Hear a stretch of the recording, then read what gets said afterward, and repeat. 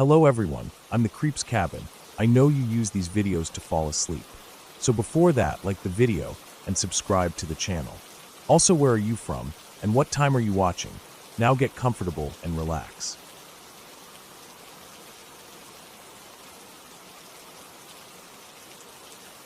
I was driving back from a short weekend trip in the mountains. It was a solo trip, just something I needed to do to clear my head. Life back in the city was starting to feel too noisy, too cramped, and I needed a break from the mess. I had left early that morning, hoping to beat the Sunday traffic, but I took a wrong turn coming down from one of the less traveled forest roads. I wasn't too worried at first. I had fuel, I had a power bank for my phone, and I figured I'd just turn back around once I realized where I'd gone off course. But I didn't realize it quickly enough. I was at least 2 hours off my planned route before it hit me that I'd messed up bad. I'd been driving through dense pine woods, narrow gravel roads that barely had enough room for one car, and the GPS on my phone had been bouncing between no signal and a spinning wheel for the last 45 minutes. I wasn't panicked yet, but I could feel my nerves starting to rise. There was no one else around. No other cars, no signs of houses, no trail markers. Just endless trees and a sky that was starting to get orange at the edges. The road started to slope downward into a valley, and I thought maybe that would help with signal. I followed it, thinking maybe it would lead me out.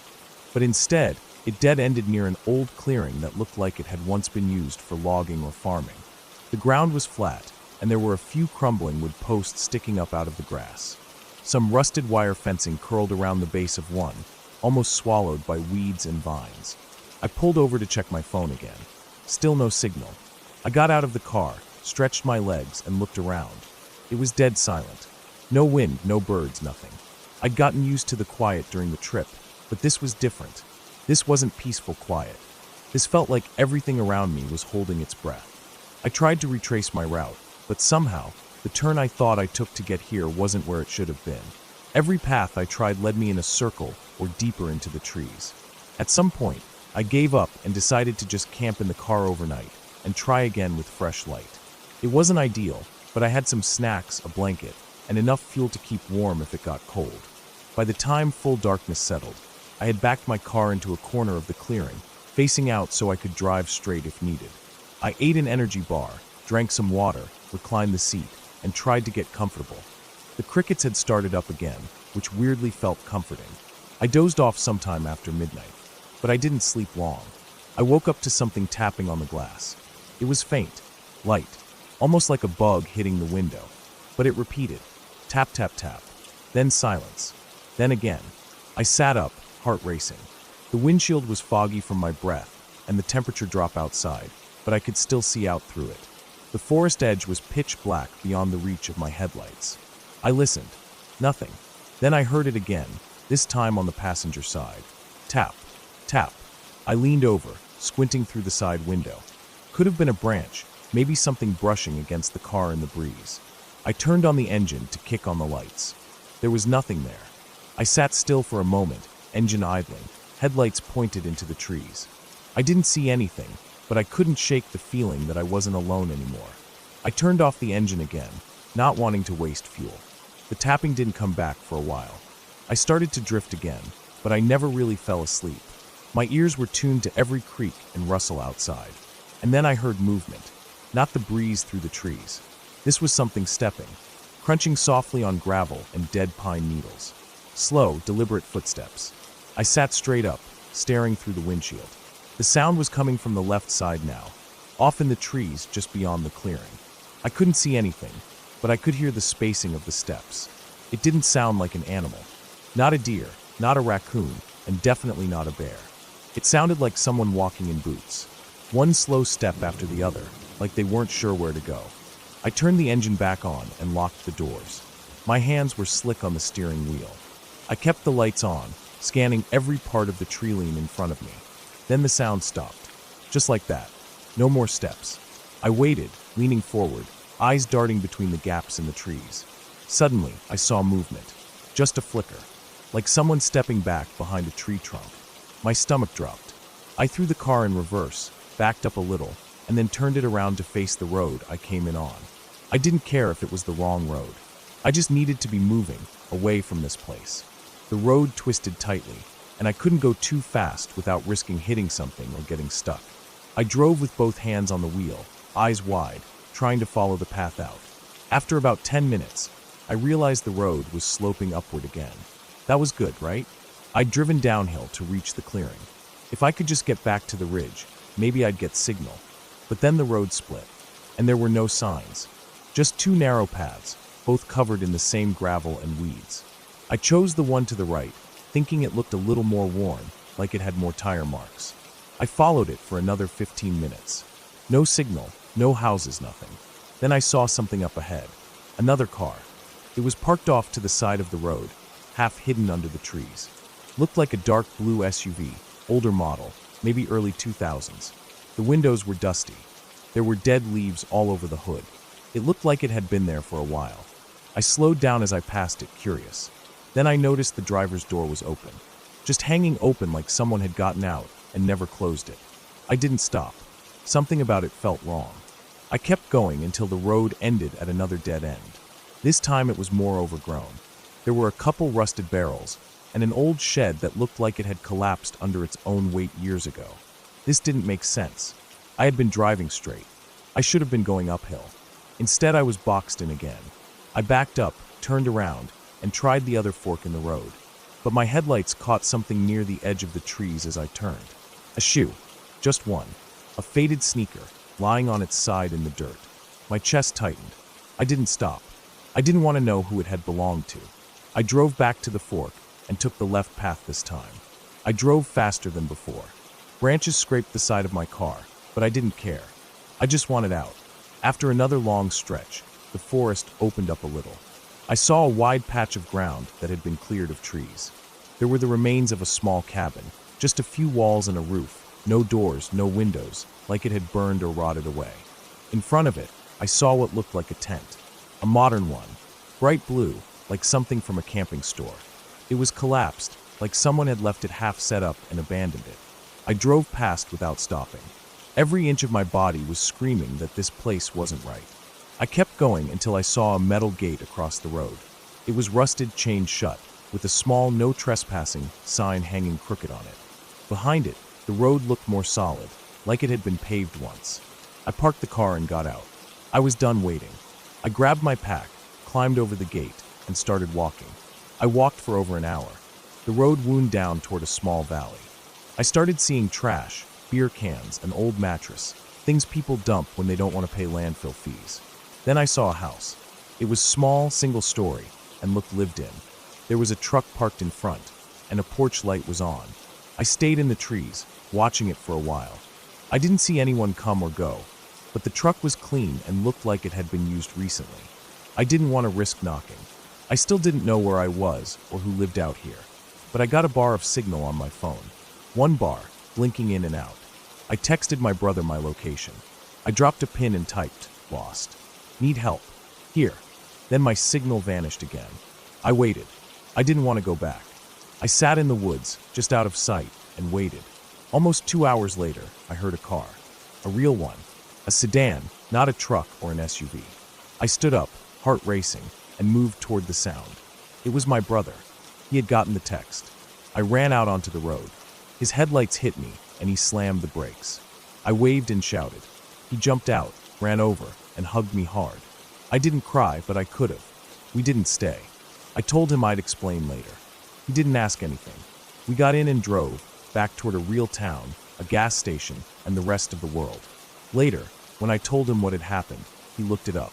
The area I'd been lost in wasn't even on most maps anymore. It used to be a small logging town there in the 1950s. They'd pulled out after a landslide cut off access. People had squatted there on and off since. Strange reports, disappearances, a few old missing person cases, but no one had followed up. No one really went out that way anymore, and I never will again.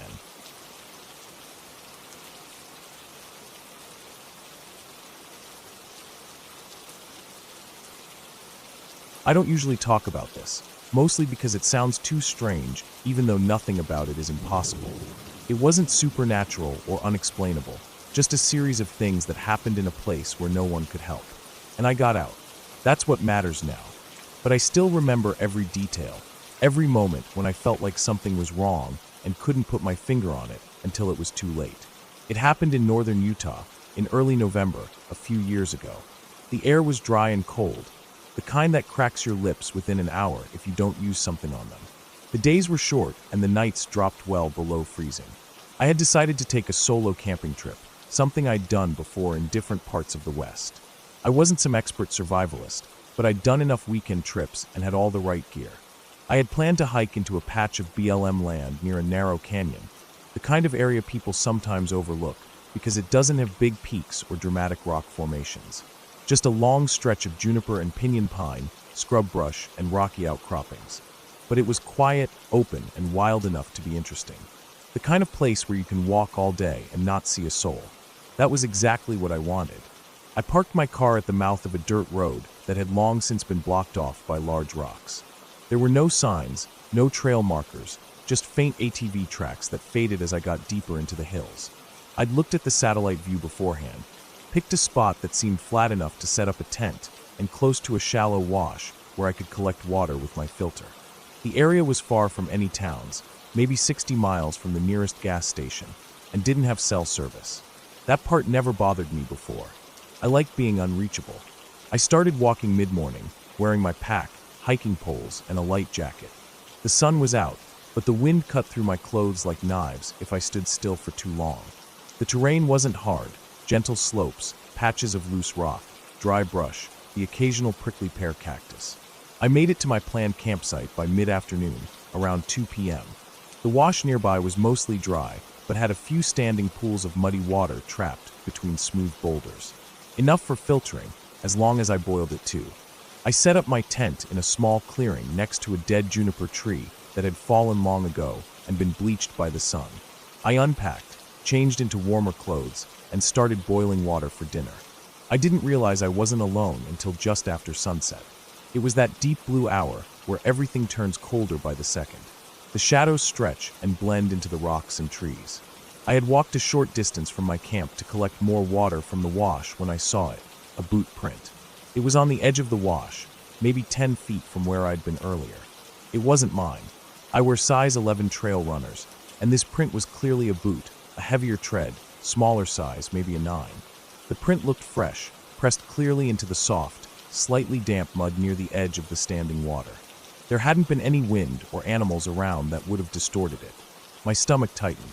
I looked around slowly, scanning the nearby trees, boulders, and the path I'd walked in on. Nothing. No sound, no movement, not even a rabbit or bird. I waited for maybe 2 minutes, completely still, just listening. My mind started coming up with explanations. Maybe someone else had hiked in, maybe they passed through earlier, and I didn't notice. But it was so quiet out here. If anyone else had been nearby, I would have heard their steps. And the boot print wasn't there earlier. I was sure of that. I'd knelt down to scoop water from the same pool, and hadn't seen any prints but my own. I filled my water bag quickly and walked back to camp, glancing over my shoulder the whole time. I told myself I was being paranoid. Still, I moved my tent a little farther from the wash, behind a group of boulders that gave me more cover. I left my cooking gear where it was but packed the rest of my stuff back into my pack and kept it inside the tent with me. I didn't start a fire. I just sat in the cold and ate my food quietly, scanning the shadows. That night was long. The wind picked up, howling through the narrow gullies and canyons around me. I kept waking up to every sound: the creak of a branch, the flutter of my tent wall, the snapping of something in the brush. I kept a small fixed-blade knife next to me inside the sleeping bag. Not that it would have done much if something bad really happened, but it made me feel less helpless. By morning, nothing had changed. No new prints, no signs of anyone or anything moving through. I waited until the sun had fully risen, packed up my gear, and decided to hike farther in. I didn't want to go back toward the trailhead yet, but I also didn't want to stay near the same spot. I figured if someone had passed through, they were probably heading in another direction. Or maybe it was just some old print I hadn't noticed. I told myself that enough times that I started to believe it. I walked another 5 or 6 miles into the hills, taking a more difficult route through some ridges and rocky plateaus to lose any potential trail. I didn't see anyone. No boot prints, no signs of campfires or gear. Just endless rock and brush. I found a new campsite in a narrow valley between 2 ridges, almost invisible unless you were directly above it. The wash here was bone dry, but I had enough water for a night. I made camp again, trying to shake the feeling that something was off. That night, just after I'd crawled into my sleeping bag, I heard the unmistakable sound of a rock hitting another rock. It echoed down the ridge to my left, followed by silence.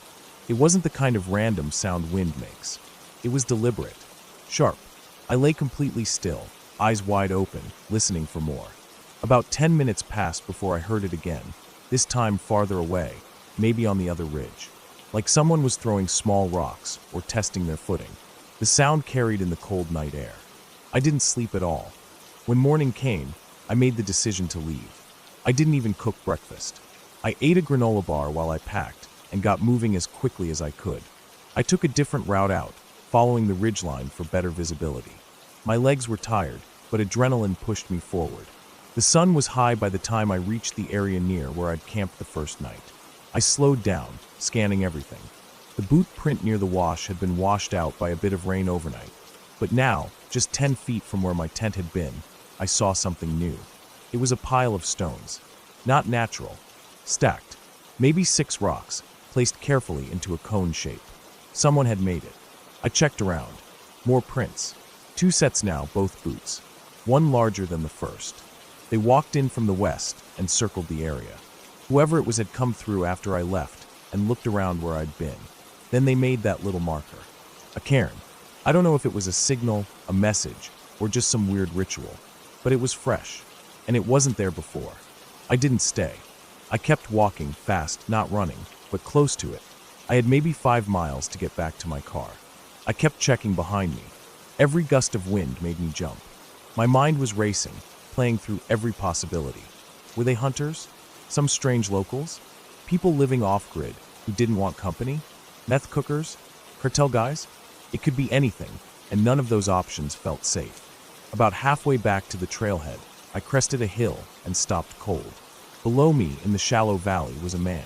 He was crouched down near a yucca plant, not looking at me, but clearly doing something on the ground. He wore a thick jacket, old jeans, and boots. A pack sat beside him. I ducked down quickly and watched. He didn't move like a hiker. No trekking poles, no map, no water bottle in hand. He stayed crouched for a minute or so, then stood, looked around slowly, and picked up his bag.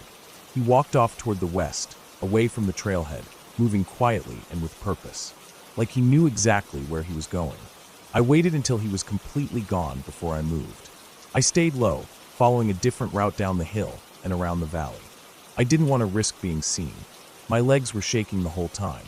When I finally reached the dirt road near the car, I felt like my lungs might burst. I practically ran the last 100 yards, yanked open the door, and threw my bag inside. I didn't even change out of my hiking boots or pack anything properly. I just started the engine and drove. I didn't look back. That night, in a cheap motel 2 towns over, I laid awake again, listening to normal sounds. Cars on the road, people in other rooms, the heater clicking on and off. I kept thinking about the boot prints, the stacked rocks, the man in the valley. None of it was supernatural. None of it was impossible. But the fear I felt out there was real. Primal. Like I was being watched, studied. I reported it anonymously to the BLM office. Just in case. Gave them the GPS coordinates. Told them what I saw. They didn't follow up. Probably nothing they could do. I haven't gone back since. I still hike, but not alone. Not out there. Sometimes, in the middle of the night, I think about that pile of rocks. I wonder if it was just a coincidence. Maybe some harmless backpackers doing their own thing. But it didn't feel like that. It felt like someone was marking me, tracking me, waiting for me to come back. And I never will.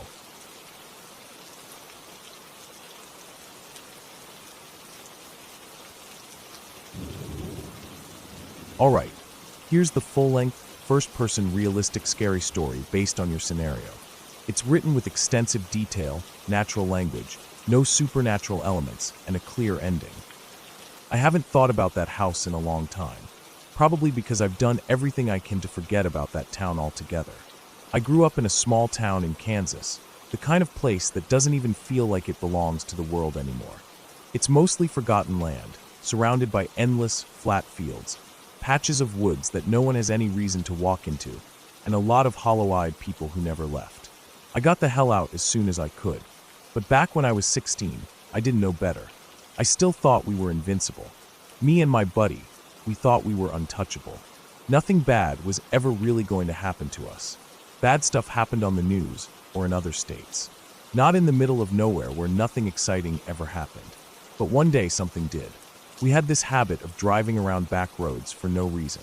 Burned gas like it was free. We didn't drink, didn't smoke, didn't party much because there wasn't much of a party scene unless you counted sitting in someone's backyard with a cooler full of warm beer and half the town's meth heads showing up uninvited. So we drove, sometimes for hours. Down roads we knew, down roads we didn't. That day it was hot. Summer was just starting to bite down. The kind of heat that makes your shirt stick to your back, and the steering wheel too hot to touch without burning your fingers. We had the windows down because the AC in my old truck didn't work anymore. The air outside didn't help much.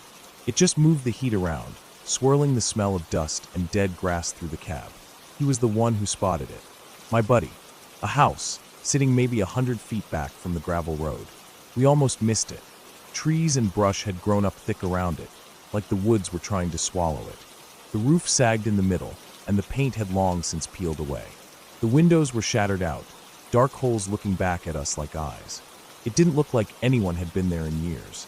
We stopped, just sat there for a second, both of us looking at it.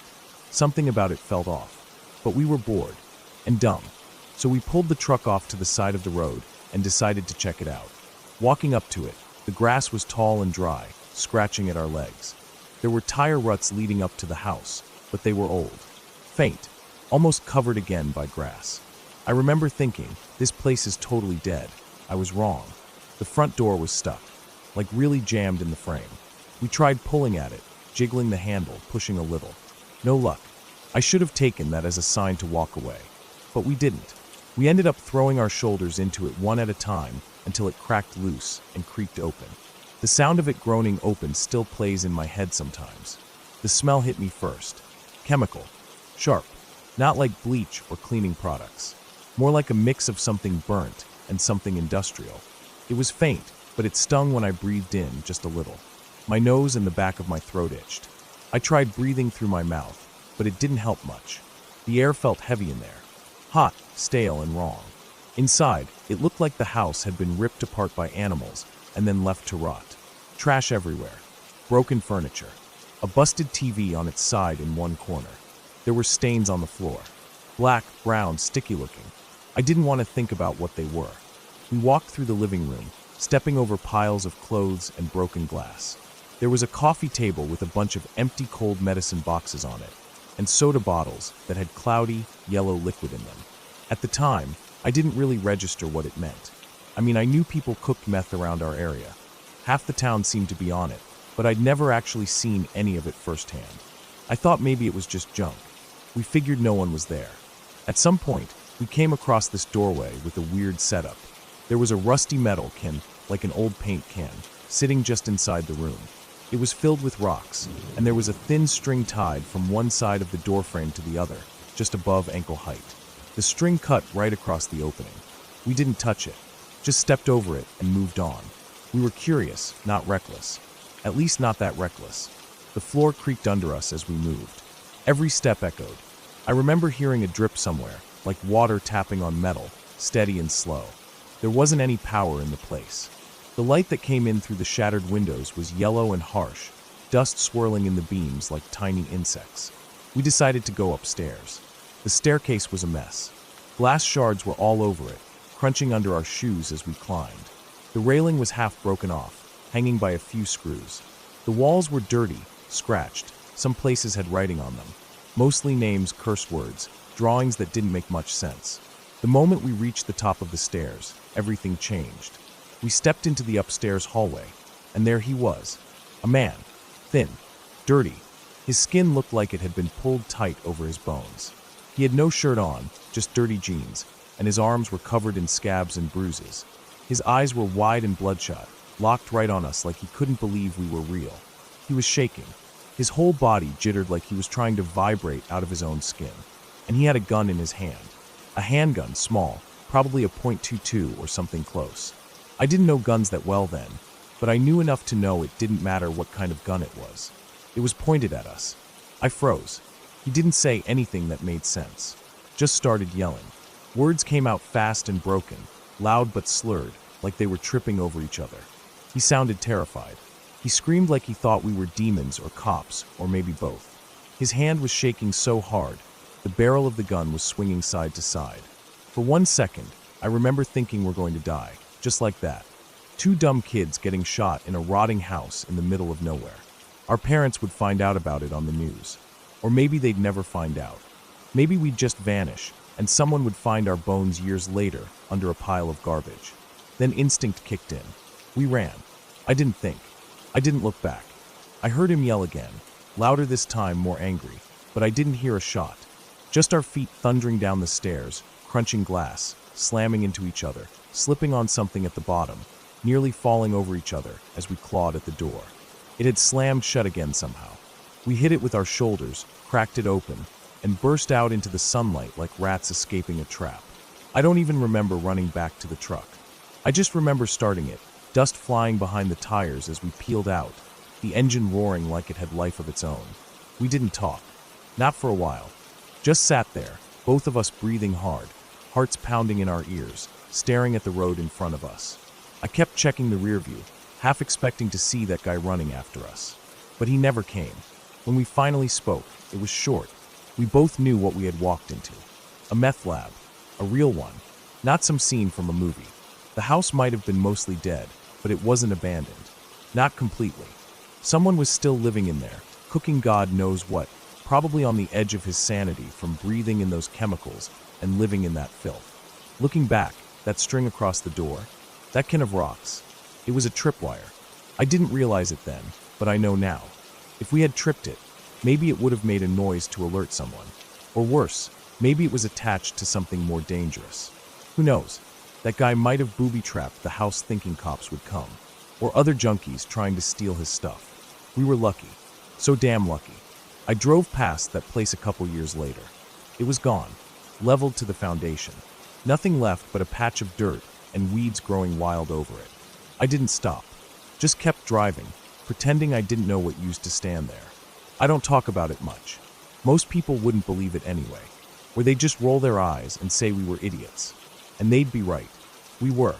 But we were also just bored kids in a dying town looking for something to make us feel alive. We found it, and it nearly got us killed. That's the scariest thing that's ever happened to me. Not ghosts. Not monsters. Just a real person, real drugs, and a real gun. And the dumb luck of walking away without a bullet in our backs.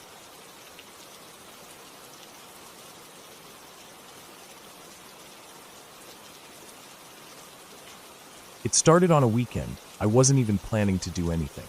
My cousin had called me out of nowhere Friday night, saying he had access to a small piece of land out in the countryside.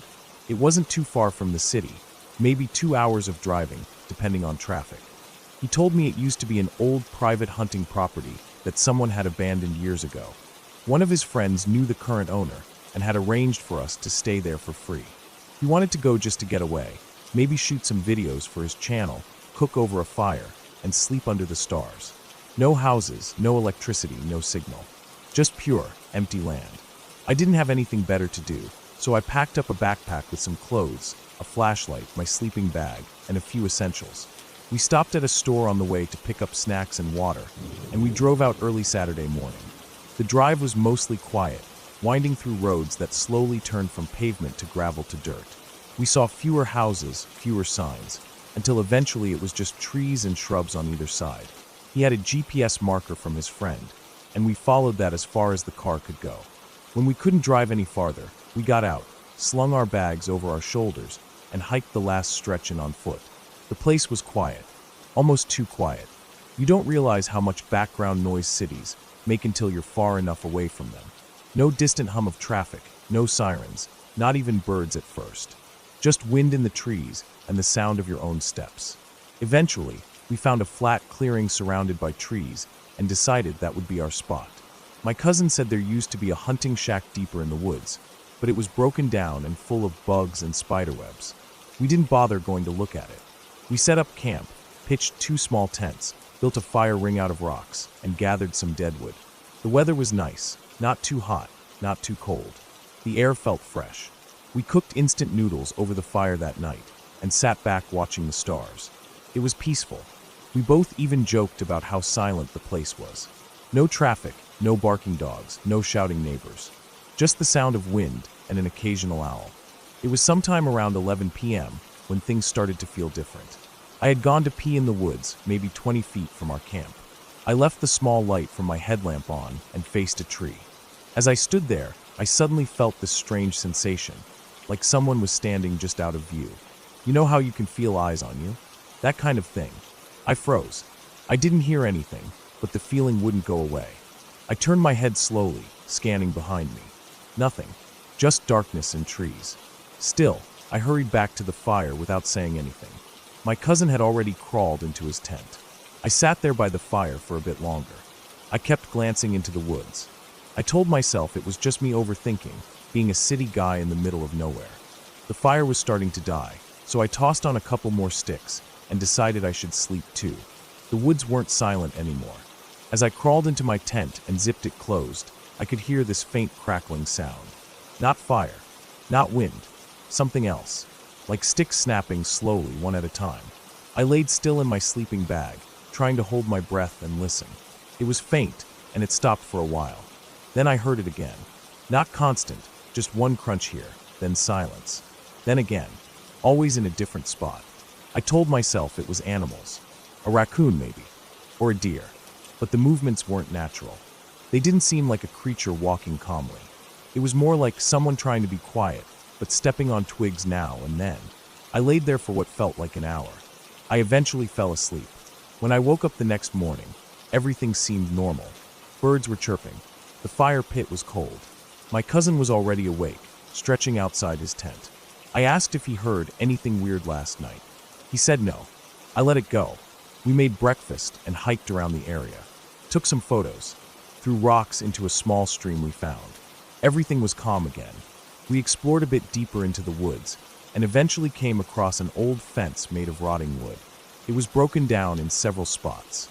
Behind it was a wide, open section of dead grass with tree stumps poking out here and there. It looked like it used to be cleared land, maybe where hunters set up tree stands. It had long been taken over by weeds. There was a weird feeling there, though. Even in broad daylight, it didn't feel right. Something about how quiet it was. Even the birds seemed to avoid that part. I didn't mention it, but I was glad when my cousin said we should head back to camp. That night, we stayed up later. The stars were even clearer. We made some tea and ate chips, sitting close to the fire. Around midnight, we both started to get tired. He went into his tent first. I stayed up just a little longer, tossing a stick into the fire now and then. Then I heard it again. Crunch. I froze. The same sound from the night before. A stick breaking somewhere in the woods. I turned my headlamp on and pointed it toward the sound. Nothing. Just trees and shrubs. Crunch. This time to the left. I pointed the light there. Still nothing. I stood up slowly, now fully alert. I held the flashlight steady, trying to see past the first row of trees. My heart started to beat faster. The fire crackled behind me, and I could feel the heat on my back. Then I saw it. A shape. Just for a second. Tall, not wide. Upright. Too tall to be a deer. It moved between two trees, just a flash of motion in the darkness. I couldn't see a face or clothes or even skin. Just a movement. I called out to my cousin, but there was no answer. I wanted to run to his tent, but I didn't want to turn my back to the woods. I kept the flashlight steady and slowly stepped backward until I was at my cousin's tent. I knocked on it hard until he finally unzipped it and looked up at me, groggy and confused. I told him something was moving out there. He thought I was joking at first, but when I kept my voice low and serious, he stepped out and joined me by the fire. We stood there for 10 minutes, scanning the woods, but saw nothing. Eventually, he got annoyed, said it was probably just a deer, and went back to bed. I didn't. I stayed up the whole night by the fire. I didn't hear any more footsteps, but I never fully relaxed. When the sun finally rose, I felt like I had been awake for days. I packed up my gear and told my cousin I was heading back early. He didn't argue. I think he saw something in my face. I told him I'd wait by the car. He said he wanted to look around one last time, maybe fly his drone before leaving. He told me to go ahead. I hiked back alone, sticking to the same trail we came in on. I didn't hear anything this time. Just my own boots on the dirt, birds chirping, branches swaying. It wasn't until I got back to the car and waited for over an hour that I started to worry. I tried calling his phone, but there was no signal. I paced around, checking the trail to see if he was coming. Nothing. Another hour passed. I started to panic. I wanted to go back, but I didn't know the way as well as he did. And the thought of going back into those trees alone made my stomach twist. Eventually, I saw him walking down the trail. He was pale, sweating, and walking fast. No gear, no drone. When he got to the car, he didn't say anything. He just opened the door and sat down. I asked if he was okay. He nodded, but his hands were shaking. We didn't talk the whole drive back. Later that night, he texted me one sentence. Something followed me. I tried calling him, but he didn't pick up. I haven't seen him since. He won't respond to texts. Won't answer calls. His social media went dark. I think about that weekend all the time. I go over every sound, every step. I try to convince myself it was just animals, just nerves, just an unfamiliar place. But then I remember the shape I saw, the way it moved, the way it was just watching, and the way my cousin came back without any of his stuff. I don't go camping anymore, and I never will again.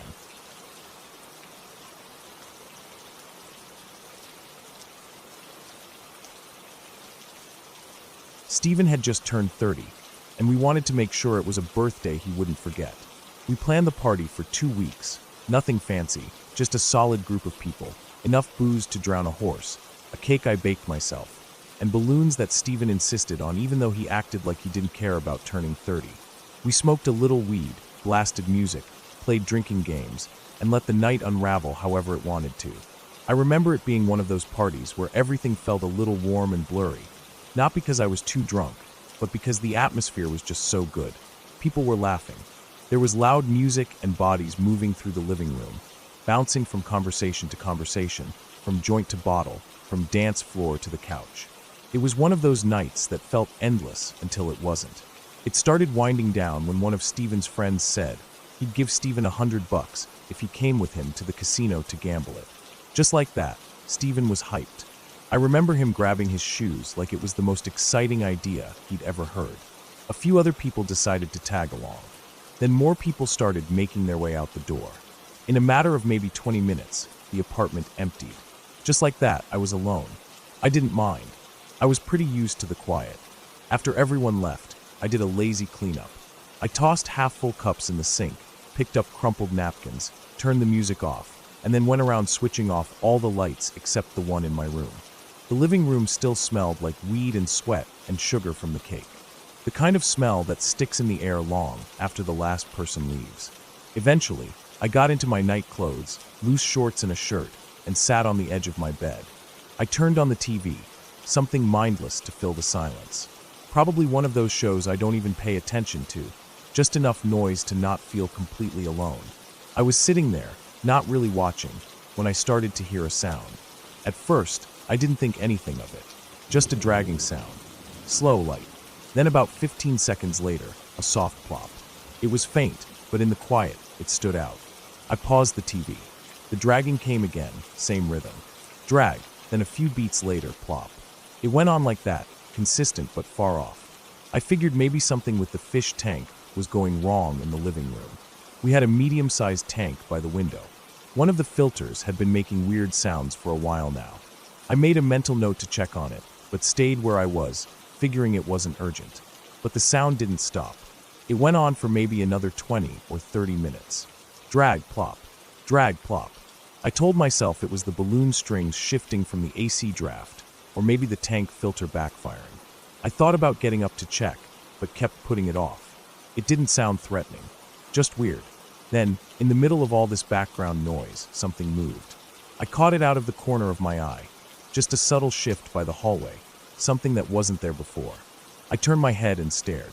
Right there at the threshold of my door was a balloon, one of the big metallic ones we used for decoration. Silver, shiny, and shaped like the number 0. I just stared at it. I hadn't noticed it before. I was sure I had seen all the balloons still tied up in the living room or just floating against the ceiling. This one was different. It was low to the ground, the weight on the string dragging behind it. I stared at it for a solid 30 seconds, not moving, just trying to figure out how it got there. No windows were open. The AC was off. There wasn't any airflow strong enough to move a balloon through a hallway, let alone into my room. Then it moved. I don't mean it bobbed in place. I mean it moved. It slid forward. The plastic base dragged across the carpet with that soft scraping sound I'd been hearing.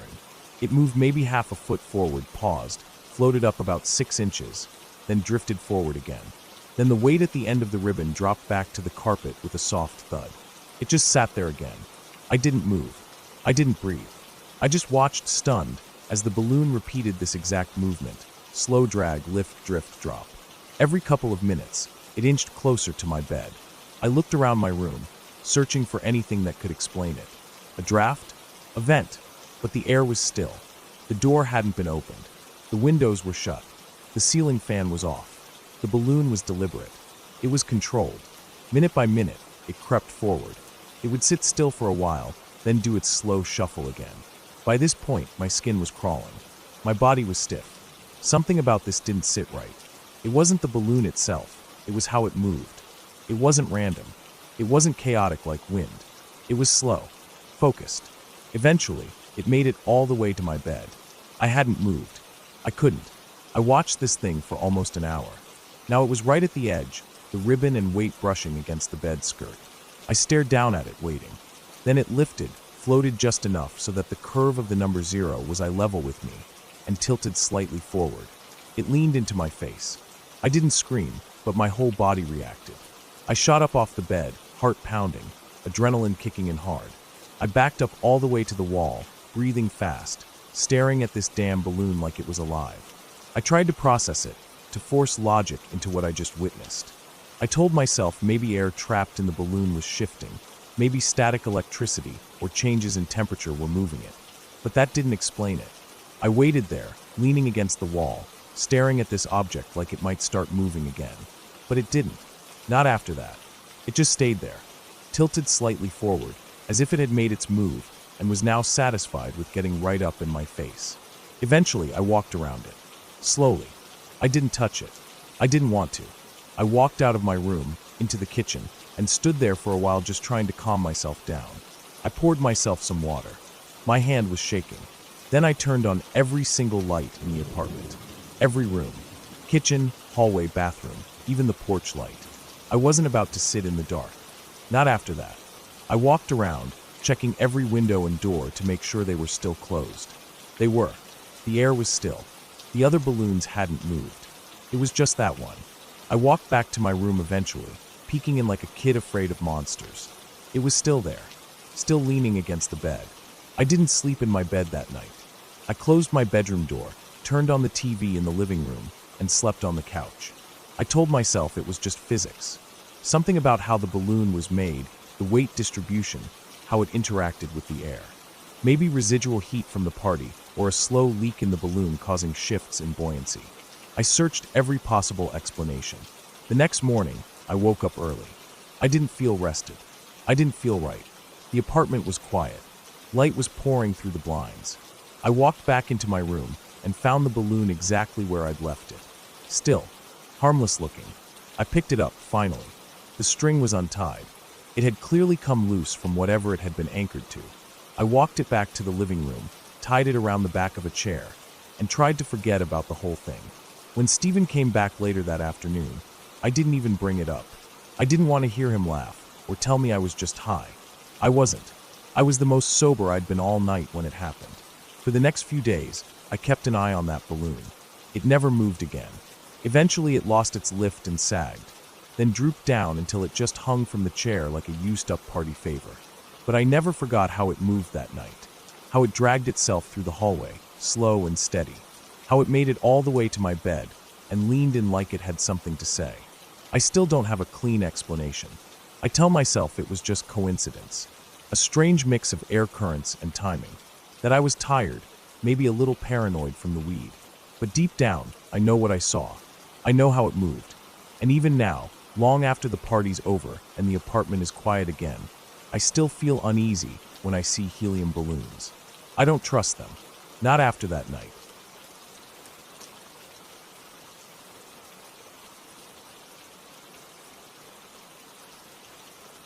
When I was a kid, I had an imaginary friend named Jesse. I don't remember much about him now, just little flickers of things. I remember sitting in my room, on the carpet, pushing toy cars along the floor, and feeling like someone was there with me. Not in a scary way, just present. I used to talk to him a lot, according to my parents. I think I remember giving him one of my toy trucks once. But honestly, I thought it was all just the usual stuff kids do. You imagine someone to play with when you're alone, and you grow out of it. I never thought twice about it growing up. But then a couple of years ago, I visited some relatives in Ireland. My family has deep roots there, and every time we go, we end up sitting around a fire or a kitchen table with tea, telling old stories. A lot of them are weird or unsettling, mostly things that happen to distant relatives. People waking up in places they didn't fall asleep, lights in the woods, weird noises at night. That kind of thing. I never took it too seriously. But that night, the stories were getting darker, more personal. My aunt told a story about something she saw on a farm road once, something she wouldn't explain properly. And then my mom brought up Jesse. She said it casually, like it was just another odd thing from the past. She said, "Remember when you had that imaginary friend, Jesse?" I blinked. The name felt familiar, but distant, like a word in a language I hadn't spoken in years. I said I kind of remembered, but I thought it was just a game I played with myself. Then she started filling in the blanks. She said she never understood why I called him Jesse. It wasn't a name I'd heard before, apparently. No one in the family had that name, and none of her friends did either. We didn't know any Jessies. She said it was strange because I was barely talking at the time, just a few words here and there, and yet I said his name very clearly. Jesse. Then she told me about this time when my dad was getting ready for work. He was an electrician back then, working in a mine not far from where we lived. I was about 2 or 3.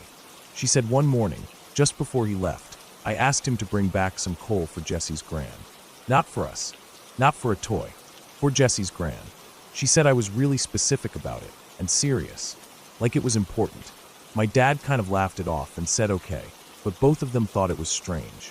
What really got me was what she said next. We were on a day trip when I was little, to a place we went to a lot when I was very young. I don't remember the trip itself, but she said we were walking near a hill with an old graveyard at the bottom of it. Just a small one, not like a big cemetery. She said I suddenly took off running. I was barely out of a stroller at the time, but I bolted. She and my dad ran after me, thinking I was just being a typical toddler. But I didn't run randomly. I went straight through the gates of that graveyard, past rows of headstones, and stopped in front of a small grave. She said I stood there for a long time, just staring at it. I wasn't talking, I wasn't playing, just staring. And the name on the stone was Jesse. She said they didn't know what to do, so they just watched. After a while, I turned around and walked back to them without a word. I didn't talk about it, didn't explain. And the weirdest thing is, we never went back to that place again. That story stuck with me long after that night ended. I couldn't stop thinking about it. I told myself there had to be some explanation. Maybe I heard the name somewhere and just remembered it. Maybe I saw the grave before and it stuck in my mind somehow. But it didn't feel like that. It felt different. I felt like I'd forgotten something that was once important to me. When I got back home, I started going through old photo albums. I was looking for pictures from that time, hoping maybe I'd see something that would jog my memory. There were a few photos of me playing alone in the living room, a few at the park. Nothing weird.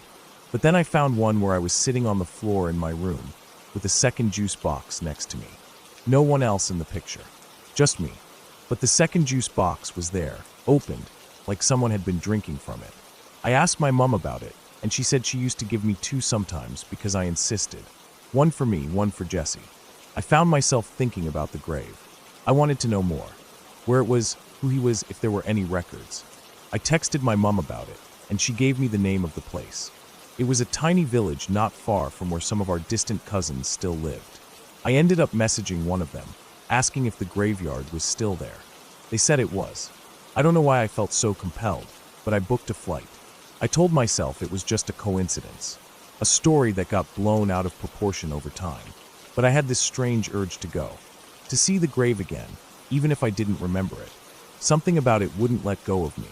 The village was small, barely more than a collection of houses and a single shop. I stayed at a little bed and breakfast run by an older couple who were friendly but quiet. They told me the graveyard was still there, down the old path near the church. I walked there the next morning. The sky was gray, and the grass was wet from the rain the night before. Everything smelled like soil and moss. The graveyard was just as small as I imagined. Maybe 20 graves, all old. Some were so weathered the names were barely readable. I walked slowly, checking each one. Then I saw it. A small stone, sunken slightly into the earth. The name on it was Jesse Murphy. No date of birth, just a date of death, 1921. Age 7. I stood there for a long time. I don't know what I was expecting to feel, but I didn't feel fear. I felt strange, like standing in a place I'd once known well, but hadn't visited in years. I noticed that the stone had a small chip in one corner. For some reason, I reached out and touched it. The stone was cold and rough. I tried to find more information. I checked local records, asked the caretaker of the church nearby, even looked in some old newspaper archives. Jesse Murphy had died of scarlet fever, one of several children who died in the area that year. His family had lived nearby. His grandmother had lived alone in a cottage not far from the village. According to a faded record in a library ledger, she used to heat her home with coal. I left Ireland feeling unsettled. Not scared, exactly, but heavy. Like I was carrying something back with me that I didn't pick up on purpose. For weeks after that, I found myself waking up in the middle of the night and staring at the dark corners of my room. Not because I thought I saw something, but because I felt like something was missing. Like I'd forgotten to bring someone back with me. I stopped talking about Jesse after that. I didn't tell many people what I found. Not because I was afraid they wouldn't believe me, but because I wasn't sure what I believed myself. It didn't feel like a ghost story. It felt like a gap in time had opened up, just for a little while, and I had stepped into someone else's life without meaning to. And maybe, just maybe, someone had stepped into mine. I think about Jesse sometimes. Not like a child remembering a game, but like someone thinking about an old friend they lost touch with. I don't remember what his voice sounded like. I don't remember his face, but I remember the feeling of not being alone, of sitting on the floor of my room with the sense that someone was beside me, even if I couldn't see him. Was he real? I don't know. Maybe I was just a lonely kid who made up a friend and stumbled into a coincidence years later. Or maybe memory works in ways we don't fully understand. Maybe there are pieces of us that reach backward or forward, touching lives we don't remember living. Maybe some friendships don't end, even when one of you forgets they ever began. All I know is that I'll never hear the name Jesse the same way again. And sometimes, when I see a second juice box sitting somewhere, unopened, I still feel like I'm not entirely alone.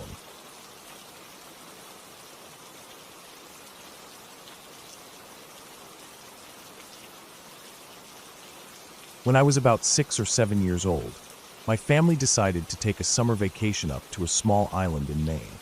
My memory of that time is cloudy in places, like watching an old tape that flickers and skips, but some moments are crystal clear. The kind that stay with you no matter how old you get. We had rented an old house on the edge of the island, right on the water. You could hear the waves lapping at the rocks if the wind came in the right direction.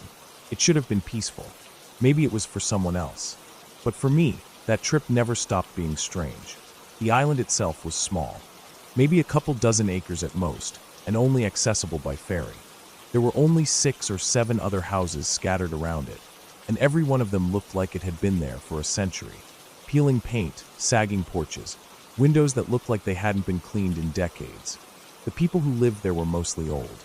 Not just retired, but old. Most had white or silver hair, bent backs, thin wrists, voices that never rose above a murmur. All of them seemed to move in slow motion, like they were being cautious not to disturb something they knew was always watching. Except for one man named Bubba. Mid-40s, big hands, strong back, always in boots and overalls even in the summer heat. He fished for a living, hauling in bluefish from the bay and gutting them on a makeshift table behind his weather-worn shack. He looked out of place among the elders, but nobody ever really explained how he ended up there. He mostly kept to himself.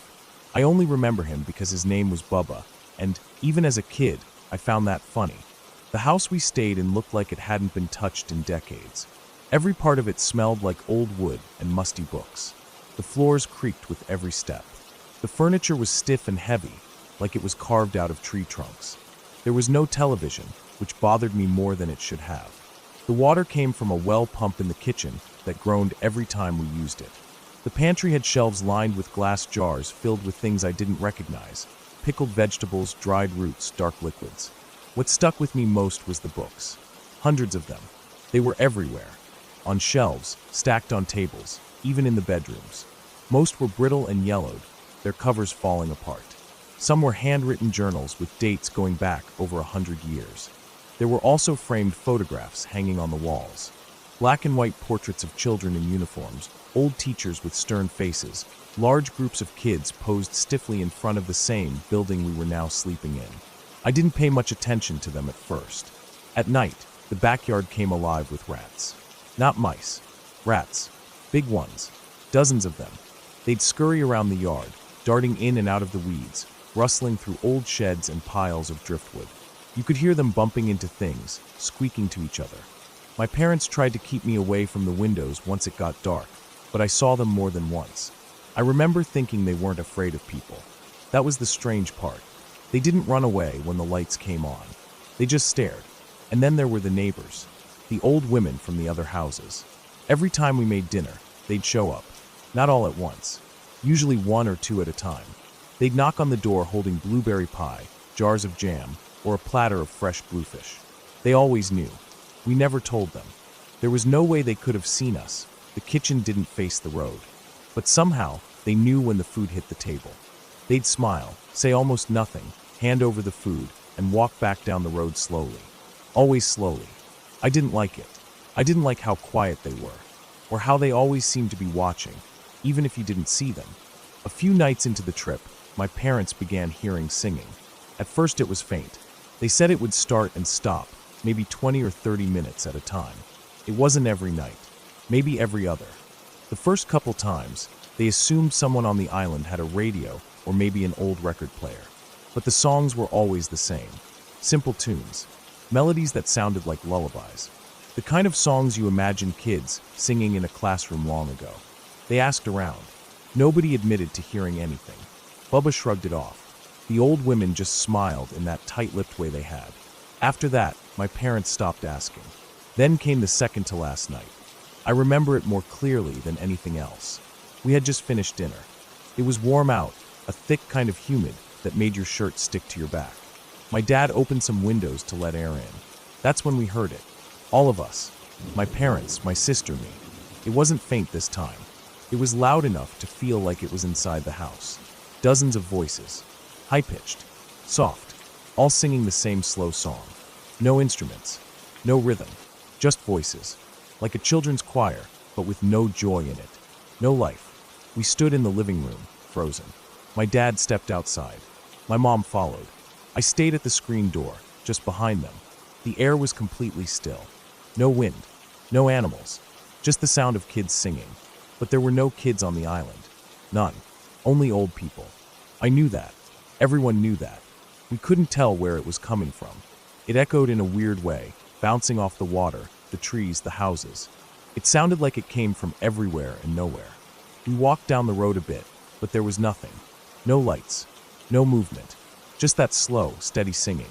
Then, just like that, it stopped. The silence afterward felt heavier than the song, like the island was holding its breath.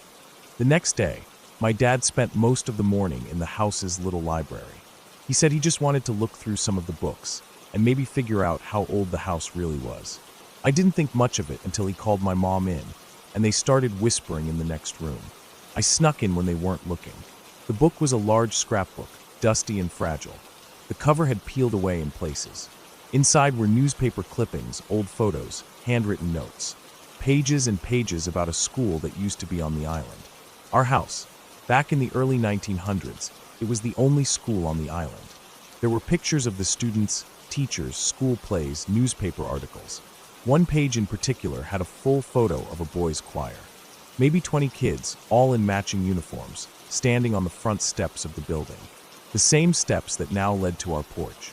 The faces were blurry, the kind of blur that came from a bad camera and too much age. But the expressions, those I remember. None of them smiled. I remember my mom covering her mouth and turning away. My dad just stared. The caption under the photo said, "Spring Choir Recital, 1923. We left the next day. Packed up early. Caught the first ferry off the island. I don't remember us saying goodbye to anyone. I don't remember seeing any of the old women or even Bubba. It was like the island emptied out the night before. That trip stuck with me. For years. I've never gone back. Never asked to. My parents don't talk about it. Not even when I brought it up later. They act like it never happened, or like it wasn't a big deal. But I know what I heard. I know what we all heard. I know what we saw in that book. And I still wonder about that singing. Not what caused it, but why it stopped.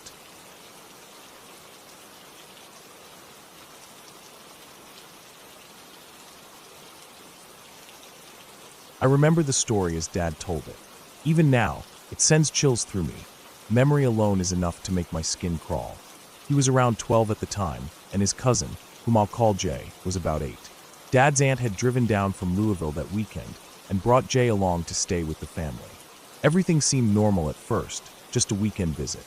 But from the very start there was something odd in the air. When Jay arrived, Dad remembers him being pale and quiet. That night, Jay told Dad he'd had a terrible dream. He was in a coffin and couldn't get out. He said it softly, the sort of voice small children use, uncertain and afraid. Dad, trying to calm him, told him not to be silly. He assured him everything was fine, adults told him. But Jay didn't smile or shake it off. He just looked down at the floor, uncertain. The next morning, Grandpa and Dad were going to the feed mill to pick up a load of grain from a tractor trailer. Jay said he wanted to come along. No one in the family objected. The morning was cool but bright. Grandpa's old Ford pickup was polished and blue, engine purring. Jay climbed in beside Dad in the bench seat. Grandpa started the engine, shifted it into drive, and they rolled off down the country road. They passed the small church graveyard on the edge of town. Dad remembers the gravestones leaning over the fence, some old, others new. Jay broke the silence with a question. Grandpa, if I were in a coffin, would they bury me in that graveyard? Grandpa laughed and said maybe one day, but a long time from now. Don't worry. Dad felt uneasy hearing it, but he laughed too. Kids say strange things, he thought. They reached the feed mill, roaring with machinery and the smell of grain and oil. Workers in overalls loaded the truck. Dad watched Jay hop down, wander near piles of oats and corn, kicking at chaff. It was louder than usual, but calm. They finished, climbed back into the truck, and drove back home. Jay seemed more quiet now, quieter than before, almost withdrawn. That Sunday morning came with bright light through the windows, hymns drifting through the house. Everyone got dressed, put on their Sunday best. In the car on the way to church, Dad remembers Jay clutching his mother's hand tightly, as if seeking future reassurance or comfort. Jay didn't speak much, just stared out the window at stone fences, fields stretching out, and occasional farmhouses. At Sunday school, the kids were together. The teacher welcomed them in gentle tones. Eventually, she asked, "Does anyone want to tell us what it's like to be with Jesus?" Jay raised his hand. The classroom quieted, and Jay spoke softly. "I want to know what it feels like." The teacher started to carry on with the lesson plan, reading passages. But Jay's voice cracked. He began to cry quietly, tears running down his cheeks. He said, "I really need to know." It wasn't whining or fussing. It was something different, more urgent, deeper. The teacher paused and gently shifted. She began describing what heaven might be like: light, peace, reunion. Jay listened, wiping tears, staring at the cross on the wall behind her. Later, after service and lunch at the church fellowship hall, some families lingered. Jay played lightly with other children, laughter echoing. Dad and Grandpa talked in low voices about the miracle stories. They laughed softly, but Dad noticed Jay's smile was gone. He looked tired, as though something inside had shifted. Then came the tragic moment. Jay crossed the road from the church parking lot, heading to the car with his aunt. A car came unexpectedly from around a corner. The driver didn't see the child. It happened too fast. Dad and Grandpa both saw it, rush in horror. Jay collapsed. By the time someone reached him, it was clear he wouldn't survive. They tried, but he was gone. Just like that. It wasn't ghosts or fairy tales. No monsters hiding under the beds. It was real life, unpredictable and awful. Dad says Jay seemed to know. That dream the night before. The question at the graveyard. The longing in Sunday school. So many small signs. Jay wasn't morbid or wanting attention. He was a child caught between dreams and reality, maybe sensing something he couldn't name. Dad says the way Jay asked, quiet but unwavering, "I want to know what it's like to be with Jesus." It felt like he was saying goodbye. In the days after, the family gathered. The house was full of cousins, aunts, uncles, voices hushed. Dad remembers staring at Jay's empty bed, the quilt folded perfectly. His aunt sat quietly staring at the window. Jay's mother wept in soft sobs. Grandpa's shoulders shook with grief. But everywhere, people spoke in low tones. About souls, about how a child who asked to know heaven might have slipped through the veil early, before pain. Dad now tells me it gives him the shivers. Because when he laid eyes on Jay, there was a light in them during Sunday school, as though he'd already glimpsed something no adult sees. And the dream, and the question in the graveyard. They weren't toys or random words. They were warnings or farewells. He says he doesn't feel haunted. He doesn't believe in ghosts or supernatural hauntings, but it leaves a cold knot in his chest whenever he thinks. A child asked what heaven was like, and hours later, he was taken. In my own days, I see fields and country churches, and I think of Jay. I imagine that day, bright, peaceful, silent messages, but the ending was sudden. No fantasy. Just one innocent life ended too soon. Dad and Grandpa still mention it sometimes, each time in soft tones, voice-catching. They speak as if still hoping to understand. And for them it's more than grief. It's the memory of a boy who seemed to know his time was short, but braved it with simple words. I want to know. There's no ghost at the graveyard, no whispering voices at night. Just the memory of a child who had a dream, asked a question, and disappeared before any of us expected. The ending is clear. Jay died that Sunday, hit by the car. Life moved on for everyone else. But for Dad and Grandpa, and for my family, part of them stayed in that moment. Jay's final question still echoes, a child asking to know what heaven is like. That's the story.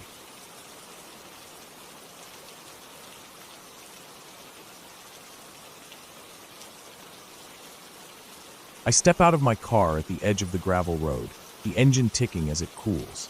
My heart pounds, not from excitement, but from the strange hunger in the silence around me. The evening air is damp and cold, mixed with the faint odor of wet pine and rotting leaves. I have no company, no conversation, just me and the heavy world breathing around me. I came here because I thought I could fix something, repair a broken generator in the power station at the old logging camp. I drove nearly 2 hours into the woods. Along the way I passed splintered tree stumps, decaying logging trucks left to rust, and a few derelict trailers. I told myself all that history was behind me. Now I stand before a squat concrete shed marked with fading letters. The doors hang off their hinges. I pull a flashlight from my backpack and step inside. The smell hits me first, machine oil, metal, damp earth. My boots sink slightly in the mud floor.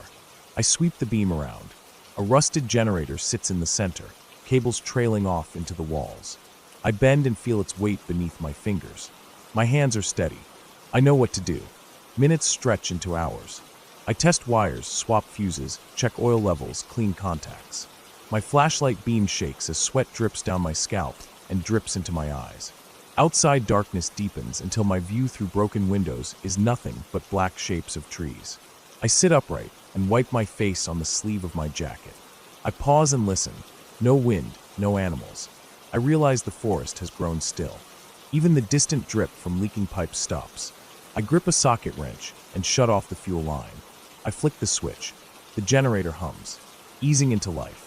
The hum bubbles into a steady growl. Lights in the shed flicker on. A soft flood of electricity. Relief washes through me. Then something snaps. I freeze. The machine sputters, the hum stutters. In that interruption I catch it, a sound outside. Something heavy brushing against the chain link fence around the clearing. I don't want to look. I don't look at the windows. I breathe. Oil drips from the generator, a tiny rhythm beneath my pounding heart. The hum returns, steadier now. Just as I flip the final switch to power up the nearby cabins, I hear another sound. The generator labors, and beyond it, the faint echo of footsteps, crunching over gravel. They stop. The world holds its breath. The generator hums. My hands are wet. I taste iron in my mouth. I stand, reluctantly, and step out into the night. Rain has started to fall, tiny cold drops on my face.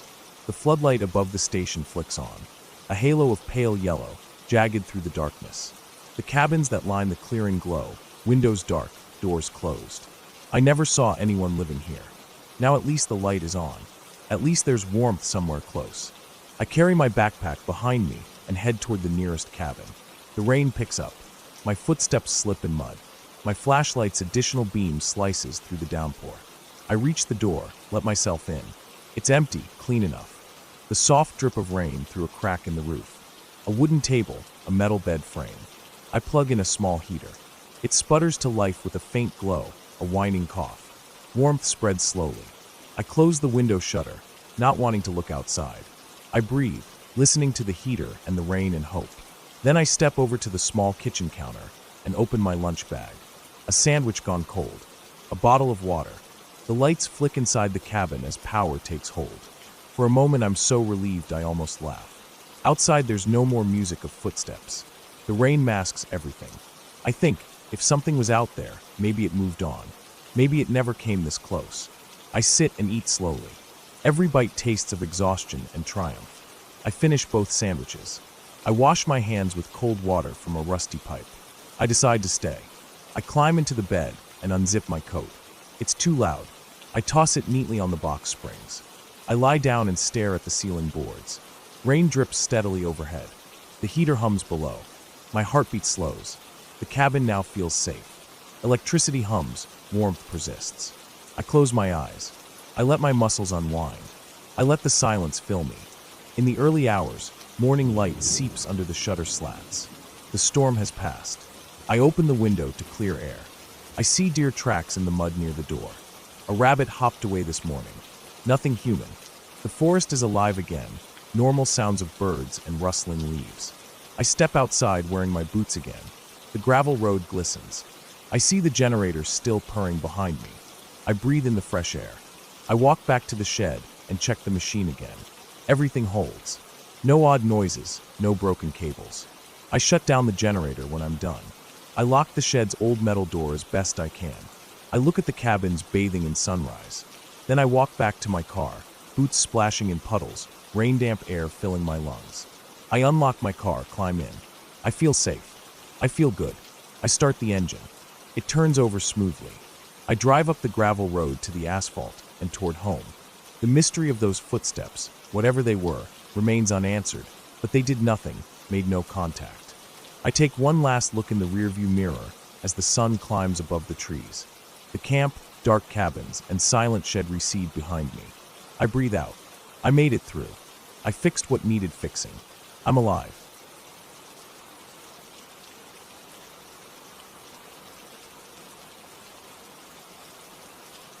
It was supposed to be a quiet weekend. I had driven out alone to a cabin a friend of mine owned, deep in the hills of western Montana. He had offered it to me for a few days after hearing how burned out I was from work. I'd been living in the city for too long, drowning in noise and artificial light. The idea of silence, real silence, had started to sound like heaven. No cars, no phones, no crowds. Just me, the woods, and some peace. The cabin sat about 20 miles off the main road, reachable only by a narrow gravel trail that twisted through the trees like a snake.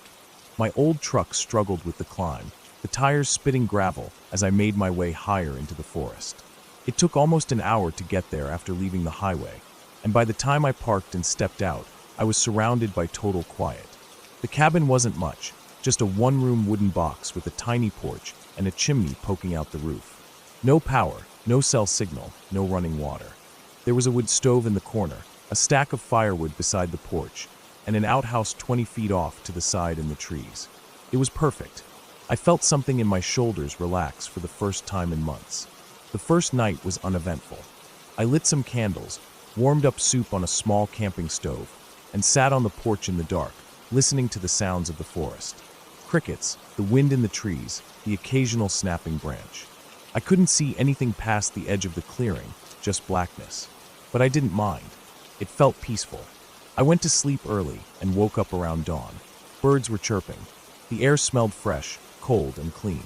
I took a short walk through the trees, keeping to the narrow path that wound up the hill behind the cabin. I wasn't going far, just getting my legs moving. The forest was dense and old. Tall pines, thick underbrush, and moss-covered rocks. It had that heavy quiet you only get in deep woods, where sound seems to vanish into the trees.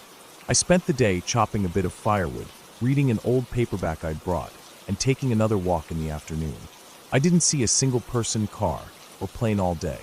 That was part of what made it strange when I noticed something that evening that hadn't been there before. I had stepped out onto the porch to grab more firewood when I saw a set of footprints in the dirt. They were clear, fresh. Hiking boots, maybe a size or two bigger than mine. They came from the direction of the trail and stopped a few feet from the porch, then turned and went back the way they came. There were no vehicle tracks, no other signs of someone coming through. I hadn't heard anything either. I just stood there for a while, staring at them. Something about it bothered me. I told myself it could have been a hunter or someone hiking through. Maybe they saw the cabin and came to check it out, then left. But why not knock or call out? Why just approach and then leave without making a sound? I walked around the clearing, checking the edges of the trees, looking for more tracks, but saw nothing else. When I followed the footprints back toward the trail, they only went a short distance before vanishing into harder ground where the dirt turned to gravel. That night, I locked the cabin door and kept the fire burning late. I didn't sleep well. The next morning, I felt tired and on edge. The silence that had felt peaceful before now seemed heavy, almost pressing. I kept thinking about those footprints. Around mid-morning, I decided to hike a bit farther out, just to clear my head. I followed the trail past the hill and into a deeper part of the woods I hadn't been before. It was steeper there, rockier. I walked for maybe 40 minutes before I realized I was being watched. It wasn't a sound or a sight, just that feeling, the one you get when someone's eyes are on your back. I stopped, looked around. Nothing, but the feeling didn't go away. I kept walking, slower now, ears straining for any sound. After another few minutes, I heard something behind me. A faint crack, like a twig snapping under a foot. I turned fast. Nothing again, just trees and silence. But I knew what I heard. I stood still for a long time, listening, staring at the trees. I didn't see anything move, but every instinct I had was telling me I wasn't alone. I slowly started walking back, trying not to make too much noise. Every few steps, I stopped and listened. I never heard anything else. But I also didn't shake that feeling. When I got back to the cabin, I checked around again. No new footprints. No signs of anyone. But I couldn't relax. I stayed inside the rest of the day. That night, I didn't sleep at all. I kept thinking I heard things moving outside. Maybe animals, I told myself. But I kept the fire going, just in case. The next morning, I made up my mind to leave. It wasn't fear exactly. More like my nerves were too fried to enjoy being out there anymore. I packed my things, made sure the fire was out, and locked up. I had just loaded the last bag into the truck when I saw something that made my stomach drop. There was something tied to a tree about 20 feet into the woods, just off to the left of the clearing. I hadn't seen it before. It looked like fabric. I walked over slowly. As I got closer, I saw it was a strip of flannel shirt, torn and knotted around the trunk of the tree. Below it, scratched into the bark, was a simple message. Leave. That's all it said. The letters weren't carved deep, but they were clear and fresh. No moss, no aging. It had been done recently. I backed away and got in the truck without looking back. I drove faster than I should have down the trail, the gravel spraying out behind the tires. I didn't slow down until I hit pavement. When I reached the nearest town, I pulled into a gas station and sat there for a while, hands shaking. I looked at my phone and saw I had full bars again. I considered calling someone, maybe the local sheriff. But what would I say? Someone walked near my cabin, scratched a word into a tree. It didn't seem like much. Still, I reported it to my friend when I got back. He said he hadn't been up to the cabin in months, and no one else had keys. He seemed unsettled, said he might go check it out later himself. I didn't ask him if he ever did. I haven't been back there since. I don't know who was watching me out there, or why they left that message. But I've thought about it often. About the silence, the feeling of being watched, the footprints that led up to my door. Somewhere in those woods, someone knew I was there. Someone got close. Close enough to see me. Close enough to leave a message. And they never said a word. They just waited, watching from the trees, until I got the hint and left. Maybe they were just warning me. Or maybe they were hoping I'd stay longer. I didn't wait to find out.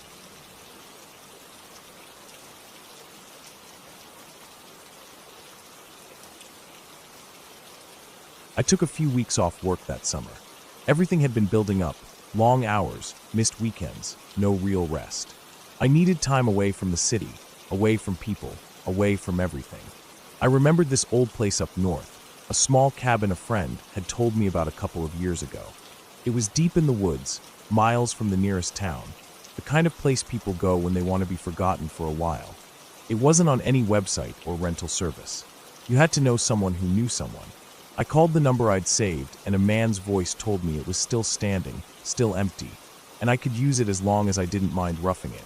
I packed what I thought I'd need: canned food, water jugs, a couple gas canisters, my camping stove, a sleeping bag, a thick coat just in case the nights got cold. I loaded up my old Jeep and started driving north early one morning. The highway gave way to narrow roads, which turned to gravel, and eventually just a single dirt track winding through pine and birch forest. It was late afternoon by the time I reached the cabin. It looked rough but solid. A single story with a sagging porch, peeling green paint, and a roof patched with different colors of shingles. The windows were dirty but unbroken. There was no electricity. I had to pump water by hand from a rusty spout out back. Inside, it was dusty and smelled like damp wood and old cloth. But there was a working fireplace, a cot with a mattress, and a table with two mismatched chairs. It was enough. The first 2 days passed easily. I hiked a little, read books I'd been meaning to finish, sat by the fire at night with a flashlight and some music from my old portable speaker. No cell signal, which was perfect. The silence was thick but peaceful. I saw deer the first morning, just standing between the trees, watching me. A few squirrels, birds I didn't recognize. The woods were full of small noises, but nothing threatening. It felt good to be out there, really alone. But on the third day, something changed. That morning started like the others. I boiled water for coffee, ate a couple granola bars, and set out to explore a little deeper into the forest. I brought a small day pack: water, a knife, a flashlight, and a snack. I wandered aimlessly, following a small stream for a while, then cutting uphill toward a ridge I thought might give me a view of the area. It took longer than I expected. The trees were dense, the ground uneven. Roots twisted under the dead leaves, and I had to watch every step. I slipped a couple of times, nothing serious, but enough to slow me down. When I reached the top, I could see over the treetops. Miles of forest in every direction. No houses, no towers, no roads. It felt good, but I didn't stay long. The wind picked up, and it had a bite to it. I turned back and started heading down, trying to retrace my steps, but the forest looked different now. The light had shifted. I walked for a while before realizing I wasn't seeing anything familiar. I stopped and looked around. The trees were close together, all thin trunks and tangled branches. No sign of the stream. No path. Just forest. I took a breath and reminded myself I'd been in worse situations. I pulled out my compass. I'd come mostly north to get here, so south should take me back toward the cabin. I adjusted my pack and started moving again, more carefully this time.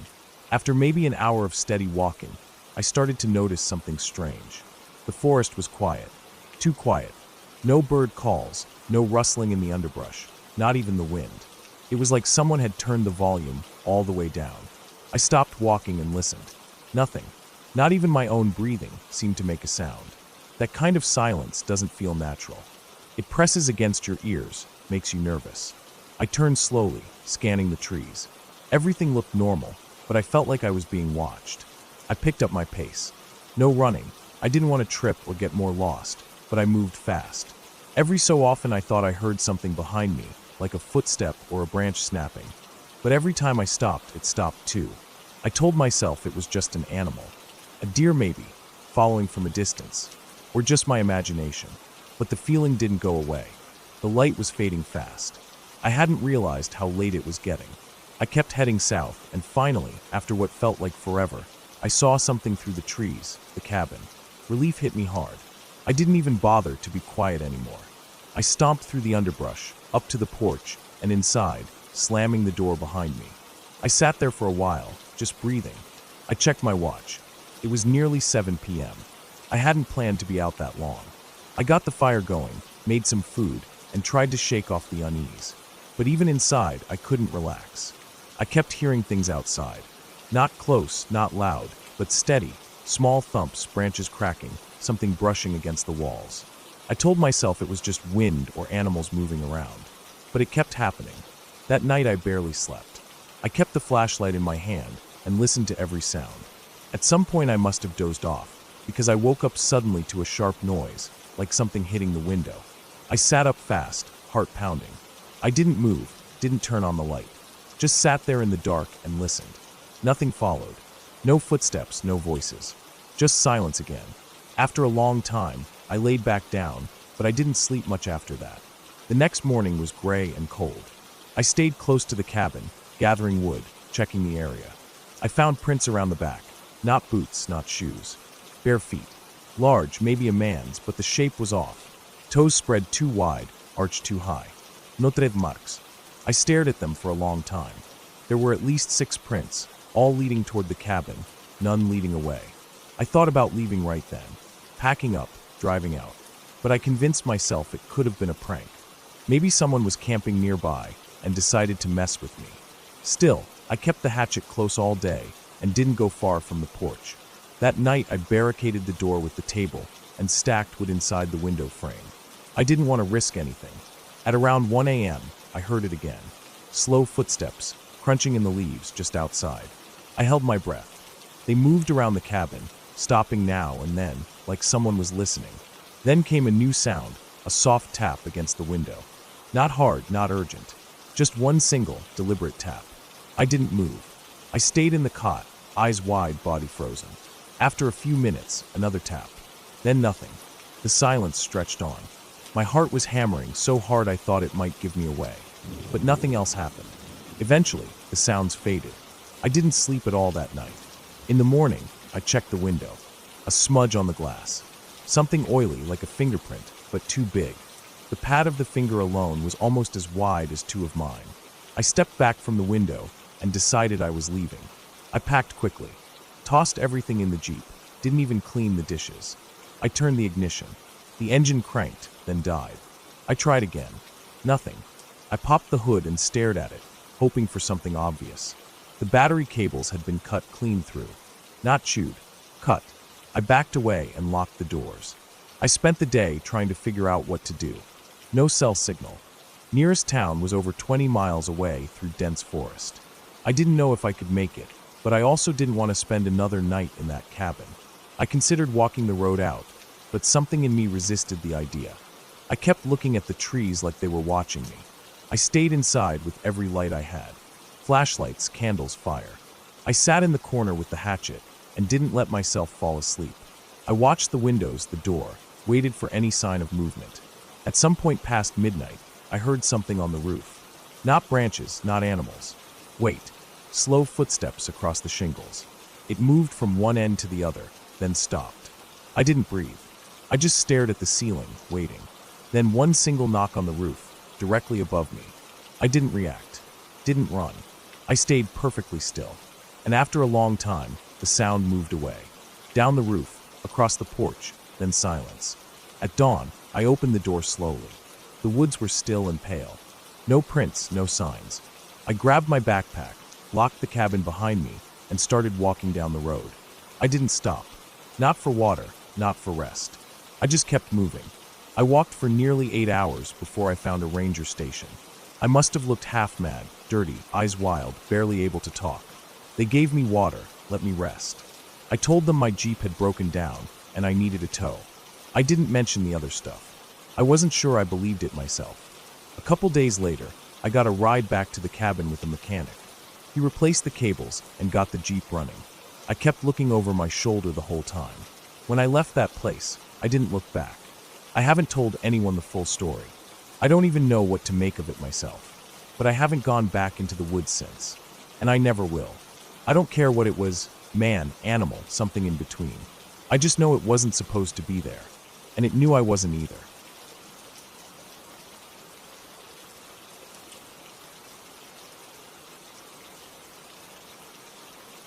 I never really liked driving at night, especially on roads I wasn't familiar with. But that week, I had no choice. I was returning from a job in a small town out west, somewhere past the last gas station for miles. It had taken longer than expected, and by the time I was done loading equipment back into my truck, the sun was already gone, and the sky was just this deep, dark blue. I checked my phone before I got in the truck. No signal. That wasn't surprising. I'd already lost reception about half an hour before even arriving at the job site. It was a remote place, a long stretch of farmland and low forest in every direction. I didn't want to stay the night there. The place gave off a weird feeling, not haunted or anything, just empty. I've always had this thing about being too far from people. Not because I like people, but because when there's nobody around and something goes wrong, you're just on your own. That thought always sat heavy with me. I started the truck and pulled out onto the road, heading east. I knew I'd have to drive for a while before I saw another sign of life. My GPS had gone blank hours ago, but I remembered enough of the turns to be confident for a while. The road was narrow. It wasn't gravel, but it was rough. No lane lines, no lights, just the beam from my headlights cutting through the dark like a knife. Trees lined both sides, and the branches sometimes arched over the road like a tunnel. Occasionally, I'd see something dart across the road, a rabbit, maybe a fox, but nothing unusual. About 30 minutes in, I noticed something strange. The temperature inside the cab felt like it dropped. I checked the controls. Everything looked fine. No AC on, heater was off. I rolled the window up tighter, just in case it had slipped open. Then I noticed I was gripping the steering wheel tighter than usual. My jaw felt tense. I couldn't explain why, but I just felt off. Not scared, not yet. Just like I'd walked into a room where someone had just been fighting. You know that thick air you feel? It was like that. I told myself I was just tired. Long day, empty road, no distractions. My mind was probably playing with itself. The first truly strange thing happened about 10 minutes later. I came up to a bend in the road, and right at the curve, I saw a car on the side. Not parked. It looked like it had swerved into the grass and just stopped halfway into the ditch. The driver's side door was wide open, headlights still on. I slowed down and moved into the opposite side of the road to give it space. As I passed, I instinctively looked toward the driver's seat. No one was there. I looked in the rearview mirror, but all I could see was the dim outline of the back of the car, slowly shrinking into the distance behind me. I slowed to a stop maybe 100 feet ahead. Something didn't sit right. If someone had broken down or crashed, they should have been nearby. No other cars. No houses. No sign of a person walking or trying to flag help. I thought about turning around, checking the car. Maybe someone needed help. But I didn't move. I sat there, engine running, looking in the mirror. Then, without warning, the car's headlights blinked off. I felt my skin crawl. There was no sound, no movement, just that car in the dark. After about a minute of frozen silence, I eased back onto the gas and kept driving. I told myself someone had come back for it, or maybe the battery finally died. But my gut didn't believe any of that. It just said, keep moving. I kept going. I didn't speed. I didn't slow. I just kept moving forward. About 15 minutes later, I passed a wooden sign. It was old, cracked down the middle, barely readable in my headlights. It looked like it once said Marrow Creek, but the paint had almost completely faded. I didn't remember that name from the map. I didn't even remember passing through it on my way to the job site. But there it was. Past the sign, the road split. No indicators. No markers. Just two paths left and right. I slowed to a crawl and checked for tire marks or signs of which road was more used. The left one looked slightly more worn, so I went with that. I stayed on it for another 15 minutes. Then I noticed the gas gauge. It had dropped faster than it should have. I remembered filling up earlier that morning. It had been full. Now it was scraping just above a quarter. That wasn't normal. I tapped the gauge, hoping it was stuck. It didn't budge. Another few miles down, I started seeing trees with markings on them. Red paint. Circles. Always the same shape, same height from the ground. They looked like surveyor's marks or something used to mark trails. But there were too many of them. Every few trees. On both sides of the road. The feeling in my chest got heavier. It wasn't fear yet, but it was close. Then I saw something up ahead. At first, it looked like a bundle of clothes or bags on the side of the road. But as I got closer, I realized it was a bicycle. Just a plain, rust-colored bike, lying on its side in the grass. One was still slowly spinning. I didn't stop. I didn't even look at it as I passed. About 5 minutes later, I saw another one. This one was on the opposite side of the road, a different color, also lying on its side. Its wheel bent like someone had hit it or it had fallen hard. No bodies, no blood, just empty bikes. And then, right after that, I saw the first house. It was set back from the road, behind a thin line of trees. No lights on. Old. Maybe a farmhouse, but it looked abandoned. Roof sagging on one side. Porch half collapsed. The grass in front of it was knee-high. I could see what looked like a truck in the back, covered in a dirty tarp. I considered stopping, knocking, asking for directions, or gas, but I didn't. Something about it made my stomach turn. Then I saw the next house. And the next. Same thing. No lights. Overgrown yards. No sign of people. No sound. No dogs barking. No movement in windows. Just old buildings, sitting under the weight of silence. That's when I realized I hadn't seen power lines in a while. I slowed down. The road had narrowed again, barely wide enough for one car. Trees pushed in close. The moon was behind clouds. The only light was from my truck. And then, in the beams of my headlights, I saw someone standing in the road. No bike. No car. Just standing there. I hit the brakes hard. The tires skidded on loose gravel, and the truck came to a stop maybe 20 feet away. It was a man, middle-aged, thin, wearing what looked like a gray shirt and dark pants. He didn't move. I didn't get out. I didn't even open the window. I leaned forward to see better. My headlights lit him up clearly, but there was no expression on his face. He wasn't looking at me, just straight ahead, like he was in some kind of trance. After what felt like a full minute, he turned and walked into the woods. Slow, no panic, no reaction to the truck. He disappeared into the trees. I waited a while, then slowly drove forward again. But I didn't feel alone anymore. I couldn't see anything in the mirrors, but that feeling that I was being watched clung to me the rest of the drive. About 10 minutes later, I saw another sign. It looked brand new, a simple board nailed to 2 posts. It read, "Turn back." I stopped the truck, just stared at it. Who put that there? Why? I'd gone too far to turn back. I had no clue how to even retrace my steps. So I kept going, but now I was fully alert.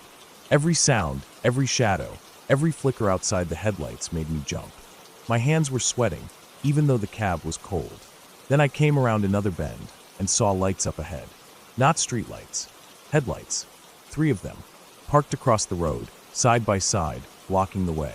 Old cars, beaten up, no plates. Their engines were off, but their headlights were on, blinding me. I stopped the truck again, waited. No one came out, no movement, just those cars like a barricade. I didn't honk. I didn't flash my lights. I just slowly reversed, turned into a side path I'd barely noticed. It was rough, barely a trail. My truck bounced and rocked over every rock en route. I had no idea where I was going, but I needed to get off that road.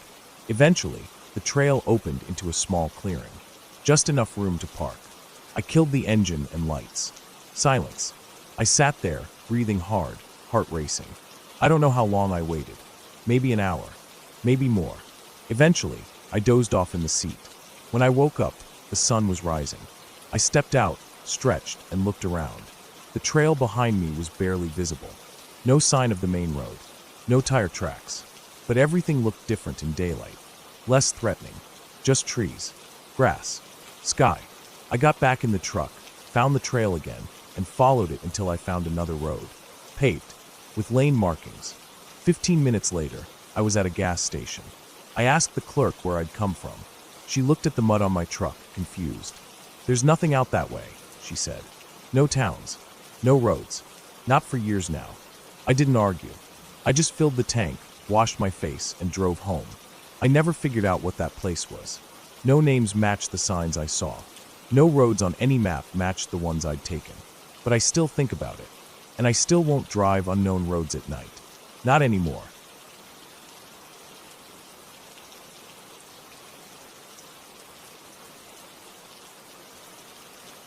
I had never really believed in being watched. Not in the paranoid sense, anyway.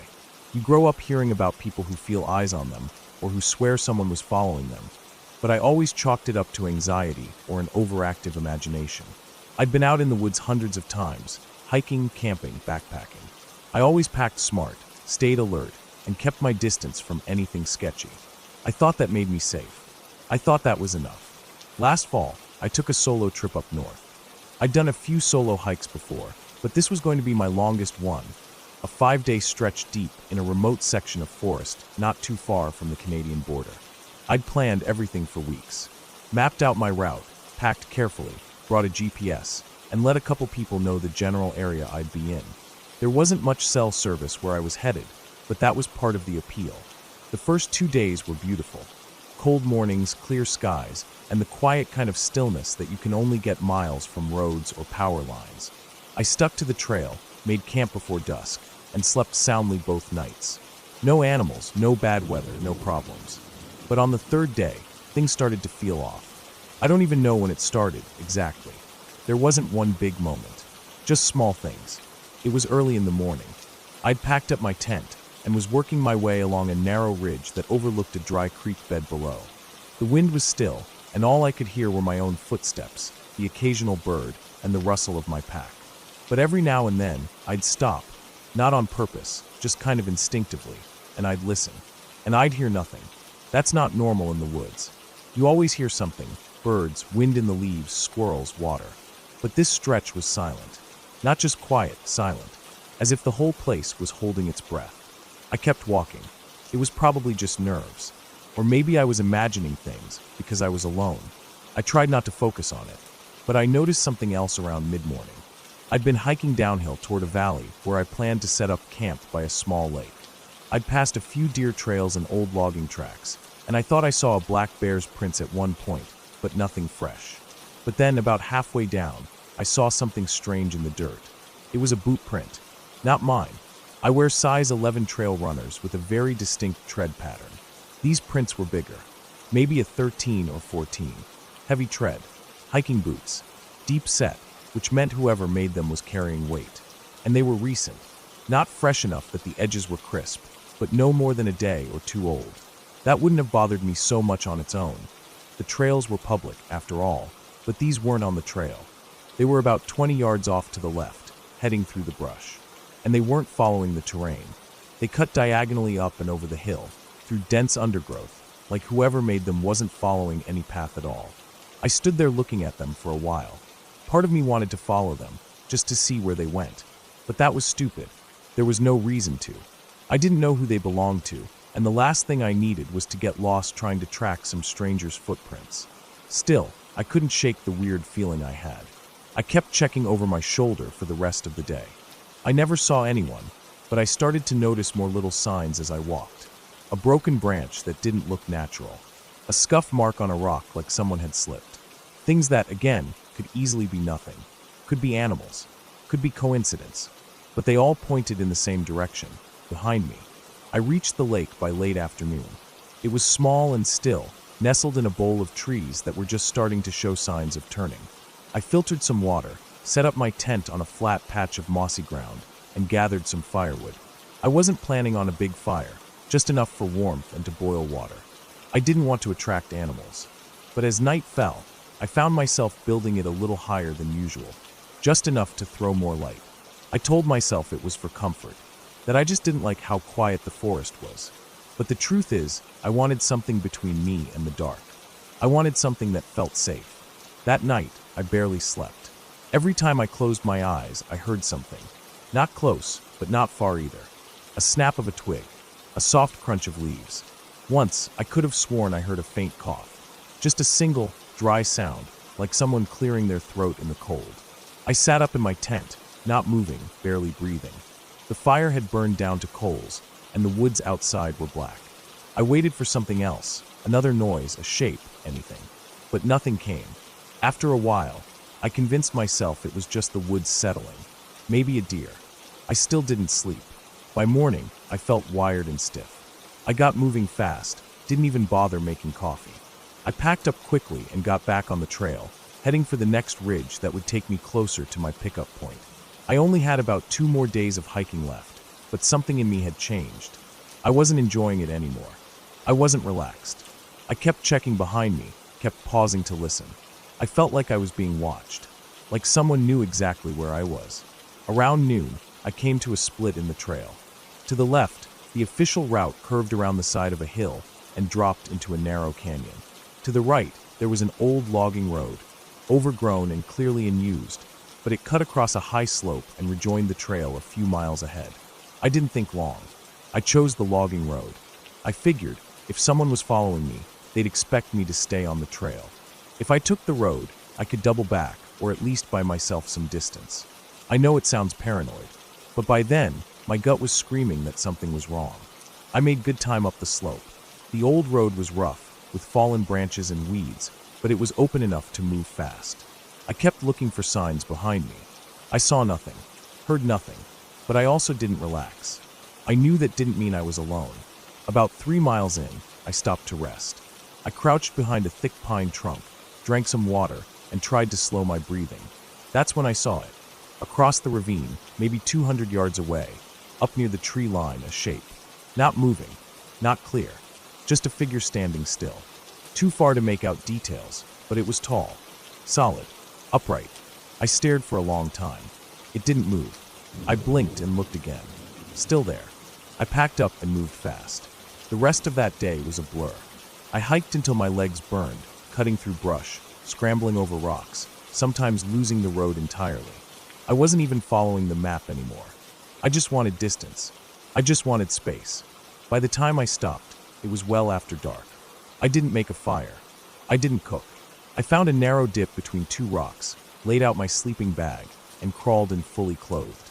I kept my knife close. I kept my headlamp off. I waited. I didn't sleep at all. The next morning, I moved before sunrise. My GPS had a signal again, and I used it to locate the fastest way back to the trailhead. It meant cutting across uneven ground and skipping the last section of the trail entirely, but I didn't care. I needed out. That last day was a blur of panic. I didn't stop. Not once. I drank while walking, ate granola from my pocket. I don't even remember most of it. Just trees and dirt and rocks, and the constant pressure of feeling watched. At one point, I found a tree with fresh gouges in it. Not bare marks, not claw marks. It looked like someone had dragged the tip of a knife through the bark slowly, deliberately. That was the last straw. I made it back to the trailhead by late afternoon. My car was there, untouched. The air felt different, lighter. I climbed in, locked the doors, and sat for a long time, staring out the windshield at the trees. And that's when I saw something else. Tucked under the windshield wiper was a scrap of paper, just a torn piece from a notebook, folded twice. I picked it up with shaking hands. There was only one thing written on it, in small, sharp handwriting. "You're fast." I sat frozen for what felt like hours. There was no one else in the lot. No vehicles. Just me. That meant someone had followed me all the way back. Stayed close. Close enough to leave a note under my wiper without me seeing. Close enough to know what I was doing. How fast I was going. How scared I'd gotten. I didn't report it. I don't know why. Maybe I thought no one would believe me. Maybe I didn't want to deal with it. Maybe I was just too tired. I drove home in silence. I washed my gear, stored my pack, and avoided the woods for months. Even now, almost a year later, I can't go hiking without checking over my shoulder every few minutes. I can't camp without waking at every sound. People always ask why I don't hike alone anymore. I just tell them I had a bad trip. But the truth is, I don't think I was alone out there. Not for a second.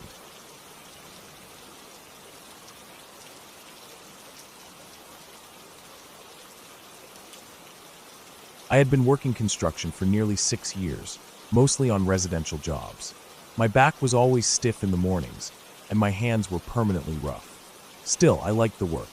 There was something solid and satisfying about finishing a job you could point at and say, "I built that." Most of our projects were in or around the city, but once in a while, we'd get a rural gig that pulled us far off the grid. This one started like that. My boss said we had a new client, some guy who bought land way out near the foothills. He wanted a storage shed and some basic framing work done for a cabin he'd build later. The land was cheap, isolated, and the road to it was barely more than a dirt track. It was the kind of job that didn't pay great, but none of us were in a place to turn it down. It was a 4-man job. Me, Colin, Terry, and Julio. Colin and I drove out first to check the site and drop off equipment, while the others would join us 2 days later. We packed the truck with the usual: tools, jacks, supports, fuel, food for a few days, tents, and a backup generator. There was no signal out there, so we brought a CB radio for emergencies, just like always. The place was farther out than I expected. After leaving the highway, we drove another 40 minutes on a gravel road that narrowed into a winding trail through trees. The last 2 miles were the worst, deep ruts from old logging trucks and narrow enough that we had to fold in the side mirrors. The trees pressed in so close I kept thinking the paint on the truck would come back shredded. When we reached the site, it didn't look like much, just a flat clearing cut out of the woods with a small creek running along one edge. The guy had done some of the land prep himself, felled a bunch of trees, burned the brush, and dumped gravel. We found a metal stake in the ground with red tape that marked the future cabin's corner. We got to work unloading, staking out the shed's frame, checking the soil, and prepping the lumber. By sunset, we had the basics squared away and built a small fire to heat up some canned beans. It got dark quickly, and without cell service or any light pollution, the sky was just endless black. The stars looked fake, like a planetarium ceiling. Colin set up his tent maybe 15 feet from mine. We didn't say much as we settled in, just the usual grunts and tired sighs. I lay there listening to the wind moving through the trees, the creek gurgling nearby. It was peaceful, almost too peaceful. Around midnight, I heard something. I wasn't fully asleep yet. It was a kind of soft crunch, leaves or twigs maybe. I figured it was a deer or raccoon. Then I heard it again, slower this time. The way it moved didn't sound like any animal I could name. It had weight. That was what made my skin tighten. It wasn't scrambling like a raccoon or light-footed like a deer. It sounded like something placing its feet down with thought, deliberately. I sat up and looked out through the mesh. Nothing. Just dark trees and the faint outline of Colin's tent. The sound had stopped. I waited a long time, body tensed up like a coiled spring. Eventually, I eased back down. Must have been nothing. Next morning, I asked Colin if he heard anything. He just shrugged and said he slept fine. I let it go. Maybe I'd imagined it.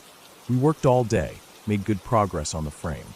Julio and Terry were due to arrive that evening, but when it got dark and they still weren't there, we figured they got delayed or lost. CB wasn't picking up anything, but that wasn't uncommon in areas like this. That night, I was more alert. I stayed up by the fire longer, poking at the coals with a stick and sipping lukewarm coffee from a dented thermos. Colin had already gone to bed.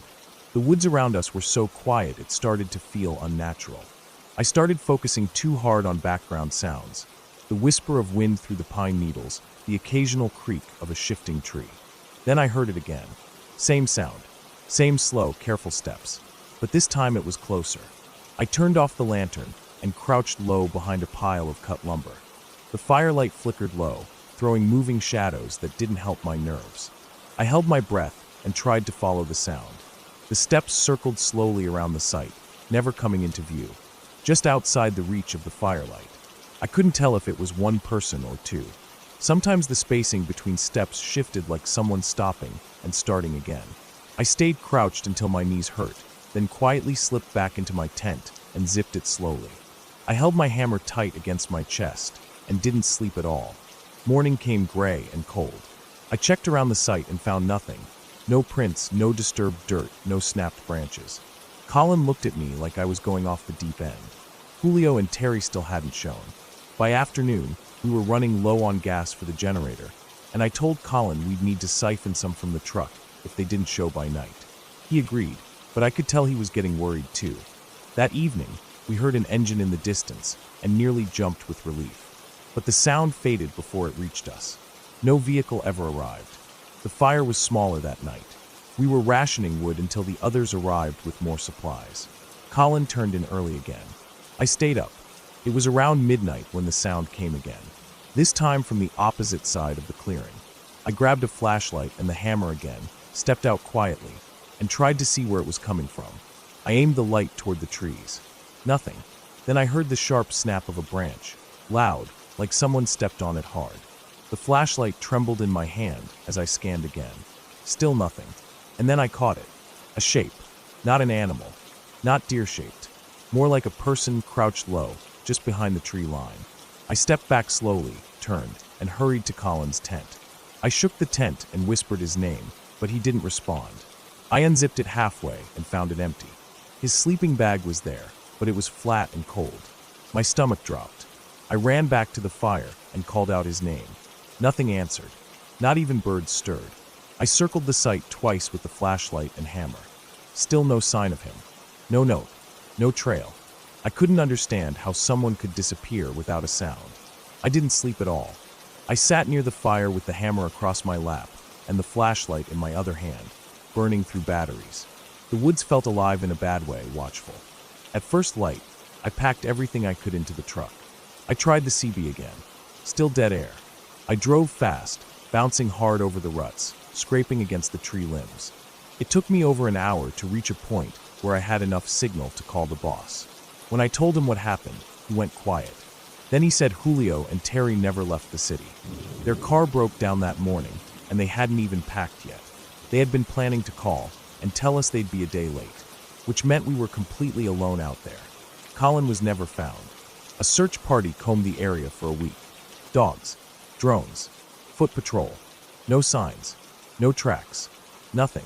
They said maybe he wandered off, got turned around, fell into a ravine or hit his head. But the woods weren't that complicated. We were less than a quarter mile from a creek and open terrain. I told them about the sounds, about the movement, about the figure in the trees. They chalked it up to stress, isolation, fatigue. I didn't argue, but I remember the firelight. I remember the shape behind the trees, and I remember how it never came into view, like it knew exactly how far the light reached and stayed just outside it. I remember how the steps circled, how deliberate they were, and how they always came at the same hour of night. Sometimes now, when I'm alone at night, I imagine those same steps outside, just beyond the walls, moving slow, careful, like they're waiting, but I never go back to that place. The land is still there. The shed was never finished. No one took the job after that.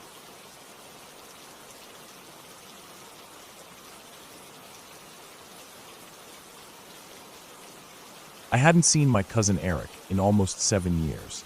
We used to be close when we were younger, spending summers together at my uncle's old hunting cabin deep in the woods of northern Minnesota. But as life moved on, college, work, and everything else got in the way. Then out of nowhere, he called me last spring.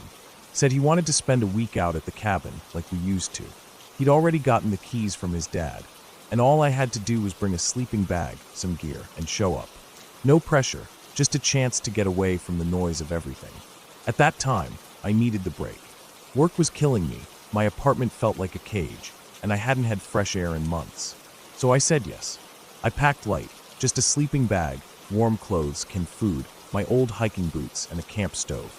I met Eric in Duluth, and from there we drove up in his beat-up 4Runner, bumping along narrow Forest Service roads until we hit the gate at the edge of the property. The cabin wasn't much. Just a single room with a bunk bed, a small wood stove, and a table. No electricity, no running water, no cell signal. It sat next to a shallow stream and was surrounded by miles and miles of trees. That's what I liked about it. It was quiet, nothing artificial humming in the background. No one shouting or driving or honking, just wind through the trees and the occasional bird. We spent the first couple of days doing what we always used to do. We fished in the stream, hiked the trails around the area, chopped firewood, and cooked simple meals on the camp stove or over the fire pit outside. At night, we sat under the stars, drank cheap beer, and talked about stuff from the past, some good memories, some not so good. It felt like we hadn't missed a beat. On the third day, something felt a little off. I woke up early that morning, before Eric, and went outside to take a piss. The woods were quiet like always, but something felt heavy. I couldn't really explain it. It wasn't the weather. The sky was clear and the air was cool. But there was this strange stillness, like everything was holding its breath. As I stood there, I saw something out of place near the tree line about 50 yards off. A pile of branches stacked like a little teepee, right between two pines. We hadn't built it, and I didn't remember seeing it the day before. It didn't look like something random from wind or snow. It was neat, intentional. But I figured maybe it was just an old hunting blind or something some local had made years ago. When Eric got up, I told him about it. He shrugged, said it was probably nothing. He didn't seem worried, so I let it go. We spent most of the day out hiking toward a small lake we remembered from our childhood. It was about 5 miles through the woods, and by the time we got back to camp that evening, we were dead tired. I almost forgot about the weird structure near the trees. That night, just as we were settling in, I went out to the firewood pile to grab a few more logs. I had my flashlight with me, and when I swept it across the woods, I thought I saw someone standing just beyond the trees. I froze. My first instinct was to call out, but I didn't. I just stared. The light was weak at that distance, and I wasn't sure what I was looking at. It might have been a tree trunk or even a shadow. I waited a few seconds, then aimed the flashlight again. Nothing, just the woods. I told myself I was imagining things. Maybe I was tired. Maybe the shadows were playing tricks. I didn't tell Eric. I didn't want to sound paranoid. The next morning, I went back to that spot where I'd seen the little teepee structure. It was gone. completely gone. No branches, no footprints, no signs that anything had ever been there. That's when I started to feel something wasn't right. I walked in circles around the area, scanning the ground for broken twigs or anything out of place, but there was nothing. That whole day, I kept looking over my shoulder. The woods didn't feel open anymore. They felt tight, like they were watching us. That night, I had trouble sleeping. Every little sound made my eyes snap open. At some point, just after midnight, I thought I heard footsteps outside the cabin. Not animals, these were deliberate, paced footsteps, crunching dry leaves. I lay there, frozen in my sleeping bag, barely breathing. I didn't want to wake Eric unless I was sure. I waited. After a minute or so, they stopped. I didn't hear anything else the rest of the night. In the morning, I went outside to check. No tracks, but the firewood pile had been knocked over, like someone had kicked it. It wasn't a raccoon or deer. This was deliberate. I finally told Eric everything. The person I thought I saw, the vanishing teepee, the footsteps. He looked uneasy, but still tried to play it off. Said maybe some local kids were messing around, or some other campers were nearby.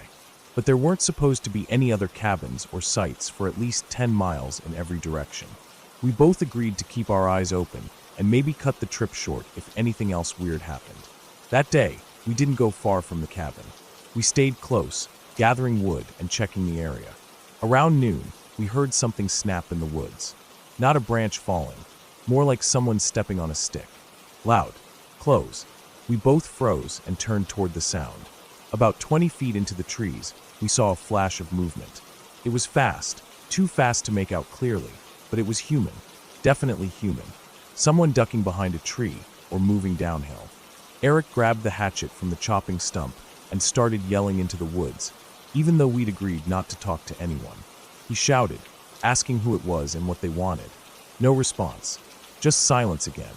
We spent the next hour checking the area. Nothing, no footprints, no sounds. The forest swallowed everything up. That night, we didn't sleep. We sat up with the lantern between us, both holding whatever tools we could use as weapons.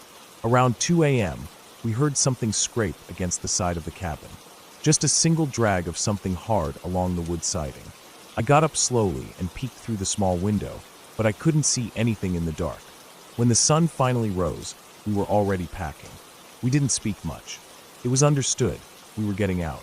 We shoved everything into our packs, dumped the rest, and locked up the cabin. We started hiking out to the road where we had parked the 4Runner. It was about 3 miles on foot through thick woods. We moved fast, but the feeling of being watched never left us. I kept looking over my shoulder every couple of minutes. The woods were quiet again. Too quiet. When we finally got back to the road, we saw the truck parked just ahead. That should have been the moment we relaxed, but something was wrong. The driver's side door was wide open. We hadn't left it like that.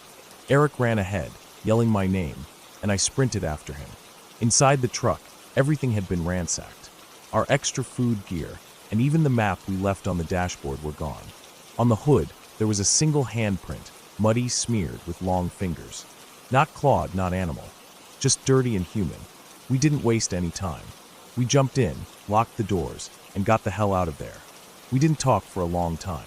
Just drove in silence until we were back in Duluth. We stayed at a cheap motel that night and barely slept. In the weeks that followed, I kept checking the news and local forums for any stories. Missing persons, arrests, strange sightings, but nothing ever came up. It was like whoever was out there didn't want to be found. Or maybe they'd been watching that cabin for years, just waiting for someone to show up. I haven't gone back to the woods since then. Eric and I still talk, but we don't bring it up. Not anymore. It's something we both carry, something unspoken. A weight in the back of our minds.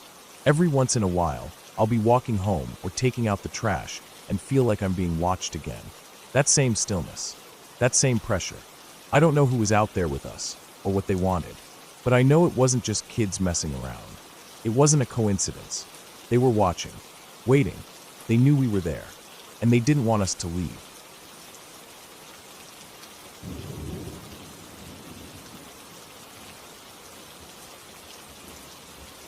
It was supposed to be a quiet weekend.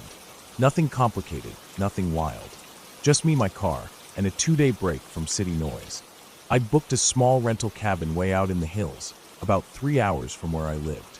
Not a fancy place, Just a wooden box with a bed, a kitchenette, a bathroom, and a porch that looked out over a long stretch of trees. I'd been there once before, a year ago. It was peaceful. Nothing but hills, trees, and the sound of wind moving through the leaves. No cell service. No internet. That was part of the appeal. I left late on a Friday morning, packed light. Just some food, clothes, a few books, a flashlight, and a couple tools I usually brought on solo trips. The weather was clear. No rain in the forecast. Driving out of the city felt like shedding weight. As the buildings fell away and the road thinned, I felt my shoulders relax. The last 30 minutes of the drive were always a little rough. The paved road ended, and a dirt track wound through thick woods. It was wide enough for one car, maybe two if you drove carefully. The cabin sat near the end of it, perched at the edge of a small slope, with thick trees behind and a dry creek bed running down the hill. When I pulled up, everything looked the same. The porch steps were a bit more worn, and some weeds had grown around the side, but otherwise it looked untouched. I unpacked, locked the car, and settled in. The first few hours were calm. I read for a while, walked around the edge of the property, made some food, and watched the sun drop low through the trees. As night came on, I sat out on the porch. The quiet there always hit me the hardest. No cars, no planes, just wind, insects, the occasional bird. It wasn't until maybe 10 p.m. that I noticed something. I'd been reading by flashlight, sitting in a worn chair on the porch. I kept hearing this soft crackle. Not constant, just now and then, like dry branches snapping. At first I thought it was just a raccoon, or maybe a deer walking through the brush. But the sound kept happening. Not close, but not far either. It was down by the dry creek bed. Every few minutes, crack, crunch, then nothing. I got up and pointed the flashlight down the hill, scanning slowly. I couldn't see anything. I held my breath and waited. Nothing moved. I stood like that for a full minute before sitting back down. Figured maybe my ears were playing tricks on me. 10 minutes later, I heard it again. This time it was closer. Same sound, crack, crunch, but up the hill now, closer to the trees behind the cabin. That bothered me. I hadn't heard anything move between the creek bed and the back of the cabin. No crunching leaves, no rustling. Just quiet, then a sound behind me. I stood up and shined the flashlight at the trees. The beam caught only trunks and undergrowth. Nothing unusual. Still, I went inside, locked the door, and pulled the blinds. Felt stupid doing it, but something in my gut didn't like the pattern. Inside, I tried to distract myself. Made some tea. Read. But the sounds didn't stop. Now and then, I'd hear it, something stepping on dry leaves. Always one or two steps, then silence. Then it'd come from another direction. At one point, I thought I heard something brush the side of the cabin wall. Just a light scratch. I held my breath again and listened. Nothing followed. Eventually I managed to fall asleep, but it wasn't deep sleep. I woke up a lot. Each time I did, I felt the silence pressing on the cabin like a weight. No wind, no insects, just nothing. Around 3:30 a.m., I heard what I thought was a thud, like something heavy dropping onto the porch. I stayed in bed, frozen. Didn't move. My heart was pounding. I waited for another sound, but none came. Not for a while. I must have dozed off again, because the next thing I remember clearly was sunlight filtering through the blinds. I got up, looked around. Everything looked normal. No footprints on the porch. Nothing out of place. I stepped outside slowly, scanning the woods. Nothing, but there was something odd. A smell. It was faint, but it was there. Like rot. Not garbage, not skunk, not animal droppings. Just rot. Something old and wrong. It was coming from the direction of the creek bed. I walked halfway down the hill, but couldn't see anything. I didn't want to go further. I spent most of that day trying to talk myself down, telling myself it was probably an animal, that I just overreacted. But the smell lingered. It came and went with the breeze. In the afternoon, I walked further down the dry creek. About 100 yards along, I found something strange. A small clearing with a ring of old rocks. It looked like a fire pit, but hadn't been used in a long time. The rocks were partly buried, but in the center was something I didn't like. Bones. A few scattered bones. Not large. Maybe raccoon or possum. But they weren't spread randomly. They were stacked. Not neatly, but like someone had put them there on purpose. A few sticks were mixed in, almost like a crude shape had been made, but collapsed. I turned around and walked straight back to the cabin. I wanted to pack up and leave, but I told myself it wasn't that weird. Maybe kids had camped out there long ago. Still, I brought my gear inside, kept my flashlight, knife, and small hatchet on the nightstand. Locked the door. Didn't sit on the porch that night. That second night was worse. Around midnight, I heard the first sound. Not outside. This time it was inside. A creak on the floor. Just one. Like weight shifting. I froze in bed, eyes wide open. I didn't move. Just listened. Nothing followed. I stared at the dark for what felt like an hour. Then I heard something again. A soft sound near the kitchen. Not footsteps exactly. More like a drag. Like someone brushing against a chair. I reached for the flashlight and clicked it on. Swept the beam across the room. Nothing. I got out of bed slowly. Moved through the cabin room by room. Flashlight in one hand, hatchet in the other. Nothing. No windows open. No doors unlocked. I even checked under the bed and inside the closet. Still nothing. I barely slept. When I woke up, the smell was back, stronger. It hit me the second I opened the front door. It was worse than rot. Like something dead and wet and burned, all at once. I walked around the side of the cabin and stopped. On the ground near the back steps was a dead bird. Not just dead, mangled. Torn open. Feathers scattered. No tracks. Just the bird. I buried it a little ways off and tried not to think about it. But now my head was full of doubts. Maybe someone was out there. Maybe someone was messing with me. I packed my things. I was supposed to stay one more night, but I didn't want to. Not with the way the air felt. Not with the way the woods had gone silent again. By late afternoon, I had the car loaded. I took one last look at the cabin. Something about it now felt off. Like it didn't want me there. I got in the car and started it up.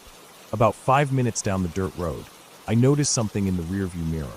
A figure, standing near the edge of the trees. Not moving, just standing.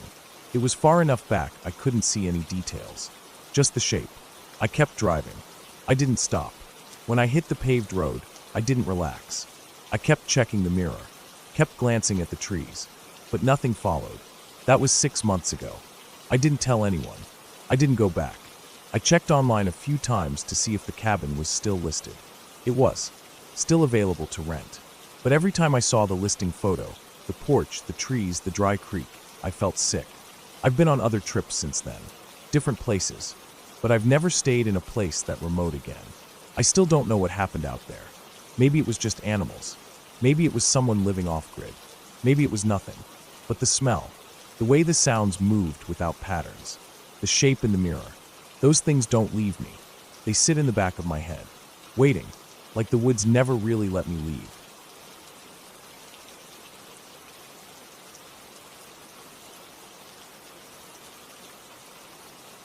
I don't even know why I agreed to it.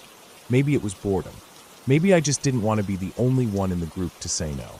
Whatever the reason, I found myself alone in an old hunting cabin, miles from town, deep in the woods, with no cell service, a cold wind sneaking through the cracks in the walls, and nothing but a lantern and my sleeping bag for comfort. The others were coming back in the morning. That was the deal. One night alone. I just had to make it to sunrise. The cabin belonged to Ryan's uncle. According to him, no one had used it in years. The wood was gray and brittle like old bones. The porch sagged in the middle, and the roofline dipped in 2 spots. Inside, it smelled like dust, mildew, and mice. There was an old cot, but I chose to sleep on the floor with my bag. The cot looked like it hadn't held a human being since the 70s. I didn't trust it not to collapse under me. The plan was simple. Hike out in the morning, spend the day at the river with the others, and then come back to the cabin alone for the night. No phones, no books, just me in the woods. They said it was a test of nerve, a kind of self-imposed challenge. I told myself it was no big deal. I'd done camping trips before. I wasn't scared of the dark. I wasn't a kid anymore, but it felt different once they left. The silence in the woods is not like silence anywhere else. It isn't quiet, exactly. It's full of little sounds. Cracks, creaks, wind brushing trees, branches popping, small rustles in the underbrush. My ears felt sharper out there, like they were picking up things they didn't want to hear. Every noise felt close. And when the sun dipped behind the hills and the shadows crept in, I could feel the cold settle down like a blanket soaked in ice water. I lit the lantern before it got too dark.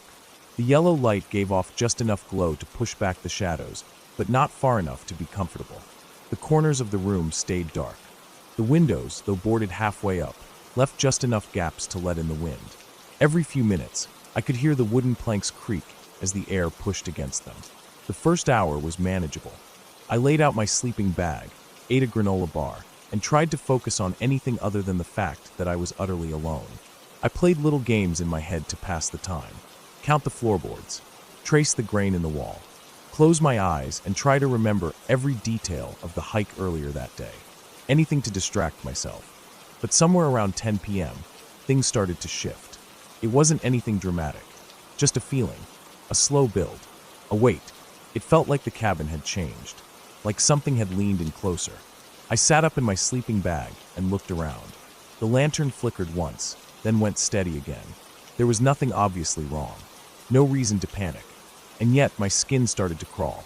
I told myself I was just being paranoid. I stood up, stretched, and walked to the door. Opened it. The woods were pitch black, the kind of dark that makes you feel blind. I couldn't even see my hand in front of my face. I shut the door again quickly, heart beating faster than I wanted to admit. I latched the lock. Then I heard it, a soft crunch, like a footstep on gravel. My head whipped around toward the window. I stared through the cracks in the boards, but I couldn't see anything. I held my breath and listened. Nothing, just wind. I shook my head, laughed nervously, and told myself it was probably a branch falling, or an animal, but the feeling didn't leave. I sat back down in the corner, next to the lantern. I pulled the sleeping bag around me like a shield. My eyes kept drifting to the windows, and then it happened again. Another crunch, closer this time, more deliberate. A step. I stood up slowly, walked to the window, pressed my eye to the crack. Darkness, then movement, a flicker, a shape, just at the edge of the tree line. It wasn't close enough to make out, but it was there, a lump against the dark. Not moving, just there. I blinked, looked again. Nothing. I sat back down. Now I couldn't relax. Every nerve in my body was alert, tense. I stared at the lantern, watching the tiny flame dance in its glass cage. I felt trapped, like the light was giving me away, but I didn't dare turn it off. I kept telling myself I was imagining things, but then the crunching came back, slower this time. Step, pause, step, pause. It wasn't an animal. Animals moved differently, quicker, less precise. This was someone walking. My heart was pounding now. I grabbed the only thing nearby that could be used as a weapon, a rusted old fire poker leaning by the wall. I gripped it tightly, moved to the door, and pressed my ear against it. Silence. Then the faintest sound. A breath. Just one. Right on the other side of the door. I didn't move. Didn't breathe. The hairs on the back of my neck stood straight up. I waited. 5 seconds. 10. Nothing. I backed away slowly. Sat back down. I didn't want to make any noise. Didn't want to give away my position. My hands were shaking. I held the poker in my lap and stared at the door. Minutes passed. Then an hour. Maybe more. The sound stopped. The feeling faded just a little. I started to believe again that it was just my mind playing tricks. That maybe it had just been wind and animals. But I didn't sleep. I sat there, stiff and cold all night. My eyes never left the door. My ears strained to catch every sound. And somewhere around 4 or 5 a.m., just before dawn, I finally stood up and peeked outside again. Nothing. I opened the door slowly, stepped onto the porch. The sky was starting to lighten. There was dew on the ground. My breath puffed white in the air. I walked around the cabin slowly. My legs felt like they belonged to someone else. Every step felt heavy. And that's when I saw it. Tracks. Footprints. Human. Leading from the woods to the cabin. Then stopping. Right at the door. They didn't go anywhere else. No return path. No detour. Just a single trail of prints ending at the front door. As if whoever it was had walked up to the cabin and never left. I stared at them for a long time. Tried to make sense of it. The prints were clear. Fresh. Right through the wet dirt and grass. I even counted them. 12 steps from the tree line to the porch. Then nothing. I looked around. My breath coming in fast puffs. I felt dizzy. That's when I realized the lock on the back door, the one I hadn't touched, was broken, hanging by a splinter of wood, like someone had tried to push it in. The inside of the doorframe was scratched, splintered, but not enough to get in. Whoever it was hadn't succeeded. Or maybe they hadn't tried hard enough. I packed up my things without bothering to eat. I left the cabin exactly as I'd found it, minus the footprints out front and the dented back door. I didn't wait for the others to come find me. I hiked back out of those woods faster than I'd ever hiked in my life. I never told the group what happened. I didn't see the point. I wouldn't have believed it if someone else had said it to me. They joked about how pale I looked when they saw me again, but I laughed it off. I haven't gone camping since. Not alone. Not with friends. Not at all. I still think about it sometimes. About that moment when I heard the breath on the other side of the door. About the tracks that never led away. About the feeling that something had been watching me the entire night. Because the truth is, whatever it was never left footprints going back into the woods. And part of me still wonders if maybe, just maybe, it never left at all.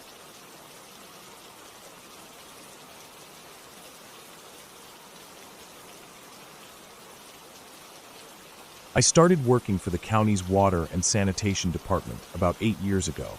My job was pretty straightforward. Maintenance checks, filter changes, meter readings, all that. Most of the sites were small treatment stations scattered around the outer districts. Some were near residential areas, but others sat miles from the nearest paved road, half-forgotten places that still needed upkeep. One of those was Site 17.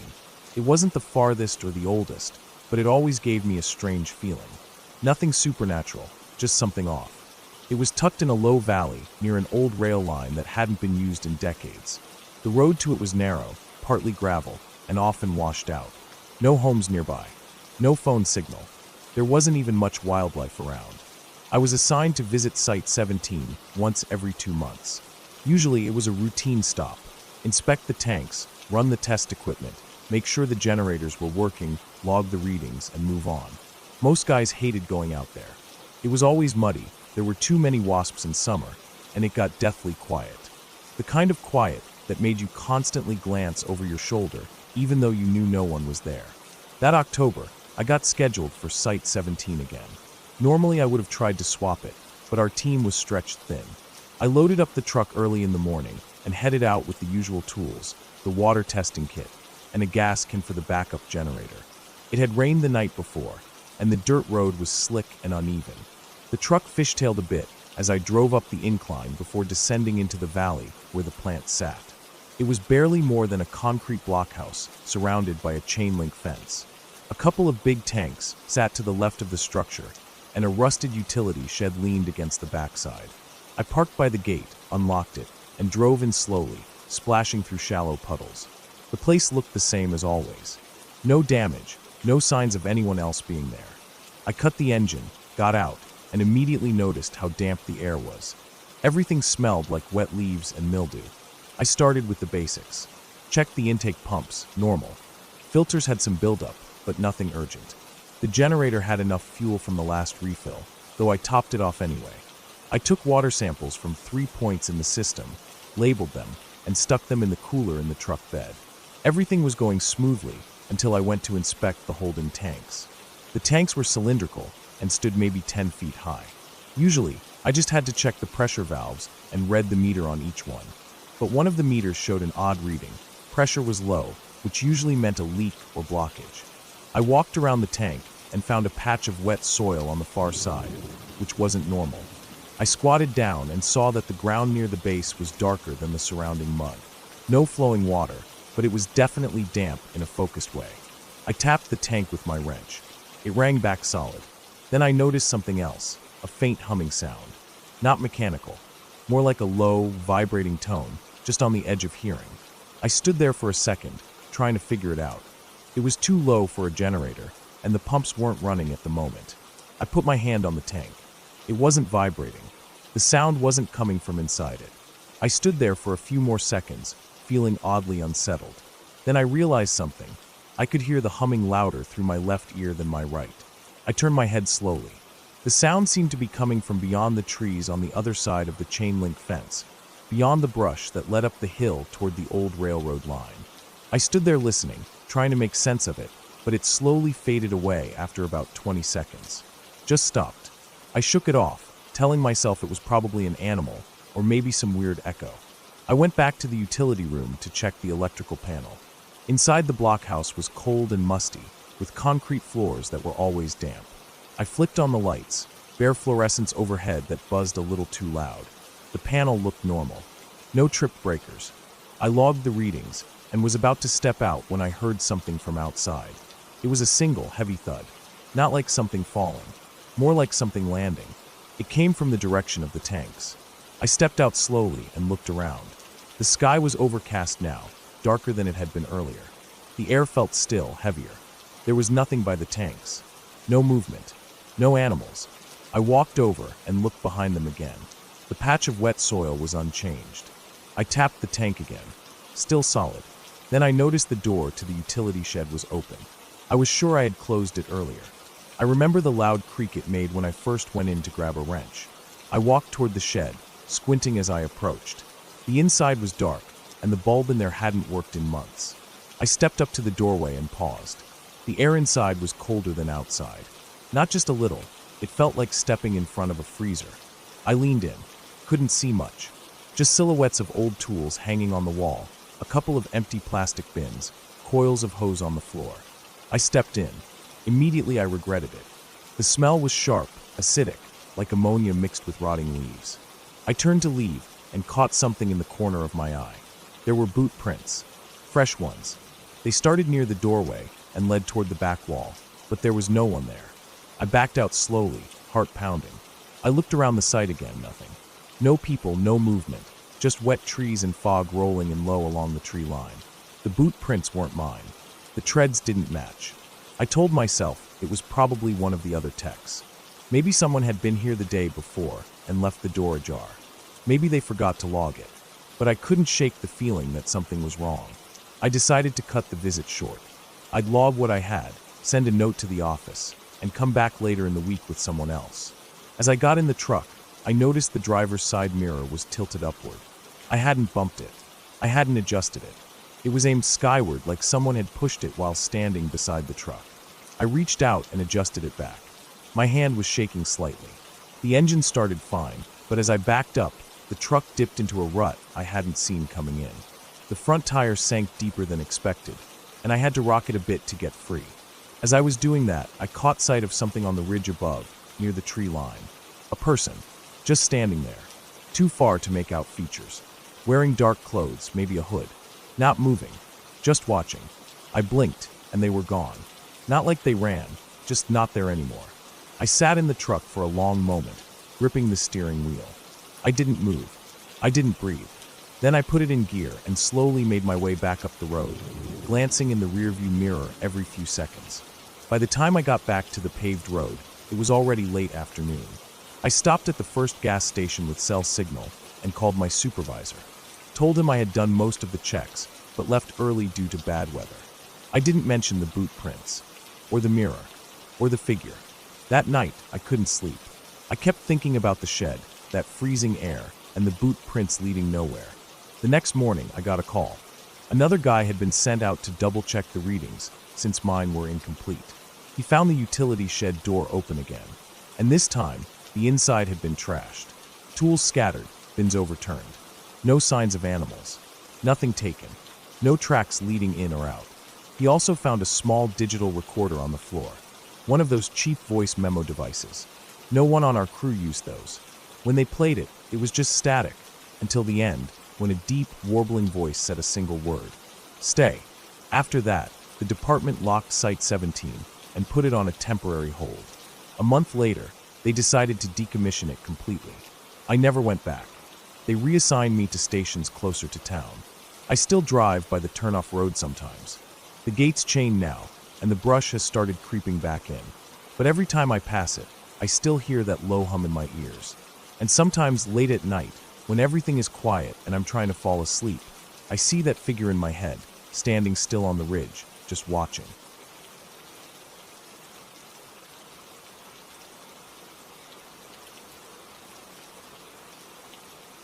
I don't know why I thought it would be a good idea to take that route back home. Maybe it was because I wanted to save time. Maybe I was just tired of being stuck in traffic every time I came back from my sister's place. Either way, I left the main highway and took the old service road that ran along the base of the hills. I hadn't been on that road in years. It used to be paved, but now it was cracked and uneven, eaten up by weeds and time. It cut through some very quiet country, and I figured I could handle an hour of rough road if it meant skipping the evening congestion.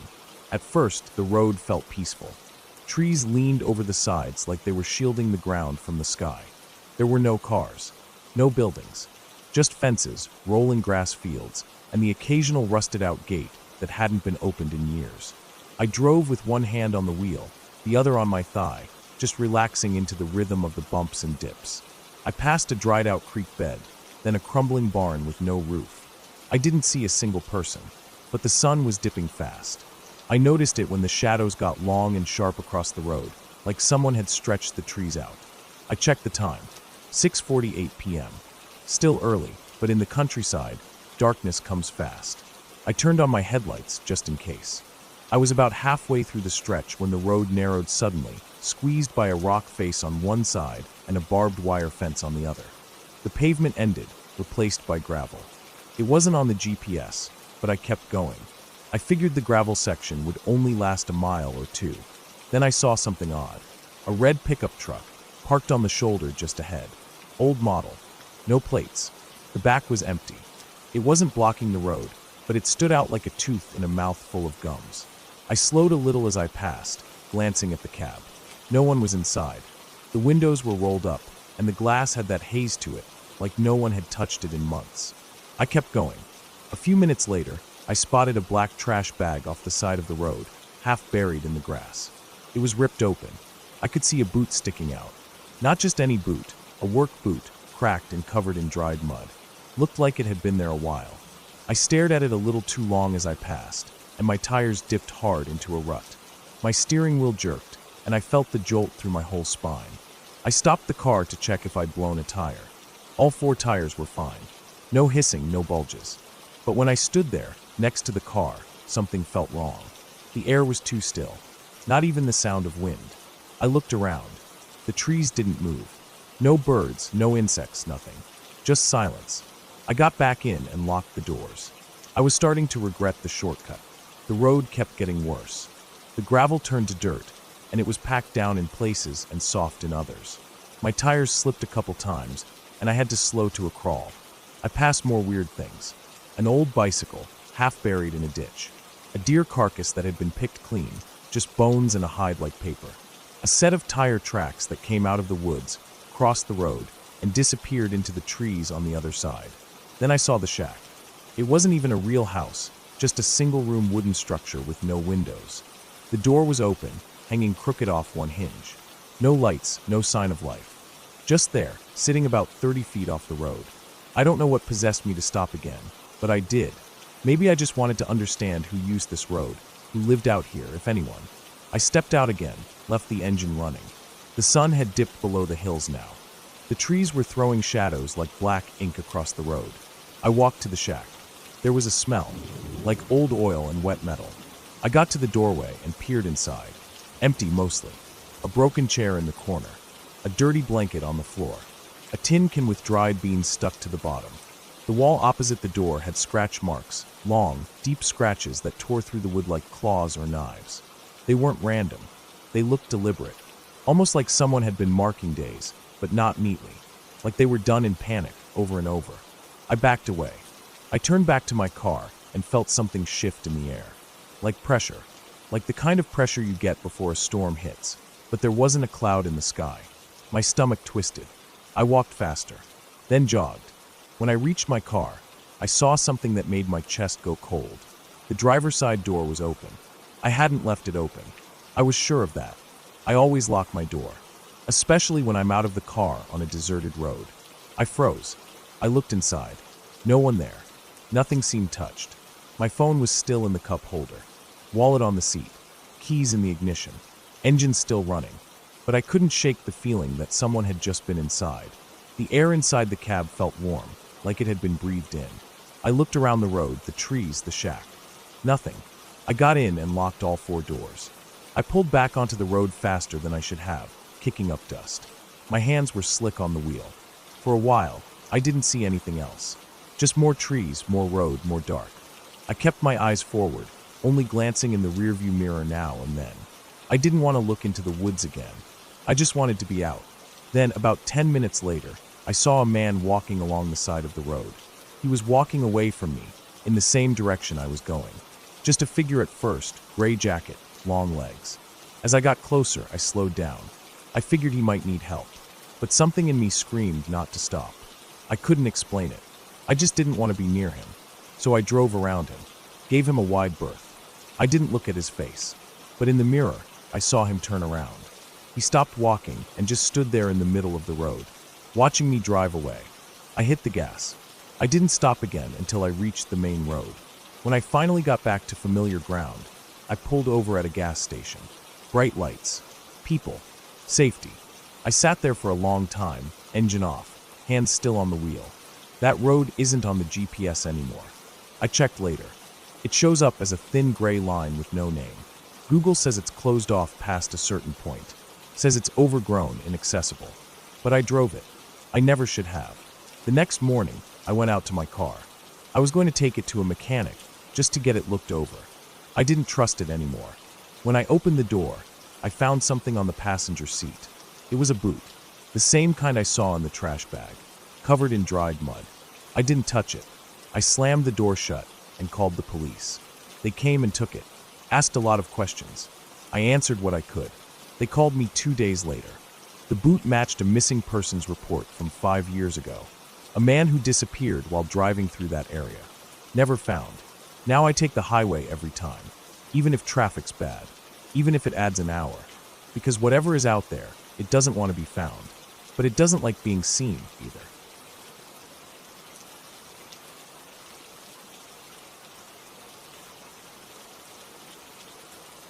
I didn't plan on getting stuck out there. Not for that long. I only meant to stay the weekend. My friend Ben had a cabin out in the woods, just past the state line and far enough from the nearest gas station that cell signal barely clung to life. He told me the place needed a little cleanup, some leaves blown off the porch, trash taken to the burn barrel, pipes checked, and so on. Ben had some family emergency and asked me if I could go instead. I owed him for something, and I had some time off work, so I said yes.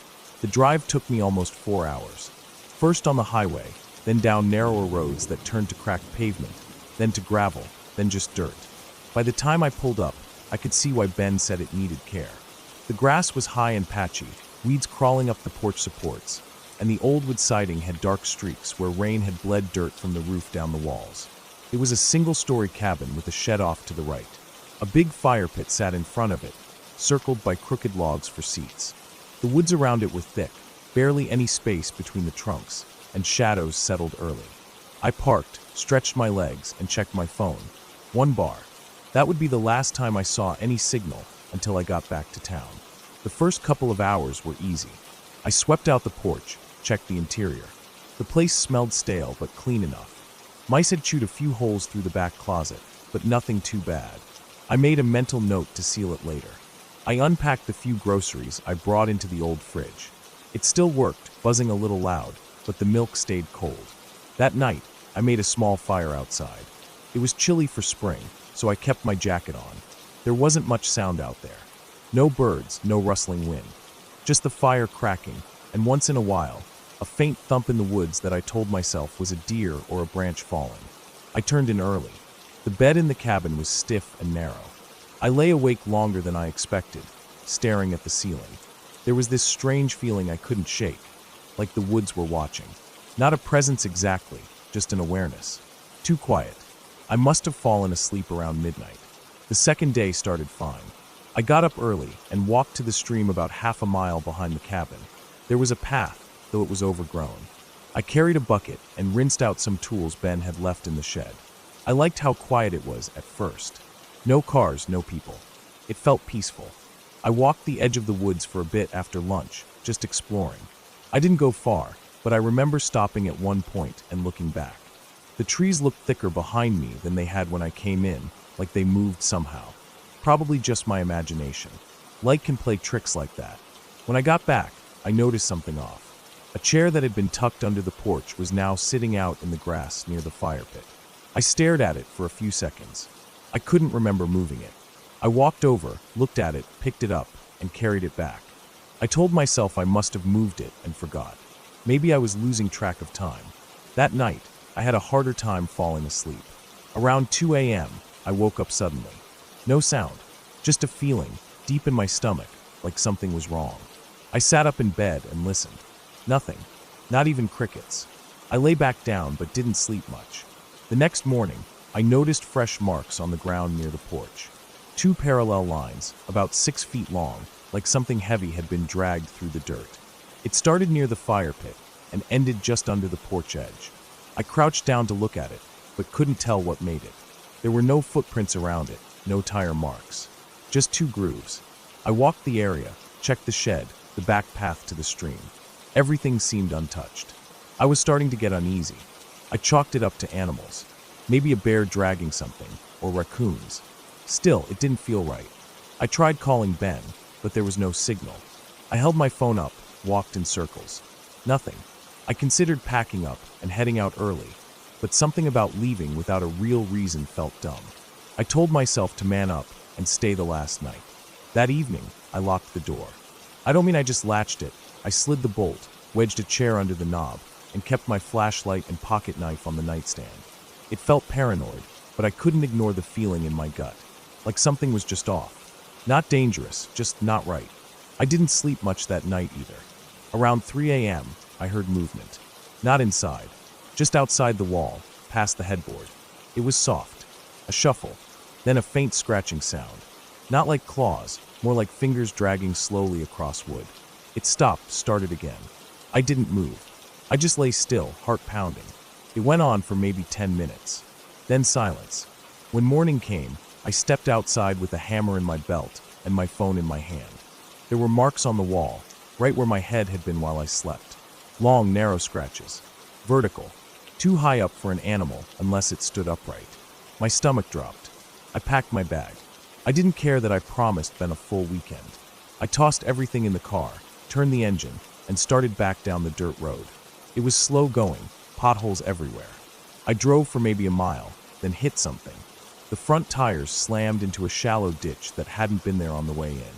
It looked like the ground had been dug up and shifted. Maybe rain washed it out, maybe something else. I tried backing out, but the tires spun. I was stuck. I climbed out and looked around. The road was narrow, woods on both sides. No sign of other cars, no houses. I popped the trunk, pulled out the folding shovel, and started digging around the tires. It was hot, and I was sweating like hell within minutes. I got one side clear and tried again. Nothing. The tires spun and threw dirt. I almost screamed. Then I heard something. A crack in the woods, maybe 30 feet off. I stopped, listened. Another crack. Then silence. I backed up toward the car, stared into the trees. I couldn't see anything, but the hairs on my neck stood straight up. I got in the car and locked the doors. For the next hour, I just sat there, watching the woods. I didn't eat, didn't drink, just sat in the heat waiting. The sound didn't come back. Around noon, I got out again, dug more, cleared space under both tires. Eventually, with a lot of rocking and spinning, I got the car free. I peeled out and didn't stop until I hit the main road again. I didn't look back. I drove straight home. When I got signal again, my phone exploded with missed calls and texts from Ben. I called him and told him the place was done. I didn't explain. He didn't ask. A few weeks later, he told me something weird. He went back up himself to check on things. The shed door was wide open, tools scattered. One of the porch supports had been clawed halfway through. He thought it was a bear. I didn't argue. But here's the thing. A few nights after I got back, I had a dream. It wasn't like normal dreams. It felt real. I was back in the cabin, lying in bed, and something was at the window. Not knocking, just watching. And then it walked away. That's all. Just walked. I haven't been back to the woods since. I don't camp. I don't hike. Sometimes I still wake up at 3 a.m. for no reason. I just lie there, listening. But I never hear anything. Still, I know what I felt. Something was out there. And it wasn't an animal. It wasn't a ghost either. It was real. And it knew exactly where I was sleeping.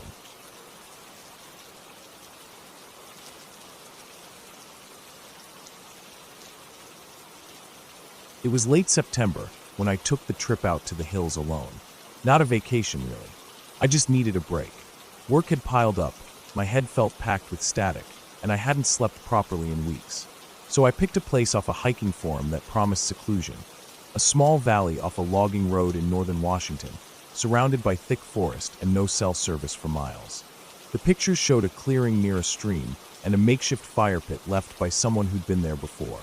It looked quiet, peaceful.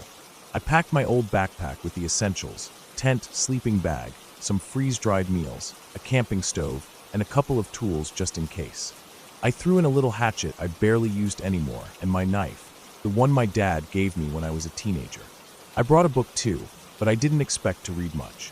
Mostly I just wanted to sit, breathe, and be where no one could reach me. The drive out was longer than I'd thought. The GPS cut out about 30 minutes before I reached the trailhead. After that, I followed a series of notes I'd written down. Turn left at the old ranger sign. Keep right at the fork near the burnt stump. The road was rough, just gravel and dirt, barely wide enough for my truck. I passed one other vehicle, an old Subaru parked crooked near a ditch, but no one was in it.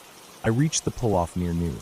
From there, I hiked about a mile downhill into the valley, cutting through thick trees and fallen logs.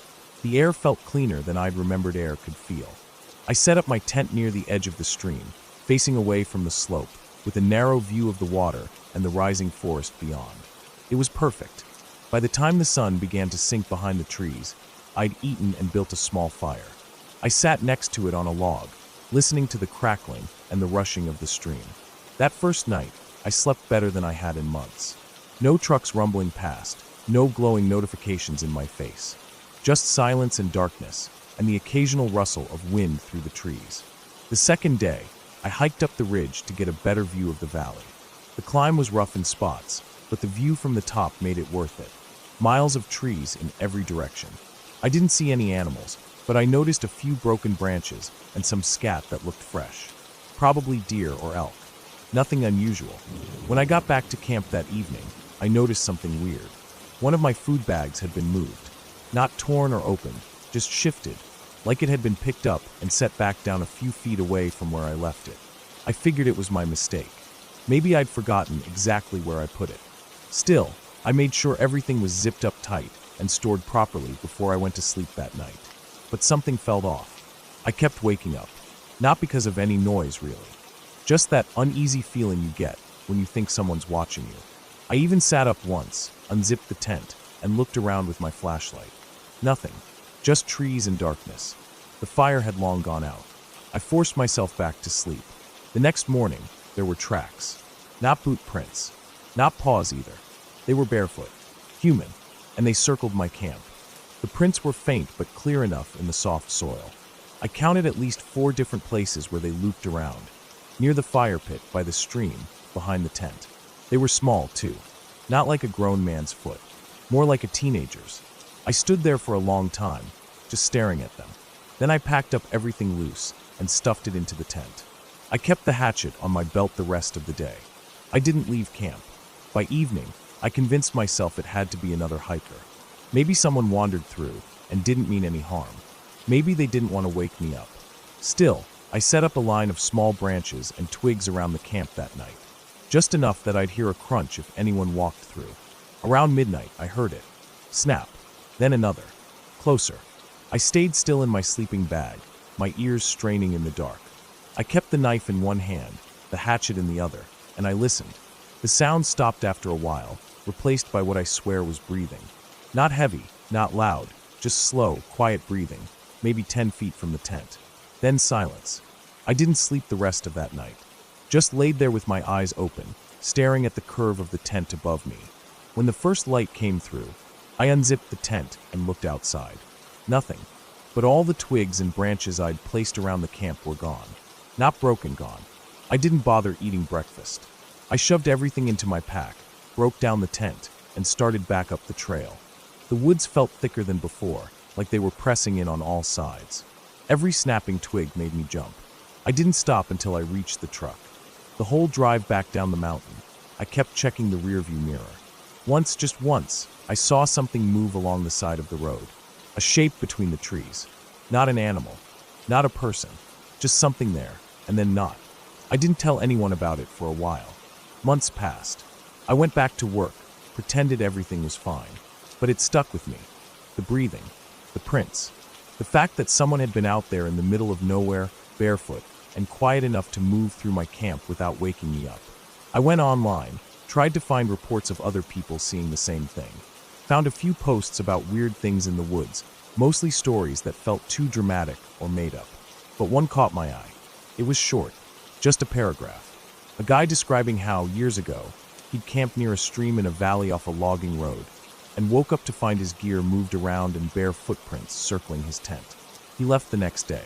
Said he never went back. No one had replied to the post. I checked the timestamp.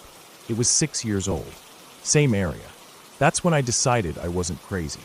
I've camped since then, but never in the same kind of place. I stick to state parks now. Campgrounds with rangers and other people nearby. Places with cell service. I miss the silence sometimes. That deep, complete silence you only find in wild places. But I'll never go that deep again. Because whatever was out there wasn't trying to scare me. It was trying to learn me. The way it circled. The way it took the branches without making a sound. The way it breathed, just loud enough for me to know it was there. It wasn't just passing through. It was watching. And it wanted me to know.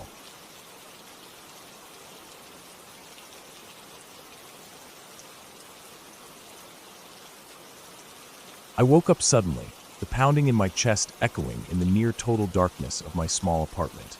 I lay still for a moment, listening. The silence around me felt thick, heavy. I could hear my own breathing, shallow but steady. I closed my eyes again and tried to calm myself, but the knot in my stomach only tightened. A few minutes passed in stillness. Then I heard it again, a faint crunching sound coming from the hallway, like someone stepping on dry leaves or broken glass. I froze. My heart felt like it might burst through my ribs. I hadn't locked the door before bed. I never did. I always felt safe here, in my own space. But now that feeling felt fragile, like paper in a storm. The crunch came again, closer this time.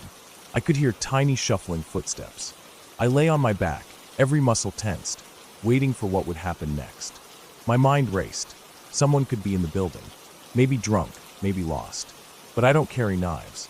I don't even have anything sharp except the kitchen knife. My hands shook at the thought. The footsteps stopped just outside my door. I strained to listen. There was a soft click, almost inaudible, as though a key turning. My brain screamed. The door handle jigged. I felt raw panic. I stayed flat and silent. The rustling and faint scraping of shoe on wood came through the door. He didn't push in. Maybe he couldn't. I lay there for who knows how long. I couldn't breathe properly. I didn't dare move. Eventually footsteps shuffled off down the hall, teeth chattering crunch, crunch, crunch fade into distant hush. When I dared to move, I slid out of bed with shaking limbs. I pulled on clothes I left on the floor and checked the lock. Somehow it was locked. I locked it again, shaking. Then I moved through the apartment, checking windows and doors. All secure. Nothing else seemed out of place. I found my phone and called the front office. No one answered. I called the emergency number. I left a message. I spent the rest of the night in the living room, lamp on, breathing into a pillow when I felt the fear too sharp. Dawn finally came. I saw sunlight through blinds, and I felt some calm return. I walked carefully out, down the hallway, to the front office. Someone was waiting, sleep in eyes. I told them everything. They said they'd check building cameras. They escorted me back inside. They reviewed the footage. They found a figure that entered the hallway around midnight, wearing a dark hoodie. He tried several doors. When mine remained locked, he moved on. He left around 12:30. They didn't recognize him as a resident. They called local security and increased patrols. I spent the day nervous, but safe inside. Weeks passed. No further incidents. I started sleeping normally again, though I still locked the door carefully. I installed a security camera at my entrance. I installed a motion sensor light in the hallway near my door. I felt safer. I began to rebuild my peace of mind. One afternoon, I got a call from the building manager. He told me they'd identified the intruder. It turned out to be a delivery person working for a third-party courier company. He had tried doors to see if units were open, looking for a place to leave packages.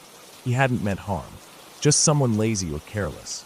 It wasn't the answer I expected, but it explained it. He was banned from the building. I felt relief wash through me at that. It was no prowler with evil intent, just someone sloppy. It didn't excuse it, but it meant I wasn't the target. I felt safe again. By the end, I learned. Fear can grip easily when boundaries feel broken. But I also learned to take action: locks, cameras, motion lights, simple measures that bring real peace. I still smell the sharp edge of anxiety when night comes. But now I breathe differently. I move differently. It ended good and clear. I'm safe. The person who entered is gone and banned. I have locks, I have cameras. I talked it through with the manager. I sleep in peace again. I know now that most threats aren't monsters under the bed. They're messy humans making thoughtless mistakes. And when I saw what happened, I felt relief and gratitude. I rebuilt security in my home and my mind. Fear no longer has the same power.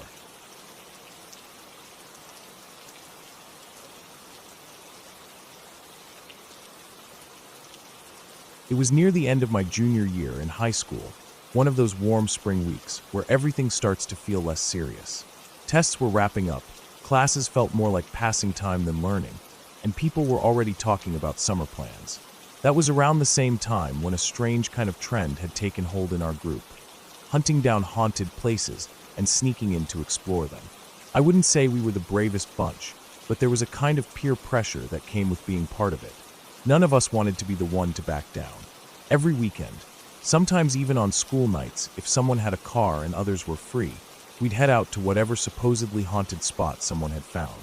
Most were the usual suspects: abandoned barns, creepy cemeteries, broken down shacks deep in the woods.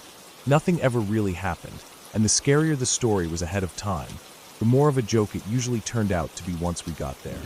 Still, there was something about being somewhere you weren't supposed to be, especially at night, that made it feel more exciting than it probably should have. The way it started was that one day after school, I was telling an older friend about our latest misadventure, an old church we'd found out past Route 9 that turned out to be mostly just raccoons and rotted floorboards. He laughed and said we were amateurs. He told me back when he was younger, he and his friends used to do the same thing, only they had guts. He said one of the places they went was a small house on a farm near where he grew up. I could tell the way he said it, there was something more to it. According to him, the farm had belonged to a man who was either a pastor or priest. No one was quite sure. He lived alone, deeply religious, apparently very intense about it. Over time, rumors built up that the man had gone mad. Eventually, he was arrested for murder, though my friend didn't have many details about the case. The guy died in prison, and the property was left to decay. A few years after that, my friend and his buddies decided to check out the house. It was already abandoned and run down by then. He said the windows were smashed, the door was hanging off its hinges, and everything was overgrown. What stuck with me, though, was the part where he said he went upstairs and found a coffin. Not just a box or an old trunk that could be mistaken for one. A real wooden coffin, plain but unmistakable, sitting in the middle of the room like someone had been preparing to use it. He said it took him a second to realize what it was, and when it hit him, he didn't even shout for his friends. He just turned around and ran. They all followed, and no one went back. The way he told the story was simple, but it got under my skin. I wasn't sure I believed it completely, but I didn't think he was lying either. He didn't seem like the kind of guy to make up stories just to scare kids. Later that week, I mentioned it to one of the guys in our group, someone who was always up for a challenge. We decided to check it out ourselves before telling the rest of the group. The plan was to find out if the house even existed, and if it did, then we'd bring the whole crew out for a real adventure. I knew roughly where my friend had grown up, so we drove out there after football practice one day. The neighborhood was like any other in the suburbs: cookie-cutter houses, trimmed lawns, quiet streets. Nothing strange or spooky about it. But behind the row of houses on that street, there was a large open field, covered in tall grass and weeds. Beyond that, the land sloped downward, and in the distance we could see the faint outline of trees, a fence line, and what looked like the edge of a barn or maybe a shed. We parked a few blocks away so we wouldn't look suspicious and walked through a side yard. Climbing over the chain-link fence wasn't hard, but the thick brush right after it made it clear no one had been back here in a long time. Vines wrapped around dead trees, the grass came up to our knees, and insects swarmed around us the deeper we went. We walked for about 10 minutes before the house came into view. It looked exactly how you'd picture a haunted house. 2 stories with chipped white paint, shutters barely hanging on, and a roof that sagged on one side. The windows were all broken or missing entirely. The front door was closed, but not properly. It leaned on its hinges like it wouldn't take much effort to knock it in. A single stone grave marker sat crookedly in the front yard, half swallowed by weeds. That was the part that made both of us hesitate. We got quiet. I remember the way the silence felt, like even the bugs had stopped for a second. There was a black bird on the roof, some kind of crow or raven, just watching. As soon as we got within 20 feet of the porch, the bird took off, not into the sky, but to a tree just beside the house. It landed and stayed there, like it still wanted to keep an eye on us. It wasn't enough to stop us, but it was just strange. The front door was jammed, swollen in the frame from years of rain and no upkeep. But one of the front windows was wide open. The glass had been completely removed, not just broken, as if someone had carefully taken the pane out and set it aside, though we didn't see it anywhere. We did rock, paper, scissors to see who would go in first. I lost, of course, but we were both nervous and climbed through within seconds of each other. The inside of the house was stuck in time. Dust was thick on every surface, but nothing had been ransacked or destroyed. There were picture frames still hanging on the walls, black and white portraits, some of children, others of couples I didn't recognize. In the living room, there was a small couch with floral patterns, still intact, and a wooden rocking chair that looked like it would fall apart if you breathed on it too hard. There were decorations on the shelves, a small cross, some ceramic animals, books that had gone soggy with time. It was strange, almost like someone had left in a hurry and never came back. We stayed close to each other at first, moving slowly and taking everything in. Every creak of the old wooden floorboards made us pause. After a while, we got a little more comfortable. Nothing had jumped out at us. The air smelled old and damp, but there was no sign of anything dangerous. We checked out the dining room, a long table, still set with cracked plates and rusted silverware. The kitchen was dusty but untouched. I even remember a glass sitting on the counter, with a dried-up ring at the bottom like someone had left it there and never came back. Neither of us really wanted to go upstairs, but that was where the original story had pointed. I tried to act calm, but my heart was beating heavy. The staircase looked solid enough, but the banister was broken and twisted near the top. The walls going up were covered in dark, water-stained wallpaper, peeling away at the corners. We moved slowly, one step at a time, making sure each stair would hold. When we reached the second floor, it was just one large room. The walls were bare up there, and the floor was mostly empty, except for some rotting boxes and what looked like a busted dresser. There was no coffin, no furniture besides a few broken pieces. We stood there for a minute, feeling kind of foolish. That was it. This was the place. We laughed a little, maybe more from relief than humor. All the nerves we'd built up started to fade. We talked about how we'd bring the rest of the group out here that weekend. Maybe even plan a night trip for extra drama. It all seemed harmless again. Back downstairs, we wandered a bit more freely, exploring each room with less hesitation. That's when I noticed something strange in the kitchen. Near the floor, between the cabinets and the back wall, was a small door. It was maybe 2 feet high, with a rusted latch and flaking paint. I don't know why it caught my attention, but something about it felt out of place. I crouched and unlatched it. The door opened easily, revealing a dark stone stairwell. It was narrow, maybe 3 feet wide, and steep.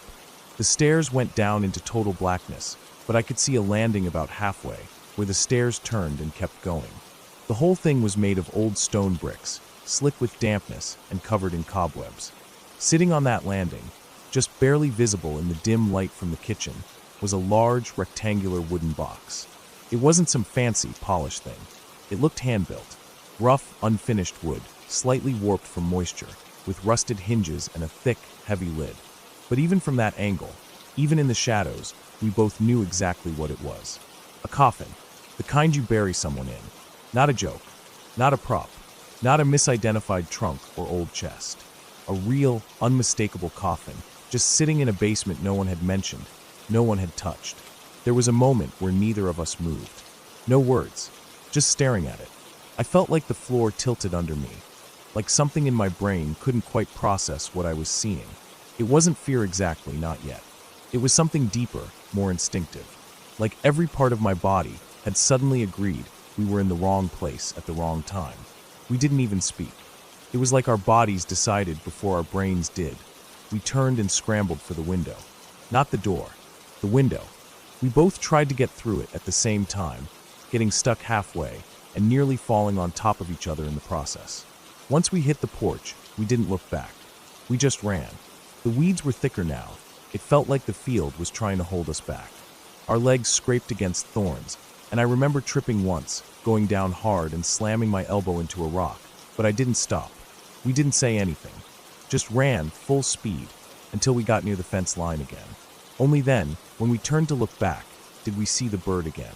That same massive black bird from earlier. It was flying from the tree back to the roof, gliding without a sound and landing right back where it had started, perched and watching. We didn't stop to think about it. We just vaulted the fence, sprinted through the backyard we'd crossed earlier, and got back to the car without saying a word. We sat there, panting, soaked in sweat, scratched up from head to toe, still not saying anything. It was only later.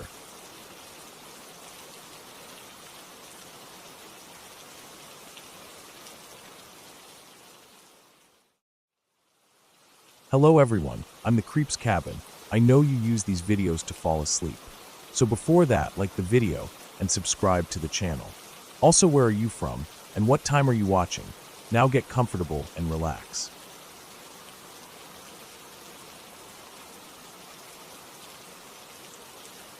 I don't tell many people about what I went through. The few times I did, their expressions changed. Not always in a bad way, just that kind of polite nod or raised eyebrow that means you're weird, but I don't want to say it. So I stopped. It's easier that way. Most people are good at hiding how uncomfortable they are, but I can always tell. It started when I was a kid. I can't say exactly when, but it was early enough that I thought it was normal. Like how some people fall asleep to the hum of a fan or the ticking of a clock. I fell asleep to angry faces.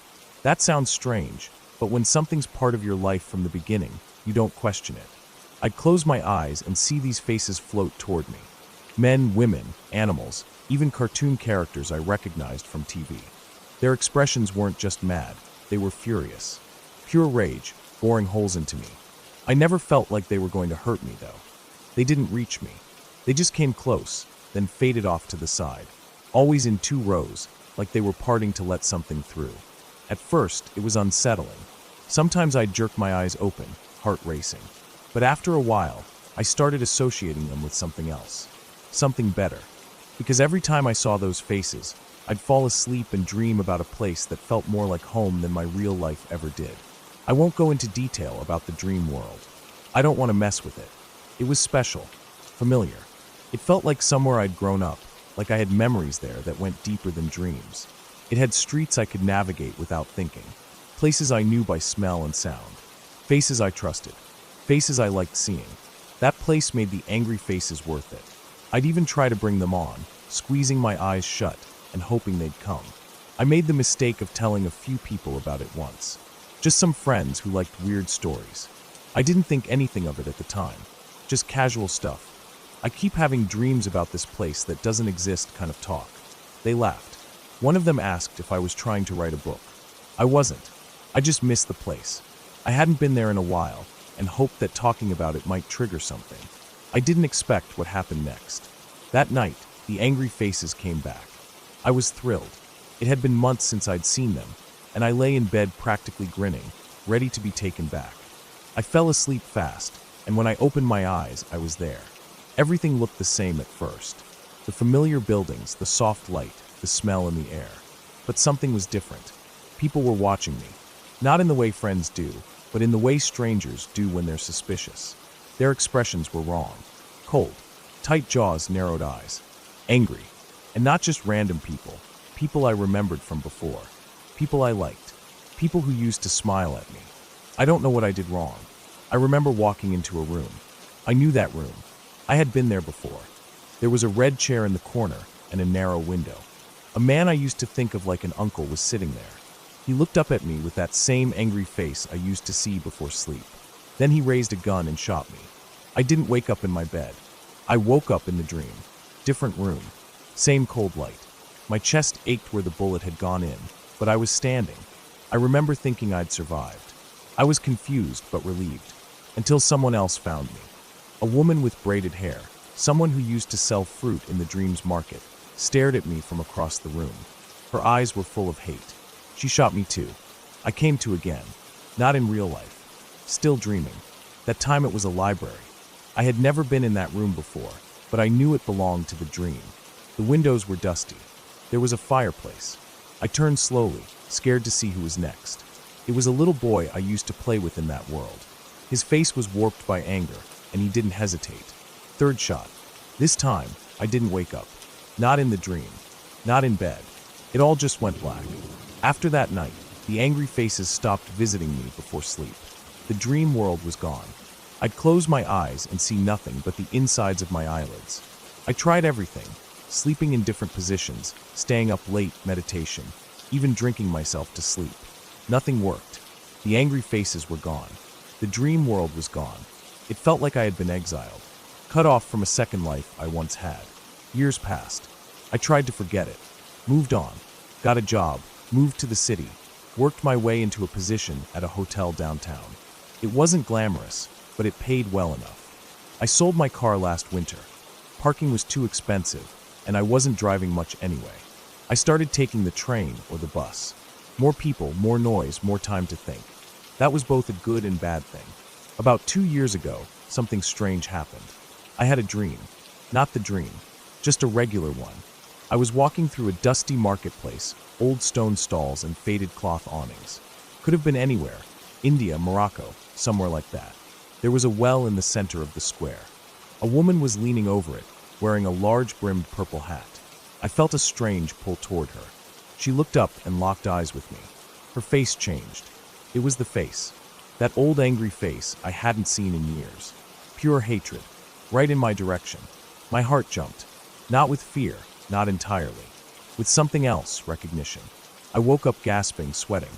I lay in bed for hours, just staring at the ceiling, trying to hold on to that moment. That face. I didn't expect anything to come from it. Just a strange, isolated dream. But 6 months later, I saw her again. Not in a dream. On the street. It was cold, middle of winter. I was walking to the train station after a late shift. People were moving fast, bundled up in heavy coats. That's when I saw her. Standing across the street, same purple hat. I froze. Her eyes were on me. No doubt. It was her. That same face, filled with fury. I blinked. She was gone. I tried to tell myself I imagined it. I was tired. My mind was playing tricks. But it didn't stop there. Over the next few months, I started seeing more of them. Always briefly. Always in passing. People I remembered from the dream world.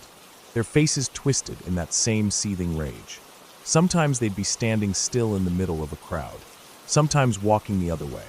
I'd catch a glimpse and turn to follow, but they were gone. Once I saw a man sitting in the train across from me. I recognized him. He used to run the bakery in the dream world.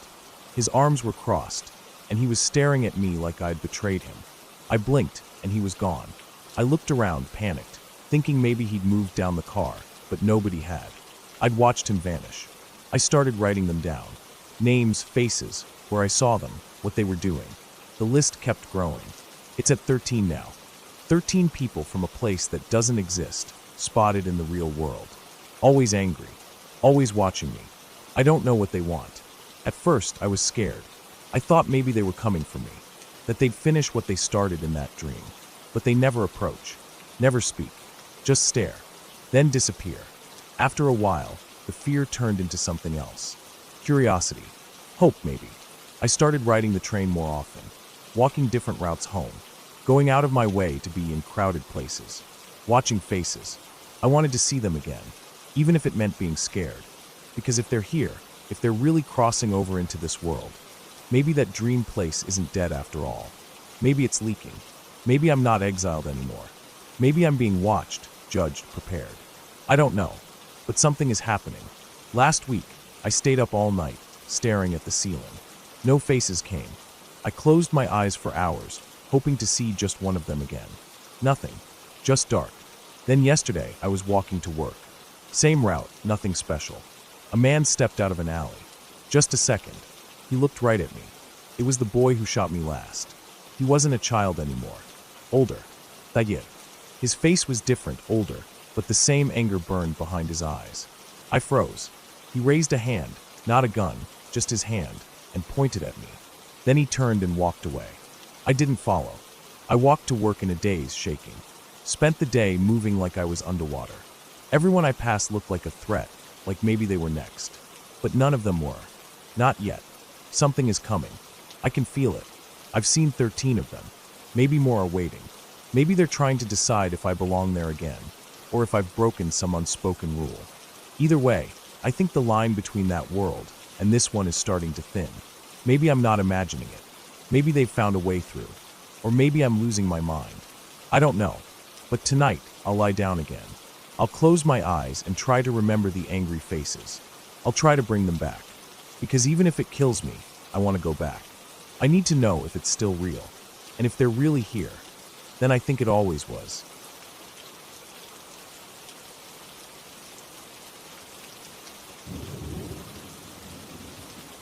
I've always had trouble sleeping. Not because of nightmares or anything like that. My brain just doesn't seem to shut off at night. I've always been like that. Even when I was a kid, I'd be the last one up, lying in bed staring at the ceiling for hours.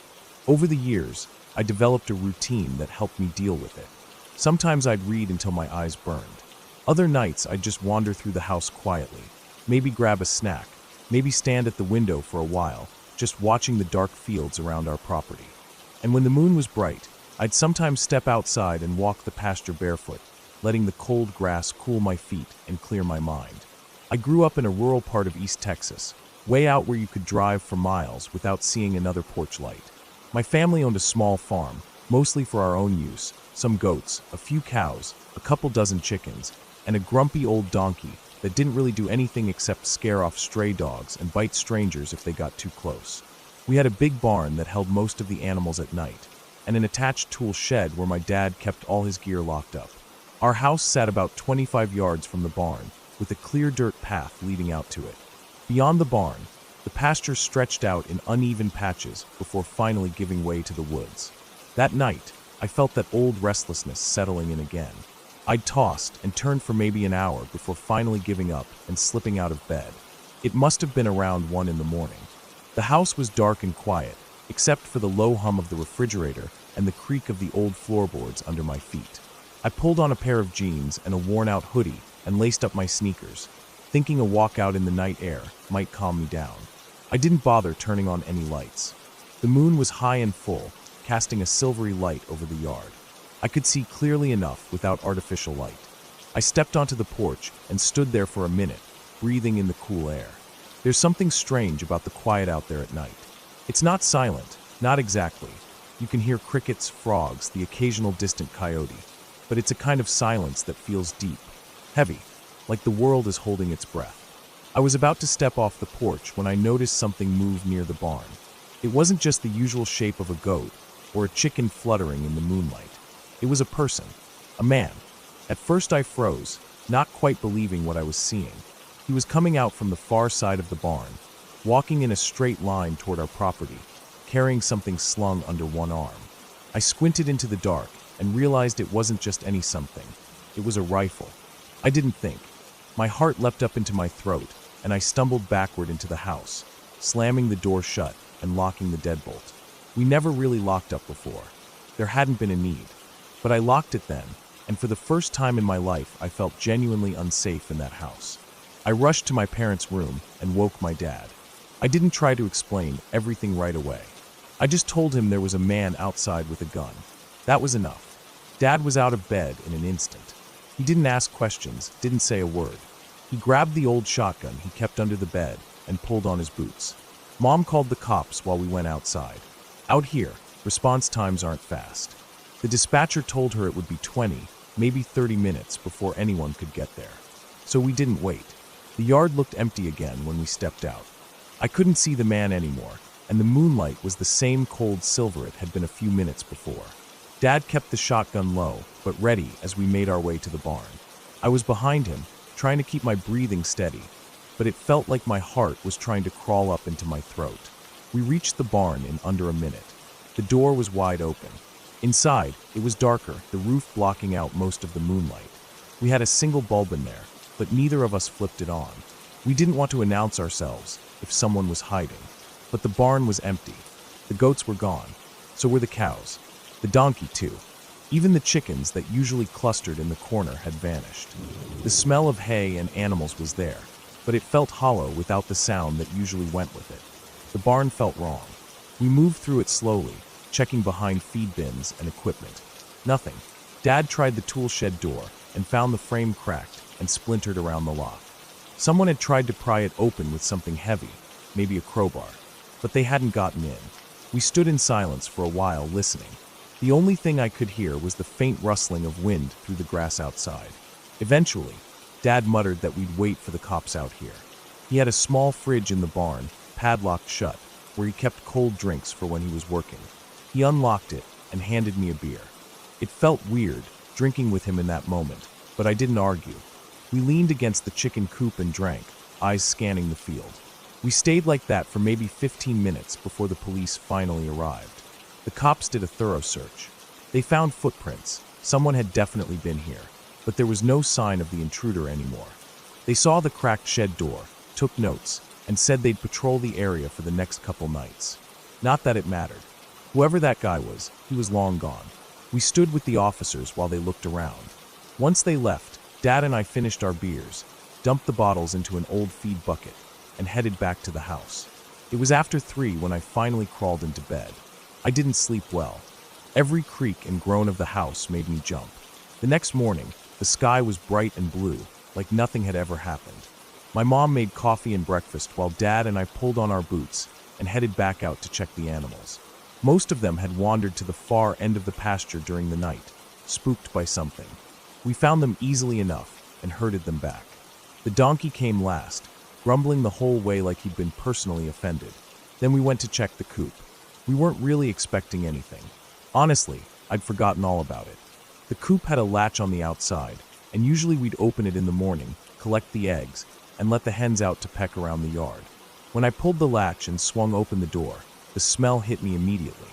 Blood, feathers, death. It wasn't just one chicken. It was all of them. They were scattered across the straw-covered floor like torn rags. Some had their necks twisted, others had been bashed against the wood walls. A few were missing their heads entirely. The inside of the coop looked like a war zone. We just stood there for a long time, not saying anything. It was obvious what had happened.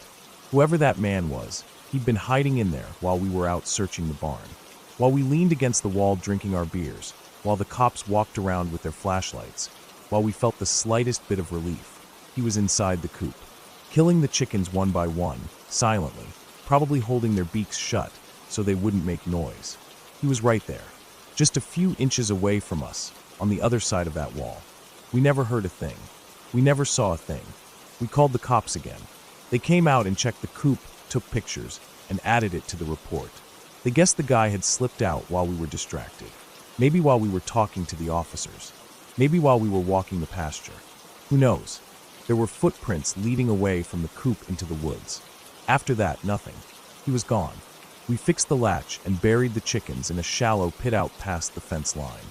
The coop stayed empty for a long time after that. Months, maybe. My mom eventually bought new chicks and raised them in a pen closer to the house. She said she couldn't bring herself to walk out to the barn alone anymore. I didn't blame her. I stopped walking the pasture at night. I still don't sleep much. That hasn't changed. But I stay inside now. I keep the doors locked. I keep a light on in my room. And I don't look out the windows after midnight. I don't want to see something I can't unsee. Because that night taught me something. Real fear doesn't come from the dark. It comes from what might be standing quietly inside it. Watching, waiting, holding its breath while you lean against the wall, thinking the worst is over. Real fear is knowing how close he was. How we were separated by just a thin layer of wood and wire. How we were laughing, drinking, while he crouched there in the dark, methodically breaking the necks of our chickens. Real fear is knowing that we never saw his face, never heard his voice, and never found out what he wanted. And that maybe, just maybe, he didn't want anything at all.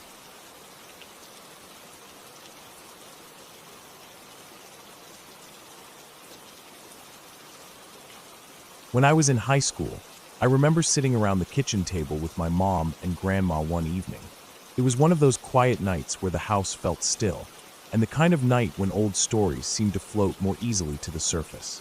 That was the first time I heard about Kathy. At first, it sounded like one of those family legends, odd and unsettling, but harmless. As the years passed, I found myself thinking about it more often, especially as I got older and started noticing how consistent the story always was. My mom didn't like talking about it, and my grandma only told it with a kind of heavy quiet in her voice, like it physically weighed her down to remember. I never fully understood how much it affected them until I moved into an old apartment of my own years later. That's when I started to see it not as some dramatic, creepy story told over a kitchen table, but as something deeply unsettling because it had actually happened to them, because it was real. My mom was about 3 years old when it started. Back in the early 1970s, my grandparents had moved into a high-rise apartment building in downtown Columbus, Ohio. 9th floor.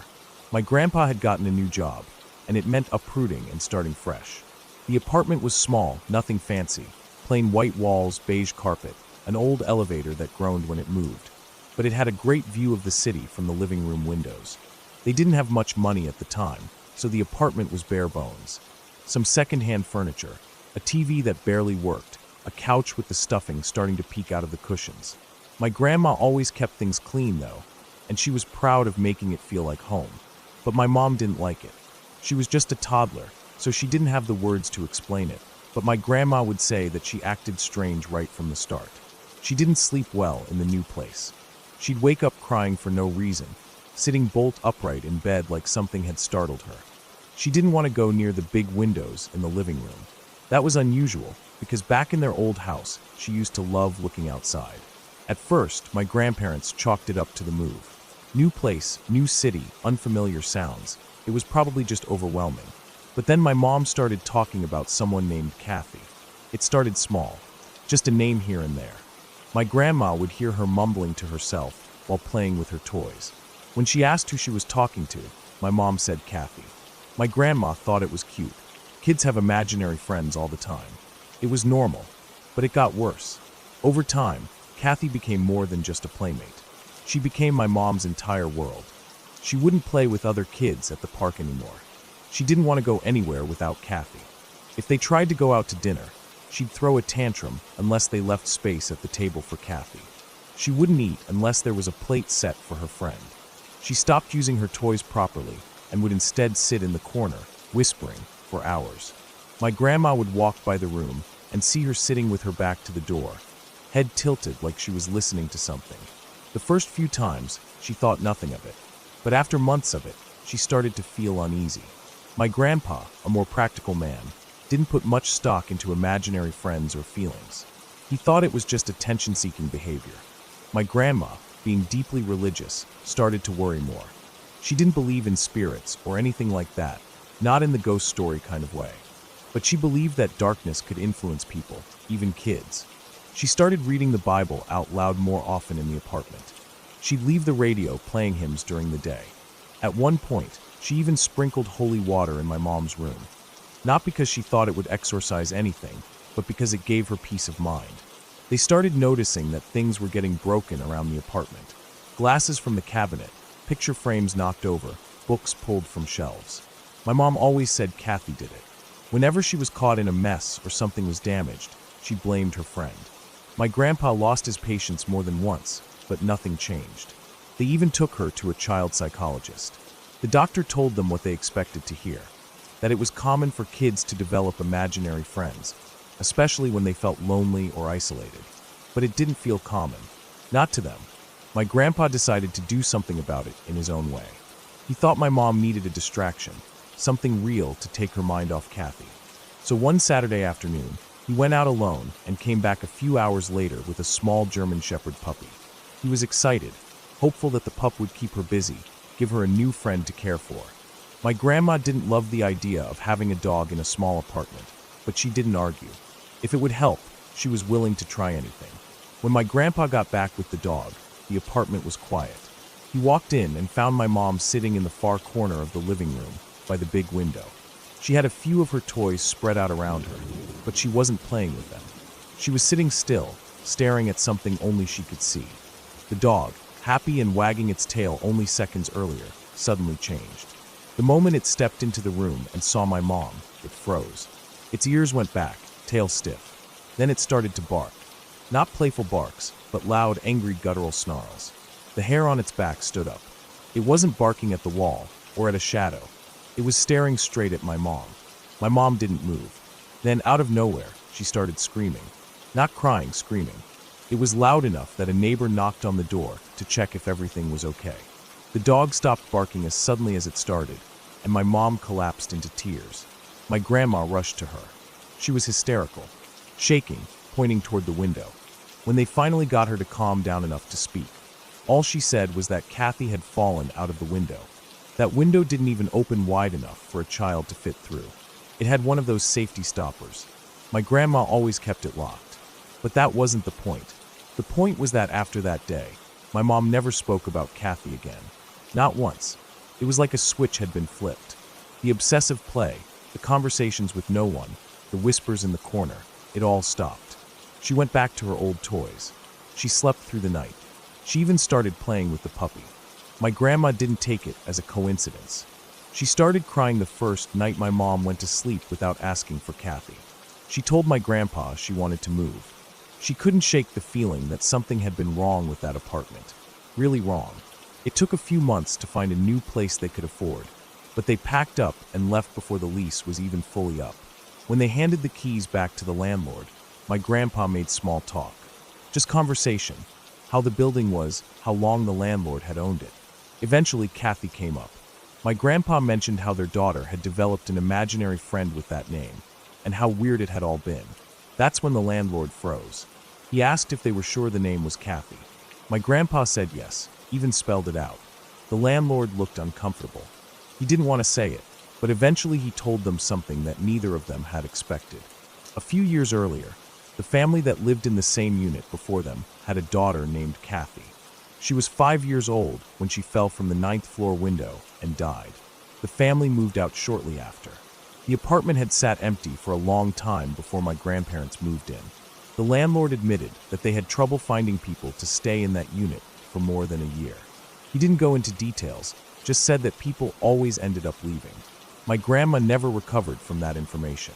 She took it as a sign that something had been wrong from the start. She started going to church twice as often, and for years, she refused to let anyone in the family talk about it. She said some things were better left alone. As for my mom, she doesn't remember much of it now. Or maybe she does and just chooses not to. She shrugs it off when I ask. Says she was too young, that it was probably all in her head. But sometimes I catch her staring out the window in my house, like she's not really looking outside, like she's remembering something. She doesn't say anything when she does that. Just watches quietly, then changes the subject. I don't know what really happened. Maybe Kathy was just a creation of a lonely little girl's mind. Maybe something happened in that apartment that none of us can explain. Maybe the mind of a child can pick up on things that adults have long forgotten how to sense. But I believe the story. I believe my grandma. I believe my mom's screams that day weren't pretend. And I believe that something, for whatever reason, ended when Kathy fell out of the window. And sometimes, when I'm sitting alone at night, I think about how children sometimes see things we can't. I think about the way the dog barked, the way my mom screamed, and the way it all just stopped. Not faded, not slowed, just stopped. I don't think Kathy was ever imaginary, but I don't think she was a ghost either. I think she was a memory, a moment trapped in a place where it didn't belong anymore. A leftover impression of something terrible that happened in a quiet corner of a high-rise apartment where no one could hear a child cry for help.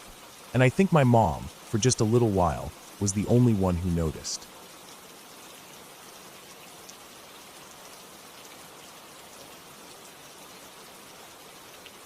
I had just finished a late shift at work and was walking to my car in the parking garage. It was close to midnight, maybe a bit later. The place was almost completely empty, just a few scattered vehicles here and there. Most of the lights were on, but some overhead lamps were flickering. I parked on the 3rd floor, near the elevator, but I decided to take the stairs that night. I don't know why, maybe because I wanted to move, shake off the fatigue. As I turned the corner to where my car was parked, I noticed something, or someone, in the middle of the driving lane between the 2 rows of parked cars. At first, I thought it was just a pile of clothes or garbage, but as I got closer, I saw that it was a man. He was lying at an odd angle, one leg bent awkwardly under him, the other stretched straight out. His arms were spread out, and his head was turned to the side. He wasn't moving much, just a small twitch in his hand. He had on a gray hoodie, the hood pulled halfway up. His jeans were dirty, like he'd been crawling on the floor. There was a streak of what looked like blood on the ground beside him, but it wasn't fresh, it looked smeared dark. I stopped walking and stood about 10 feet away. I felt uneasy. Something about the whole thing felt off. The way he was lying there, it didn't look right. People don't collapse like that. I didn't know what to do. I looked around, but there wasn't a soul in sight. The garage was completely silent except for the hum of overhead lights and the distant sound of a car engine, maybe on the street below. Then he moved his head slightly, not much, just a little, and his mouth opened. He made this croaking sound, barely a whisper. I couldn't hear exactly what he said at first, but then I caught it. He wanted help. He needed to go to the hospital. I took a step closer. That's when I saw the side of his face, or what was left of it. There was a deep gash running across his forehead, and blood had dripped down his temple and cheek. His skin looked pale and sickly, like he'd been out there for hours. His hoodie had a big stain on the chest that was almost black with dried blood. He looked like he'd been in some kind of accident, or worse. I hesitated. Every part of me screamed to stay away, to just turn around and walk away, call 911, and let someone else handle it. But something pulled me in. I don't know if it was guilt or instinct, but I felt like I couldn't just leave him there. I asked him if he could walk, but he didn't say anything. He just groaned again, softer this time, and tilted his head a little toward my car. I figured he meant he needed a ride. I unlocked the doors with the key fob and walked toward the back of my car. I popped the trunk and turned back to him. I offered to put his bag in there for him. He didn't answer. He just stood up slowly, way too slowly. I expected him to stagger or limp, but he didn't. He moved in this weird, mechanical way, like he was testing each limb before trusting it. He didn't hand me the bag. Instead, he walked past me and got into the passenger seat. Before closing the door, he tossed a black duffel bag down near his feet. I caught the shape of it just before it disappeared into the shadows of the footwell. It was bulky, probably heavy. I didn't think much of it at the time. I assumed it was just clothes or something. I got in and started the car. I didn't say anything. I didn't want to. I just drove. I headed toward the main road, planning to take him to the nearest hospital, which was about 10 minutes away if there was no traffic. The streets were dead, so I thought we'd get there quickly. I was trying to calm myself down, telling myself I'd done a good thing. I kept thinking about how I'd feel if I were in his position, injured and alone, hoping someone would stop to help. But I couldn't stop glancing over at him. He didn't move. He didn't say anything. He just sat there, hunched forward slightly, hands on his knees, staring out the windshield. I couldn't even hear him breathing. About 5 minutes into the drive, I looked over again, and my stomach turned. The blood on his face, it didn't look right. It wasn't dried anymore. It looked like it was coming off. Not dripping, but peeling. His skin looked wrong. The red on his cheek was curling up at the edges like old paint. I squinted, trying to make sense of it. Then I saw something slide down his jaw. A flap of the wound just rolled off and dropped onto his hoodie. It wasn't a wound. It was makeup, or a mask, some kind of fake injury. Everything in me locked up. My chest tightened, and my hands felt cold on the steering wheel. I realized I had no idea who this man was. I had let a stranger into my car based on a lie. I looked at the bag again, down by his feet. It was closed, but bulging. I couldn't stop staring at it. My mind started racing, coming up with possibilities I didn't want to think about. I had to do something. I didn't want to alert him.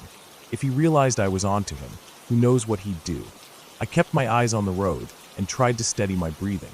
I told myself I needed a plan. I couldn't just keep driving with him next to me. I slowed the car gradually, as if I'd noticed something wrong with the way it was driving. I made a soft turn and pulled over near a stretch of empty road under a flickering streetlight. I told him I thought something was wrong with the back tire. I said I was going to stop and check. I hoped he'd get out too, just to look. And he did. Slowly, he opened the door and stepped out. I could feel my heart pounding in my neck. The moment he closed the door, I jammed my foot down on the gas. The car jerked forward hard, and the tires squealed. I didn't look back. I didn't care where he was standing. I just drove. I took every red light. My hands were shaking so badly, I could barely grip the wheel. I kept expecting him to appear in the rearview mirror, sprinting after the car like something out of a nightmare, but there was no one. Just empty road behind me. I drove straight to the nearest police station, parked crooked right in front. and ran inside. I told the officer everything, where I'd picked him up, what he looked like, what had happened in the car. I begged them to look in the vehicle, especially the bag. They came out with me and opened the passenger door. The bag was still there. One officer pulled on gloves and unzipped it carefully. Inside was a butcher's knife, long, thick, and clean.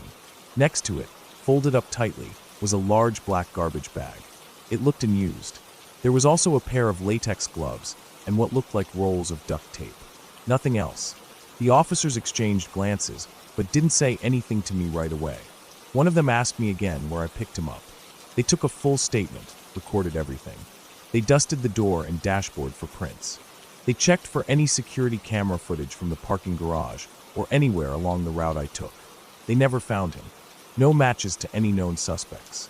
No recent assaults or reported injuries. He was never caught. For weeks afterward, I checked the news obsessively, hoping there'd be some update, some clue. There never was. What scares me more than anything is the possibility that he's still out there, somewhere. That he tried the same thing again with someone else. Maybe this time they didn't notice the peeling blood. Maybe they didn't stop the car. Maybe they didn't get away. It haunts me, the way he sat there in silence, how calm he was. Like he'd done it before. Like he wasn't nervous at all. I don't pick up strangers anymore. I don't even stop for people with flat tires on the side of the road. I don't care how desperate they look. I lock my doors the second I get in. I keep my phone on my lap. And I never, ever let my guard down in empty places at night. That night changed everything. Because for a few minutes, I was in a car alone with someone who had planned something terrible. And the only reason I'm here to write this is because I noticed the blood peeling off his face. Because something felt off. I listened to that feeling, and it saved my life.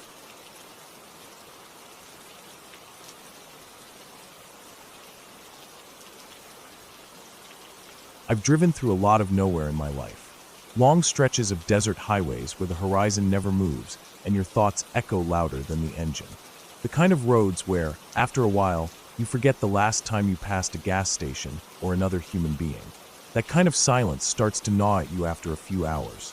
But nothing compares to what I saw out near Amboy, California, on a route I'll never take again. This was a few years back. I was stationed out at 29 Palms, and I needed to make a run out to Albuquerque. There were a few normal ways to go, safer, more populated highways. But I'd been dared by a couple of the guys on base to take a more remote route, a shortcut that passed through Amboy and connected to I-40. It wasn't faster by much, but it cut through some strange, forgotten parts of the desert that most people don't talk about unless they've been through them. I figured it would be a cool solo drive. I like being alone on the road sometimes, just me, the desert, and the hum of the tires. That solitude helps you think, clears your head. So I filled up the tank, packed light, grabbed a few protein bars, extra water, and headed out late in the morning. The desert out there is dry, flat, and sun-bleached. After a couple hours of driving, even with music on, it starts to feel like you're drifting through some old, dusty photograph. Every hill, every rock formation starts to look the same. You see mirages on the asphalt ahead, heat shimmering like waves. It's a kind of beautiful nothing, but it plays tricks on your mind if you're not used to it. I made it to Amboy in the early afternoon. It's barely a town anymore, more like the shell of what used to be one. A single diner, a gas station that probably hadn't worked in a decade, a faded motel with half its letters missing. Most of the buildings were sun-bleached and crumbling, windows broken or boarded up. The famous Roy's Motel and Cafe sign still stood, though a tall, rusted landmark in the middle of nowhere. I stopped briefly, mostly to stretch my legs and snap a picture of the Amboy City sign to send to my buddies, just to prove I had actually gone through with it. It was the kind of thing we always did, dumb dares and proof of doing something offbeat. I didn't stay long. The place had a weird feel to it, like time had gotten stuck there decades ago and forgotten how to move forward. I got back in my car and drove out the other side of town, heading northeast into a small mountain range. The road narrowed and twisted more as it climbed.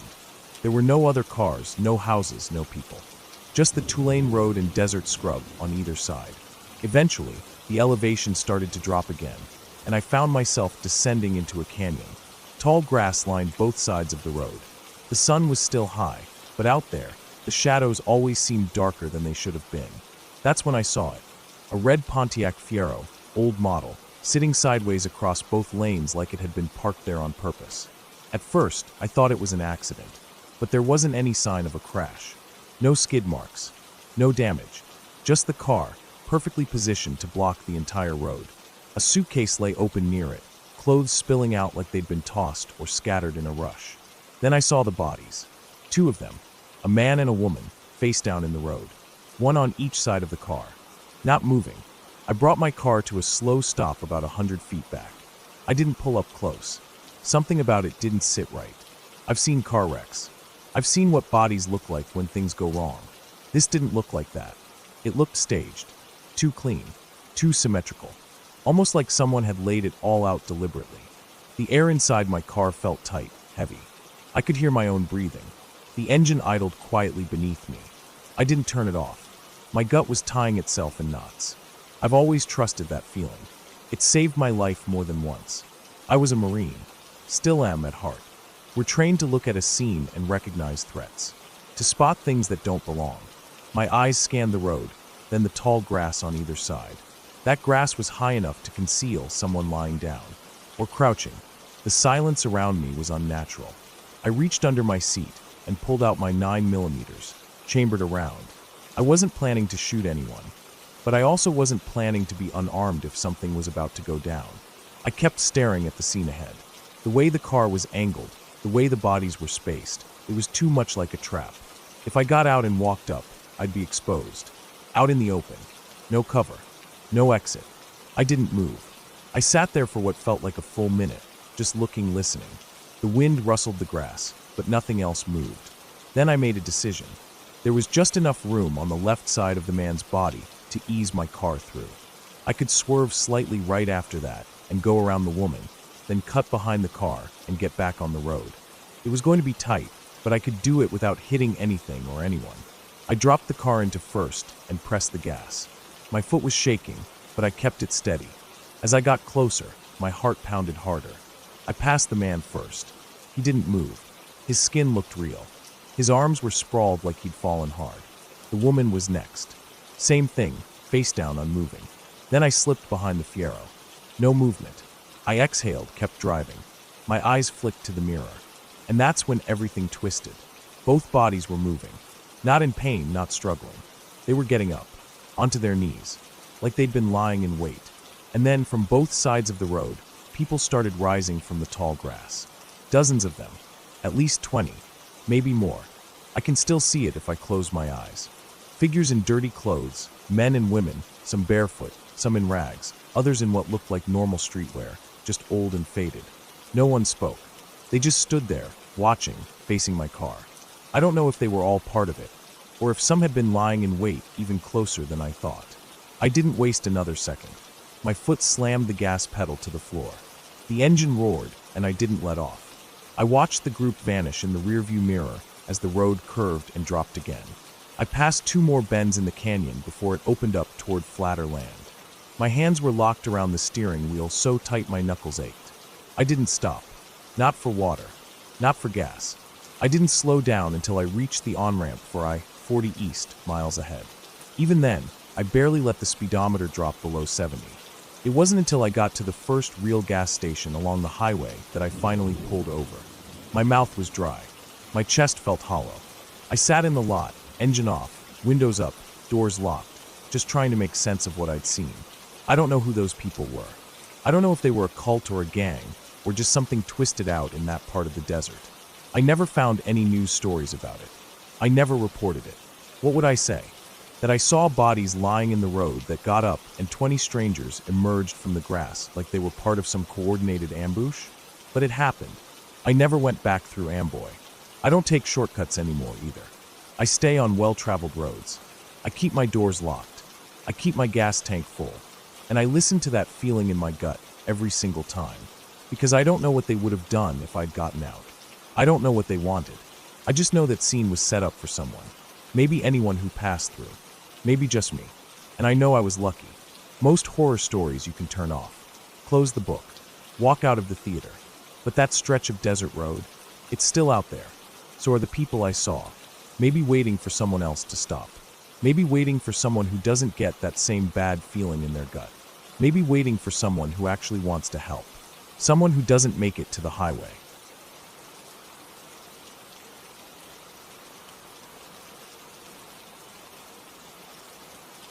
When I was about 10 years old, something happened that I've never fully been able to explain.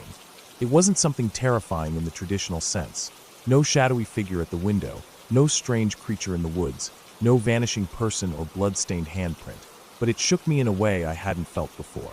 It got into my head, and it never really left. That night started off like 100 others. My father and some of his friends had gone duck hunting earlier that day. They left just after sunrise, bundled up in thick coats and rubber boots, shotguns strapped over their shoulders, coffee thermoses in hand. I remember standing in the doorway with my mom watching them load the last of their gear into the back of my dad's old pickup. It was cold out, and even though the sun was barely over the trees, I could see their breath hang in the air. "Be back late," my father had said, not looking back as he shut the tailgate. My mom nodded, not saying much, and waved as they drove off down the gravel road, tires crunching through small patches of frost. Most of the day after that was quiet. My mom puttered around the kitchen, doing dishes, folding laundry, and occasionally reminding me to put away the toys I kept leaving out. I played with my plastic army men on the carpet for a while, making little forts out of building blocks, pretending they were under attack. I'd get so lost in those made-up battles that hours would pass without me noticing. Eventually, we ate a simple dinner, macaroni and leftover ham, and by 9:30, my mom told me it was time to start getting ready for bed. I argued a little, like always, but I wasn't too upset. I was tired, and the house felt colder than usual that evening. I brushed my teeth, pulled on some old flannel pajamas, and climbed into bed. My room was small, with a twin mattress pushed against one wall and a narrow window over the headboard. Through the glass, I could see the edge of the woods behind our property. They looked black and still under the moonlight, like a wall of shadows pressed up against the backyard. I curled up under the blanket and closed my eyes. I must have fallen asleep quickly, because the next thing I remember was waking up to the sound of the front door opening. It was loud enough that I sat up a little in bed, still groggy and confused. I didn't know what time it was, but everything in the house was dark except for a soft yellow light spilling out from the hallway. I heard voices next, low, tired, casual. It was my father and his friends. I recognized their tones even if I couldn't make out all the words. The hunting trip must have gone late like he said it would. I got out of bed slowly, not making much noise, and padded across the room in my socks. I cracked my door open just enough to peek out. The hall was quiet, the shadows long. From where I stood, I couldn't see the kitchen, but I could hear everything clearly. They were sitting around the kitchen table, drinking coffee, or maybe something stronger, and talking about the hunt. The scrape of mugs on the wood table, chairs creaking under their weight, the occasional burst of laughter. It all felt so normal, so everyday. But something was off. As I stood there listening, I felt a strange wave of familiarity hit me. It was small at first. Someone laughed in a way that felt oddly expected, like I knew it was going to happen before it did. I brushed it off as déjà vu. I'd heard that term before on TV, when someone said it felt like they'd lived a moment twice. But then it happened again. One of the men, Steve, I think, started describing how a duck had flown up from the reeds just as he was reaching for a shell. Before he could even get to the punchline of the story, I felt the words forming in my own head. He slipped on the mud and landed flat on his back. I whispered it to myself before he even got to that part. And then I heard him say it out loud, almost word for word.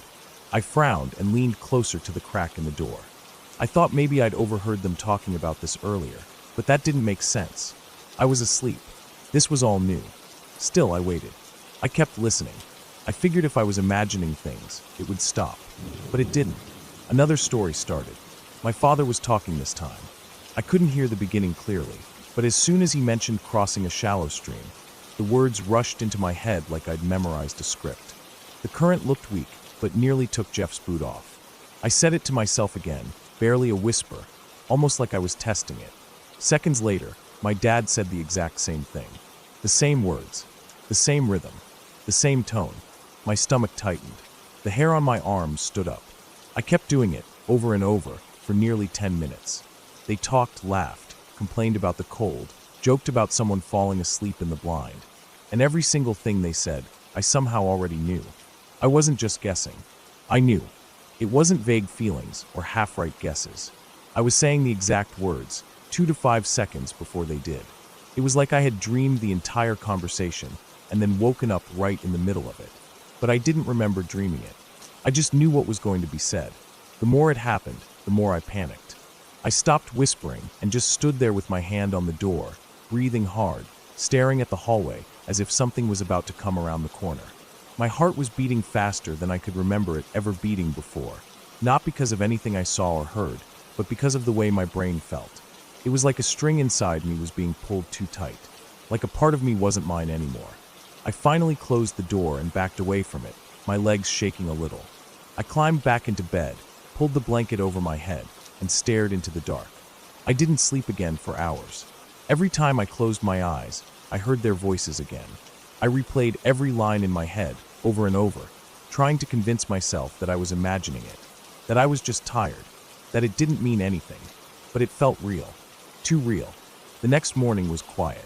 My dad and his friends had already gone, and my mom was making pancakes. Everything felt normal again, like it always did. Nobody said anything about the night before, and I didn't bring it up. I didn't know how to. How do you explain something like that? Over time, I tried to forget about it. I pushed it aside, called it a weird moment, a glitch, a trick of a half-dreamed memory. But deep down, I knew something had happened. Something I couldn't explain. And ever since then, I've never quite believed that the world is as solid or as simple as it seems. Sometimes I wonder how much of what we see and hear is just a story we're being told in real time, and how much of it we already know, somewhere deep down, before it even happens. That night didn't change my life in any big obvious way. I didn't start having visions or predicting the future. I didn't become some psychic or guru or anything like that. But it made me watch things differently, listen harder, question what I thought was real. And every once in a while, I'll catch a moment, someone turning their head, a car door slamming, a line in a conversation, that I swear I already knew before it happened. I don't talk about it. Not really. But it's always there, in the back of my mind. Like I'm just a little out of step with the world, a half second ahead or behind. Just enough to notice. Just enough to never forget that one strange, quiet night when I was 10 years old, standing barefoot in the hallway, whispering words I shouldn't have known.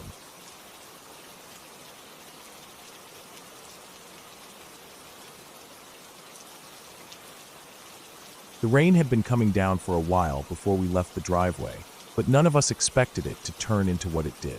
I remember looking out the front window of the house before we got into the car, watching fat drops slam against the ground, bouncing off the gravel in the driveway like tiny explosions.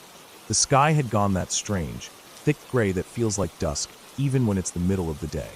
My dad said we needed to go to town, just a quick trip, and my brother and I went along without thinking much of it. We'd done this drive 100 times, down the old back road near our house, through the stretch of trees and hills that curved and dipped for miles before finally meeting the main road. I sat in the front passenger seat, watching the windshield wipers work overtime. They slapped back and forth across the glass, struggling to keep up with the rain. My younger brother was in the back seat behind me, messing around with his hoodie drawstrings, half asleep and not paying much attention. My dad leaned forward a little more than usual over the wheel, trying to see through the rain. The storm wasn't just rain anymore. It was coming down so hard it sounded like someone was dumping buckets on top of the car. The hail started not long after we got moving, and it hit with hard little taps against the roof and hood like tiny stones. I kept my eyes forward, trying to help my dad spot anything that might come up too fast on the road. The rain made everything harder to see. Tree branches that had fallen into the road, deep puddles that blended into the asphalt until you were already in them. I noticed how flooded the sides of the road were getting. Water was rushing down the ditches, brown and fast, carrying leaves and broken sticks along with it. We weren't even 10 minutes down the road when I saw something up ahead. There was a person walking. At first, it didn't really register. I just saw a shape through the heavy curtain of rain. A figure, yellow, moving slowly. The rain blurred everything. Our windshield, the air outside, even the person. But as we got closer, I could see him more clearly. He was wearing a yellow rain slicker, the kind that has a long coat that goes down past the knees and a big hood that covers most of your head. The slicker was bright against the washed-out gray of everything else. It was almost glowing, but that was the only thing bright about him. The man, If it was a man, was walking slowly, almost dragging his feet, head tilted down. The hood of the slicker was tipped low over his face, so you couldn't see anything under it. No eyes, no nose, nothing. Just that sloped yellow hood hiding whatever was beneath. He didn't seem bothered by the rain at all. Didn't have his hands up. Wasn't shielding his face. Just moving at that slow, steady pace like he had nowhere to be and didn't care about getting soaked or hit by hail. He was on the right side of the road, our side, and walking in the opposite direction we were driving, which meant we'd be passing him soon. I stared at him the whole time we approached. Something felt wrong about him, but I couldn't put my finger on it. Maybe it was how slow he was walking, or how his head never moved, even when our car came into view. Maybe it was just the fact that no one should be out walking in that kind of storm. But something wasn't right. My dad had slowed down a bit, probably out of caution in case the guy stepped into the road. We were doing about 30 miles per hour. Not too fast, but enough that a person wouldn't survive getting clipped. I kept my eyes on the man in yellow. He was about 30 yards ahead when he stopped walking. He just froze. Didn't look up. Didn't turn. Just stopped mid-step, like he heard something or decided to do something. His arms hung loose by his sides, and he stood there in the rain as we kept moving toward him. Something about the way he stopped made my stomach drop. I didn't know why, but I felt this sharp pinch of anxiety in my chest. I glanced at my dad, who hadn't reacted much, just kept driving, probably figuring the guy was stopping to let us pass. Then, just as we were about to pass him, no more than 2 car lengths away, he moved. He didn't jump or run. He sidestepped, smooth and sudden, like it was timed. He stepped directly into the road, right at the car. My heart jumped into my throat. My dad swore under his breath, jerking the wheel just enough to swerve slightly left. It wasn't wild or out of control, but we missed the man by maybe a foot, maybe less. The side view mirror looked like it was inches from hitting his raincoat. I twisted in my seat to look behind us. My brother had snapped upright in the back seat, staring too. The man didn't look back at us. He didn't run or stumble. He didn't even flinch. He just stepped back out of the road like nothing had happened and kept walking the way he had been, slow and steady, head still down, arms still loose. None of us said anything for a while. We just kept driving. The rain kept hammering down. The wipers kept moving. The farther we got, the more surreal it felt. My heart was still pounding. I kept replaying it in my head. The timing, the way he had stopped, the step into the road right as we passed. It hadn't looked like an accident. It looked deliberate. We reached the main road eventually, and the storm lightened up a little. The hail stopped first. Then the rain eased off to just a steady downpour. The light came back a bit too, though the sky still looked bruised and heavy.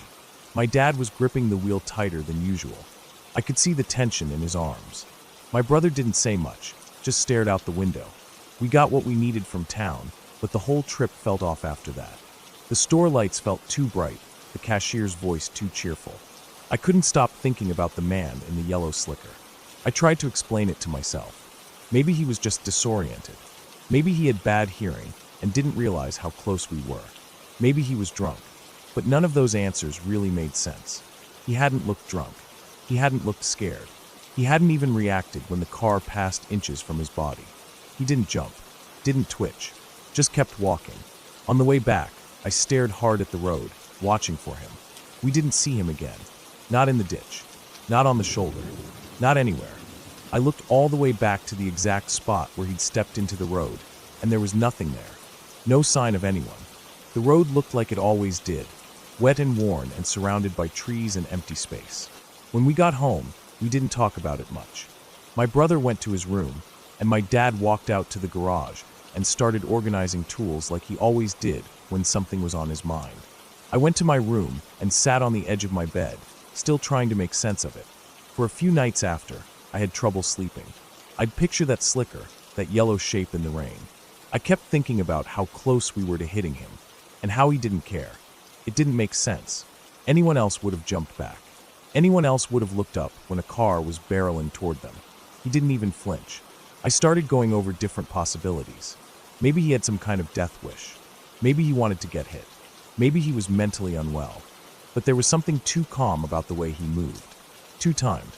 Like he knew exactly when to step out and when to step back. It wasn't a ghost. It wasn't some made-up story. It happened. And even now, thinking back on it, It doesn't feel like a scary story you tell around a campfire. It feels like something real, something that sits in your memory like a knot you can't untie. There was no big event, no crash, no scream. Just a strange figure in the worst storm I've seen in years, stepping right in front of our car like it was nothing, and walking away like it didn't matter.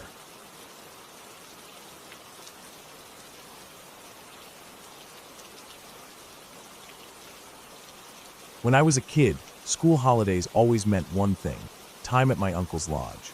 It was this old wooden place built on a huge stretch of land. Not quite a farm, not quite a forest retreat, but something in between. It sat at the edge of thick bushland, the kind that stretched for miles without much of a trail, filled with twisted trees, deep gullies, and dry creek beds that only filled up after heavy rain. My uncle kept the place in good shape, but the land itself was wild and untamed. My brother and I used to spend hours out there exploring every inch we were brave enough to go near. We climbed trees, raced sticks in the creek when water actually ran through it, and pretended we were outlaws hiding from the law. Our dog, Bandit, always came along for the ride. He was part blue heeler, part something else, lean and quick, always out ahead of us sniffing the wind, tongue lolling out like he was smiling. This one day started off like most of them did. Warm air, sky completely clear, not a hint of wind. Everyone except my dad had gone into town, my uncle, my aunt, my brother.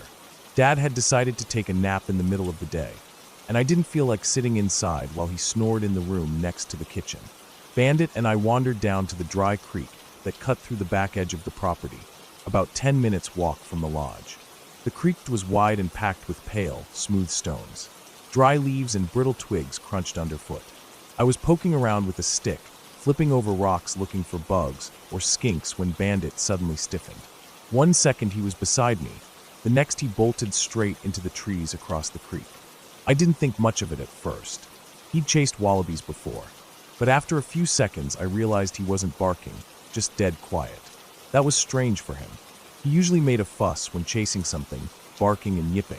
I called his name a few times, but there was no sound except for my own voice bouncing back off the trees.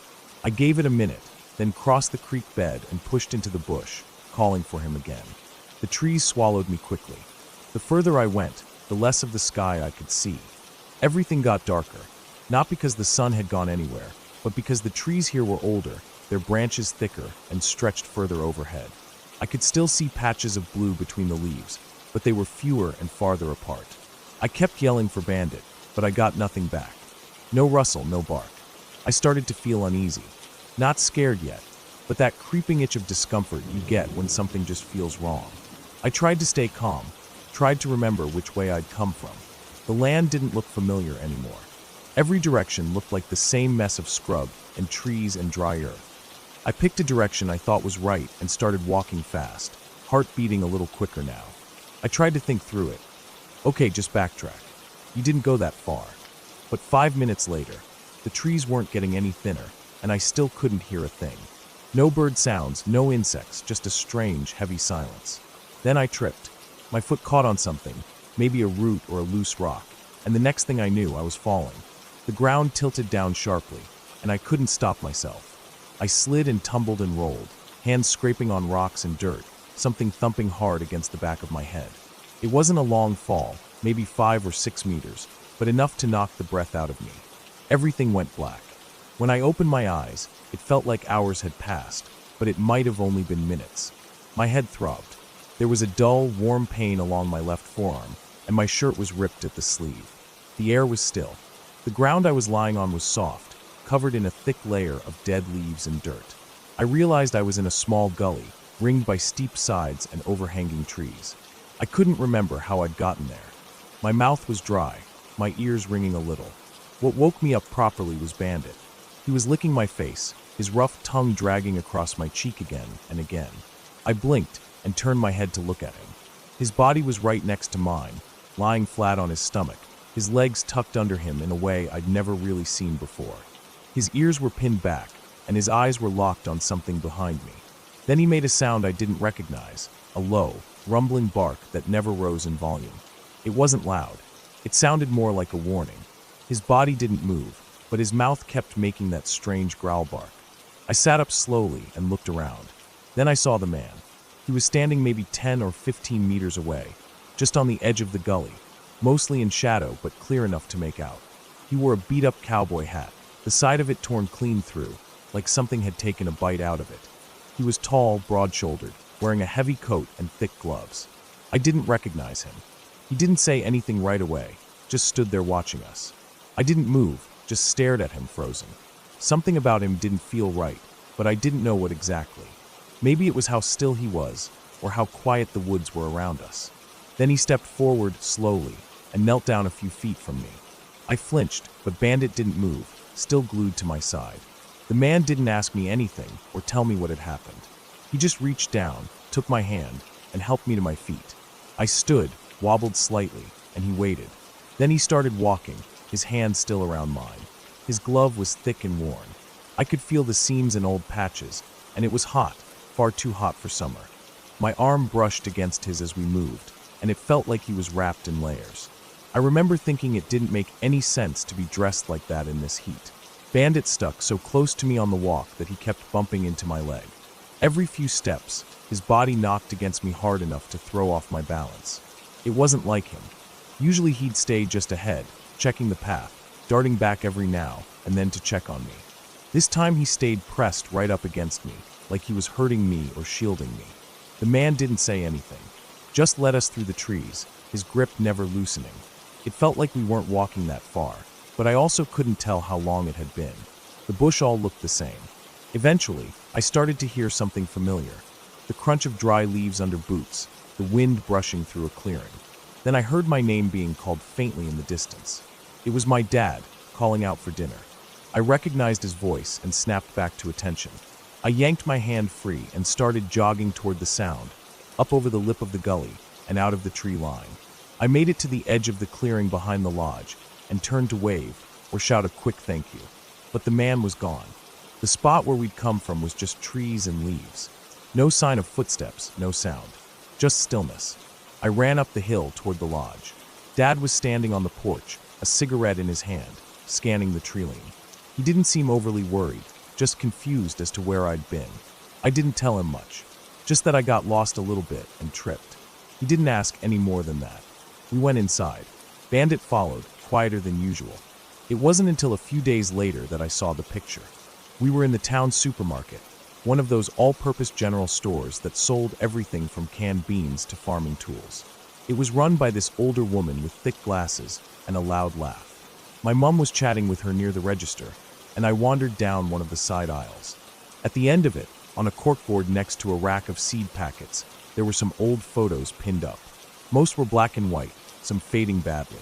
One photo caught my eye. It was the man from the woods. Same tattered cowboy hat, same build, same face. I stared at it for a while, trying to figure out what it was doing there. I called my mom over and asked who the man was.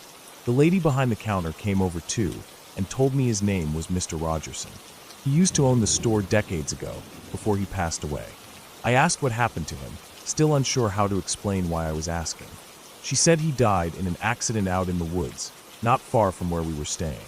Apparently, Mr. Rogerson had his own little vegetable patch deep in the bush. He'd haul produce back himself. One summer, he went out with his dog to check on the patch, right before a big storm rolled in. On the way back, his dog slipped down a steep embankment into a gully. He went down after it. A tree branch, heavy from the rain and wind, snapped and struck him while he was climbing down. It broke his back. No one knew he was out there. They didn't find him until weeks later. His dog was found curled up beside him. It had died there, too, from starvation. I didn't say much after that. Just nodded. My mom thought I was bored. I kept thinking about that gully. The steep sides. The way Bandit had barked that strange low bark. The gloves, the heavy coat. The way the man never spoke again after those first words. How we never saw him leave. But I didn't talk about it to anyone. Not then. Not for a long time. It was easier to believe it had just been a guy from town. Maybe someone I didn't know. Maybe a hiker who'd seen me fall and helped me out. That's what I told myself. It made sense on the surface. But every time I looked at Bandit after that, I remembered the way he pressed against me on the way back. Like he knew something I didn't. Like he didn't trust the man at my side. I never saw Mr. Rogerson again. Not in the woods. Not in any other photos. But sometimes, when I think back on that day, I wonder what would have happened if Bandit hadn't come back, or if I hadn't followed him into the trees, or if the man hadn't been there, whoever he really was. But most of all, I think about how it all ended, about how I walked out of that gully dirty and scraped, with my dog by my side, about how I got home safe. No ghosts, no fairy tales, just a boy, a dog, and a man who maybe didn't want anyone else to end up alone at the bottom of a gully like he did.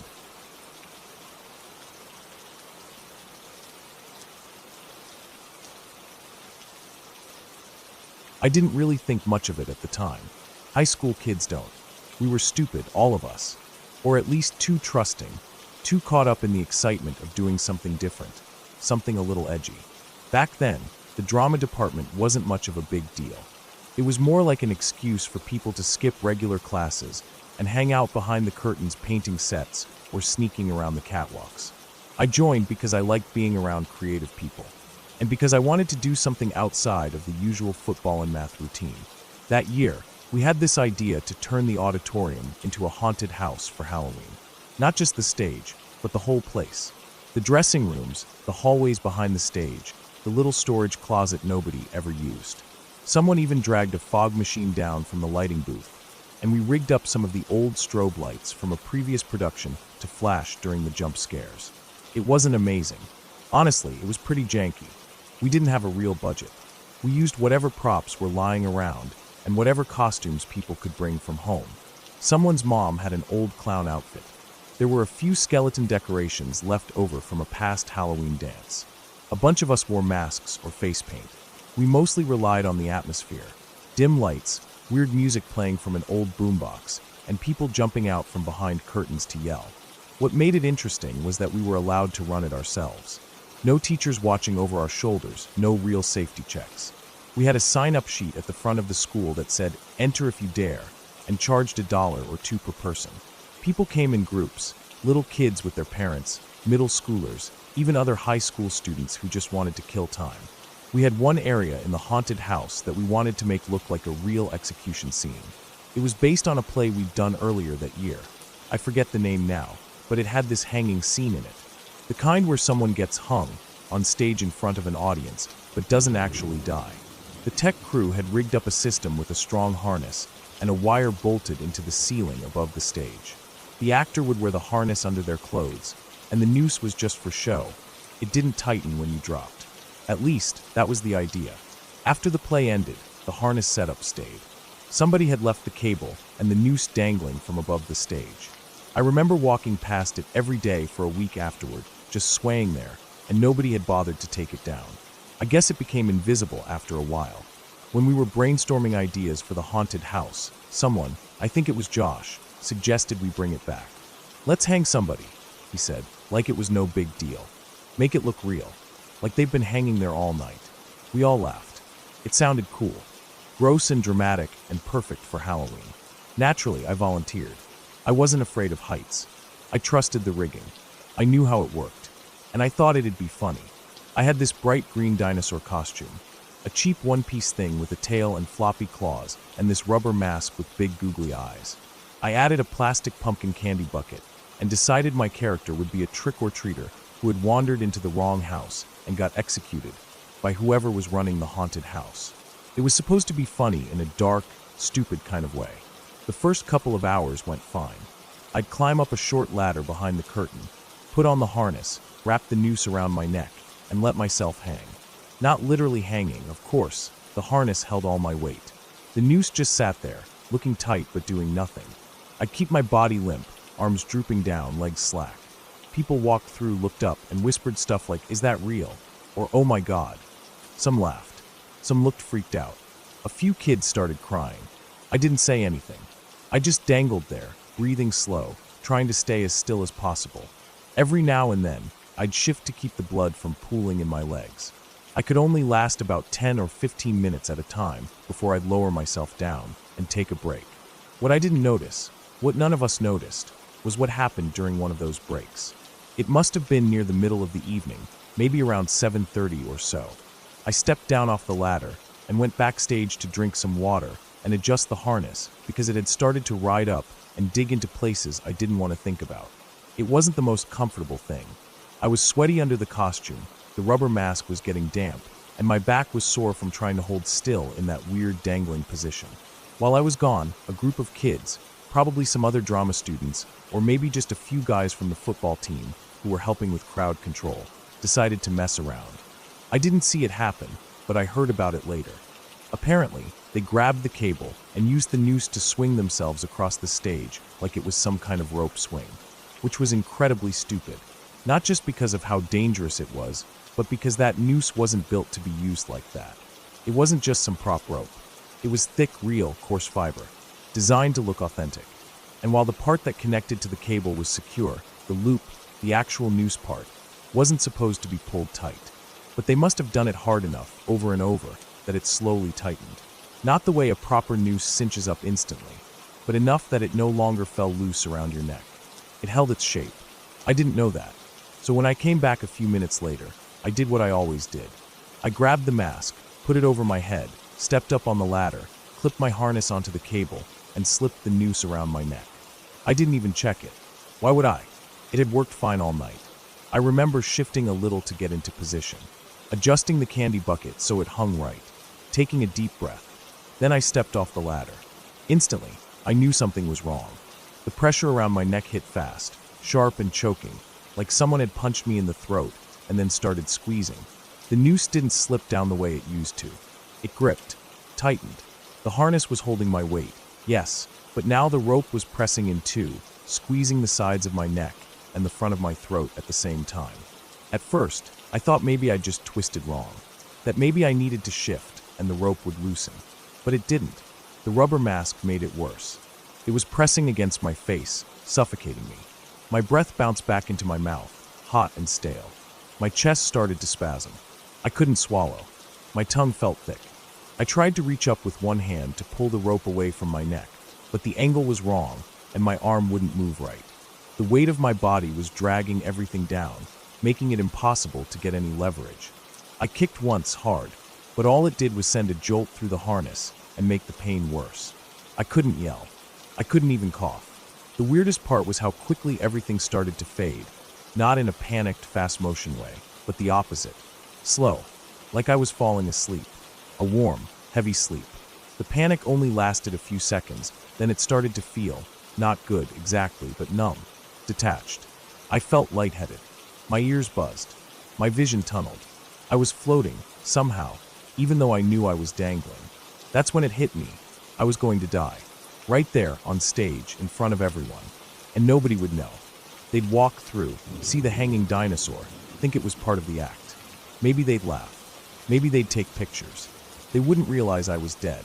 Not until hours later, when someone finally turned on the lights and found me cold and blue and slack-jawed inside a sweaty green costume. The thought snapped me out of it. I flailed blindly. My foot found the edge of the ladder. Slipped. Found it again. I pushed, shoved myself up, reached out and grabbed the top rung. My fingers were shaking. Weak. I didn't have strength. I had fear. That was all. I pulled. Climbed. My knees hit the steps hard.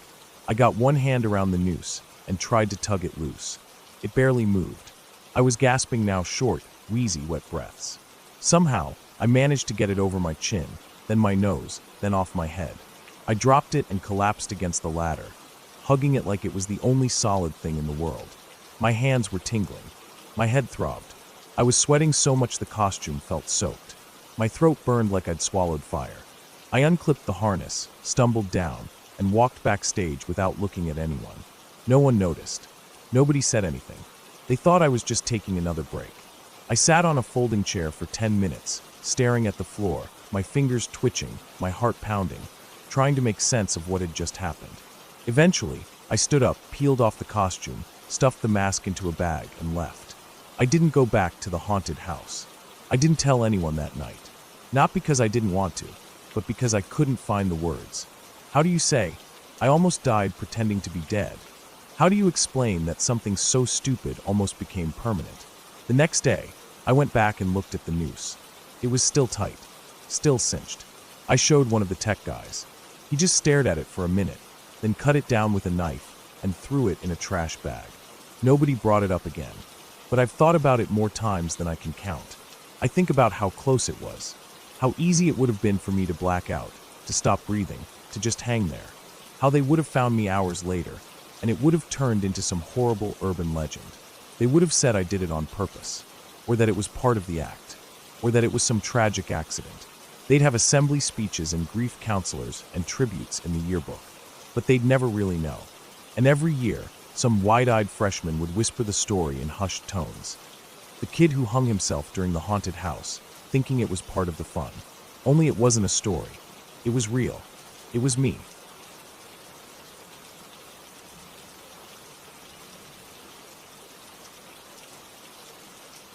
I never really thought anything would happen that day. It started like every other day off from work, quiet, slow, uneventful. I had taken a few days for myself, drove out to a small mountain town that was mostly empty in the off-season. The kind of place that gets tourists in the summer, but is forgotten once the cold months creep in. That's what I wanted, quiet. I booked a remote cabin through a rental site. It was basic. No Wi-Fi, barely any cell reception, no neighbors in sight. Just trees, an old logging road, and the sound of wind moving through the tall pines. I arrived early in the afternoon. The air had a sharp chill, and the sky was already starting to get darker, even though it was only around 3 p.m. The cabin was small, one room, a wood stove, a bed, a tiny kitchenette, and a bathroom that barely fit a shower and toilet. Outside, there was a fire pit, a few rotting stumps, and a path that looked like it hadn't been walked in months, maybe more. I dropped my bag on the bed, cracked open the window to let the musty air out, and went back to the car to bring in my groceries, mostly canned stuff, jerky, trail mix, and a few bottles of water. I had no plans to hike, no plans to go exploring. I just wanted to sit with a book, warm by the stove, and not hear another human voice for a few days. But it didn't stay quiet for long. It started with a sound, a sharp crack, like a branch snapping, just as the sun dipped behind the trees. I had just finished lighting a fire in the wood stove and was lying on the bed staring at the ceiling. At first, I didn't think much of it. Trees make noise. Wind pushes through and knocks branches loose. Animals move through the brush. It was the woods, after all. But then I heard it again, this time closer. Another crack, and then a heavy shifting noise, like something big stepping on dry leaves, then stopping. I sat up, listening. I didn't move. I didn't call out or try to see anything through the window. I just sat there and listened. Nothing happened for a few minutes. The fire inside the stove popped and crackled, and I slowly started to think it was probably just a deer. Or maybe a bear, though I hadn't seen any signs warning about bears on the drive-in. I convinced myself it was nothing. Still, I locked the door, just in case, and closed the window I had cracked earlier. I cooked a small dinner on the little stovetop and ate it sitting on the floor next to the fire. I tried to read, but I kept glancing toward the window. The feeling didn't go away. That subtle sense that something was wrong, like I was being watched. I didn't see anything outside, just dark trees and some faint reflection of the fire behind me on the glass. I went to bed early, more out of boredom than tiredness. That night, I barely slept. I kept hearing sounds. A low crunch here, a shuffle there. Always outside. I didn't get up to look. I didn't even turn on the light. I just lay there staring into the darkness, listening to the creaks and groans of the cabin settling, and whatever it was that kept moving just beyond the walls. At one point, something brushed against the far wall. I heard it, a scrape, like something sliding along the wood paneling outside. It wasn't a branch. I know what trees sound like. This was lower, slower, more deliberate. I stayed in bed and pulled the blanket up to my chin. I don't know how long I lay like that before I finally passed out. The next morning, I walked outside to check the area. I half expected to find nothing, but near the edge of the tree line, about 20 feet from the cabin, I found prints in the patchy dirt and frost. They weren't clear enough to tell exactly what made them, but they were big. Not like a bear or a dog. Longer, flatter. Almost like boots, but not quite. I stood there for a while staring at them. They didn't go in a straight line. They came from the woods, circled near the cabin, then disappeared back into the trees. It looked like someone had walked slowly around the place. I went back inside and locked the door. I didn't want to panic. Maybe someone was hunting and got lost. Maybe it was a ranger doing rounds, though I hadn't seen anyone since I got there. But still, something about the tracks made my skin crawl. I made some coffee and sat near the fire again. The silence outside now felt too heavy, like the forest was holding its breath. I spent most of the day inside. I only stepped out to gather a bit more wood from the pile stacked against the far side of the cabin. I didn't go near the tree line again. I kept the door locked, and when the sun started to go down, I pulled the curtains across the windows. I didn't want to see out, and I didn't want anything seeing in. That second night, I didn't sleep at all. Just after midnight, I heard movement again. This time, it was unmistakable. Something, or someone, was walking on the porch. The boards creaked one by one. Slow, deliberate steps. I sat up in bed, heart pounding. I could see the faint outline of the door from where I was. The fire had died down, and the cabin was almost completely dark. I didn't move. I barely breathed. The steps stopped right in front of the door. I heard the soft sound of breathing, heavy and slow. Then a thud. Not loud, but solid. Like a hand or a fist gently knocking once against the door. Not trying to break in, just making sure I heard it. I didn't move for a long time. I don't know how long the person, or whatever it was, stood out there, but eventually the steps started again. I heard them cross the porch and go back down the stairs. I didn't hear anything else after that. In the morning, I checked the porch. More prints. Clearer this time. Long, deep impressions that didn't match any boot I'd ever seen. Almost barefoot, but too wide and too long. Like a person's foot, but stretched. I didn't know what to make of it. I went back inside and packed my things. I was ready to leave. I tried starting my car. It didn't start. Battery was fine. Tank was full. No damage I could see. It just wouldn't turn over. I tried again and again until I felt sick with frustration. I opened the hood, stared at the engine like I knew what I was doing, and slammed it shut. That was when I noticed it. The small pile of stones near the driver's side mirror. Not natural, stacked carefully, one on top of the other. Like someone had placed them there. A small, silent message. I kicked them over and backed away from the car. I wanted to scream, but I didn't. I didn't want to make noise. I went back inside and locked the door. I spent that third day watching the woods from the window. I didn't eat. I didn't drink. I just watched. I thought about walking down the dirt road, but it was miles to the nearest town, and I didn't know if I'd make it. I kept thinking about the tracks, about how close they came to the cabin, about the knock on the door. The night came again, faster than I wanted it to. I didn't light a fire. I didn't want to be seen. I lay on the floor, far from the windows, wrapped in a blanket listening.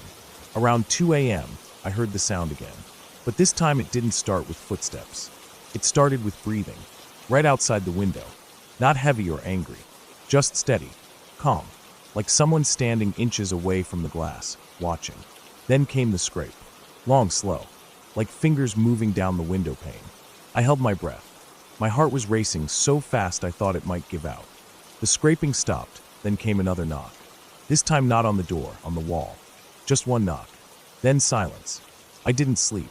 I didn't even close my eyes. When the sun finally came up, I waited a while, then stepped outside. The air felt colder, heavier. The trees seemed thicker somehow. I looked around, saw more tracks. This time there were several sets. 3, maybe 4. All coming from different directions, all circling the cabin, all leading back into the woods. I knew I couldn't stay another night. I gathered my things, grabbed my emergency beacon from the bag, something I hadn't touched since I bought it, and walked halfway up the nearest hill to get some reception. I pressed the button, then waited. I didn't care how much the fine was for misusing it. I just wanted out. It took hours before I heard the chopper. When they landed near the clearing, the ranger looked confused when I ran toward him. I didn't explain much, just that I had gotten scared, thought someone was stalking me. He walked around the cabin, looked at the prints, and got quiet. He said they didn't look like anything he'd seen before. Said maybe they were distorted by frost. But I could tell he didn't believe that. They flew me back to town. I didn't look back at the woods. I stayed in a motel that night, in a room with bright lights and noisy neighbors. I welcomed the sound. I slept for the first time in 3 days. A few weeks later, I got a call from the rental company. The owner of the cabin had gone up to check on it after my report. They said the place was fine. No signs of break-in. Nothing strange. But the owner had found something by the fire pit. Another small stack of stones. Perfectly balanced. Right where I had sat that first night. I don't know who or what was out there. But I know it was watching. I know it knew I was alone. And I know, without a doubt, that if I had stayed one more night, I wouldn't have made it back. I haven't gone camping since.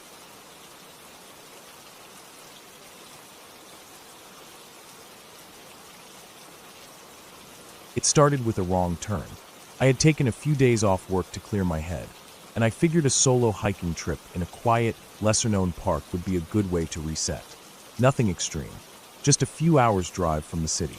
I packed up my car with supplies, enough food, water, a simple one-person tent, a decent knife, flashlight with extra batteries, trail maps, compass, and a backup phone battery, and left early in the morning to make the most of the daylight. The area I chose was a forest preserve I found online. It was remote enough that I figured it wouldn't be crowded, but not so remote that I couldn't get help if I needed it. There were marked trails, several clearings marked for camping, and even a small ranger station at the entrance. It felt safe. I had hiked alone before, though never in such a quiet place. I liked the silence. I liked hearing nothing but the sound of my own boots crunching leaves. The first few hours went exactly as I had hoped. I parked at the trailhead, signed into the logbook outside the ranger cabin, and headed out. It was late September, and the forest had started to change colors. Golden leaves clung to branches, and some littered the trail in thick, rustling patches. I had no particular destination in mind, just a general loop that would take me to a clearing I'd seen on the map, where I planned to set up camp. About 4 hours in, I came to a fork in the trail that wasn't marked on my map. Both paths were narrow, but the one to the left looked slightly more worn. I paused, checked my compass, then decided to take the left trail, figuring it probably looped back to the main one eventually. I didn't think much of it. Sometimes trail maintenance fell behind, and unofficial paths formed. I just kept walking. The trail began to slope downward gradually. At first, it was subtle, but over time, I realized I had descended quite a bit. The trees grew denser. The air got cooler. The light filtered through differently. My GPS signal began to flicker. I assumed it was just the tree cover. Still, I made a mental note to turn back soon. I walked for another 10 minutes and came across a small stream, shallow and fast-moving, with stones that looked crossable. I stopped to refill my bottle and decided this was a good place to turn around. I looked at my map again, trying to figure out exactly where I was, but nothing lined up perfectly. That bothered me, but not enough to panic. I marked a tree with my knife, so I'd know I was back on the same trail, then started heading back. Only, after about 20 minutes, the trail didn't look familiar anymore. I hadn't seen the marked tree. I figured I must have veered off a bit. I turned around, retraced my steps, and kept an eye out for the gash I'd left on the bark. Nothing. That was the first real moment I felt something in my gut shift. I wasn't lost yet, but I was off course. I checked my phone again, but there was still no signal. I held the map under the fading light and tried to match anything around me to a feature on it. A bend in the stream, a rock outcropping, anything, but nothing matched. The worst part was the feeling that I was circling myself, even though I thought I was going straight. The sun dipped lower, and I knew I wouldn't find my way back to the main trail before dark. I decided to set up camp where I was. I had enough supplies for the night. The ground wasn't great, uneven and soft in places, but I cleared a small patch, pitched the tent, and lit my portable camp stove for a hot meal. The forest was quiet that night. Too quiet. No wind, no rustling, no insects. I tried not to let it bother me, but it did. I told myself it was just because the air had gotten colder. Still, I didn't sleep well. I kept waking up at odd hours, listening. I thought I heard footsteps at one point, but told myself it was probably a deer or a raccoon. Nothing touched the tent. I stayed inside until morning. When light came, it didn't bring much comfort. A low mist hung between the trees, and the air felt heavier. I packed up quickly and started walking again, this time with more urgency. I didn't care about the map anymore. I just wanted to find a road or even a logging path, anything that would lead to help. But the forest didn't cooperate. Every path I thought I saw faded out within minutes. The compass needle spun slightly, as if it couldn't make up its mind. At one point, I realized I had been walking in a circle. I came across my own boot prints in a muddy patch. By mid-afternoon, I was frustrated and starting to feel the edge of panic. My water was low. I had food, but it wouldn't last forever. I kept walking, hoping, but never finding a way out. Around what I guessed was 4 p.m., I found something strange. It was a rope, a thick, frayed rope hanging from a tree, about 8 feet off the ground. Not a swing, not a noose, just a loop, hanging, swaying slightly, though there was no wind. It looked old. The bark around where it was tied had grown around part of it, like it had been there for years. I didn't like it. It felt wrong. But I kept going. Soon after, I started noticing other things. Scratches on trees. Not claw marks, but deliberate cuts, wide and deep, in patterns that didn't mean anything to me. Some trees had strips of bark peeled clean off, leaving pale wood exposed. Others had small piles of stones stacked at their bases. I counted 7 of those piles in the space of a few hundred feet. Always 3 stones. Always neat. This wasn't just nature. Someone had been here. Recently. I couldn't tell if that was good or bad. Later that day, I came across what looked like a hunting blind.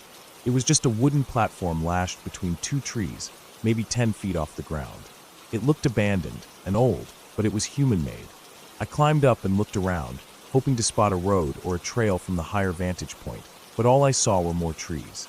Still, I felt better up there. It was dry, flat, and out of reach from animals. I decided to sleep there for the night. That night was worse. I was dozing off when I heard it, heavy footsteps below. Not quick, not animal-like. Measured, heavy, like boots on soft ground. I held my breath and didn't move.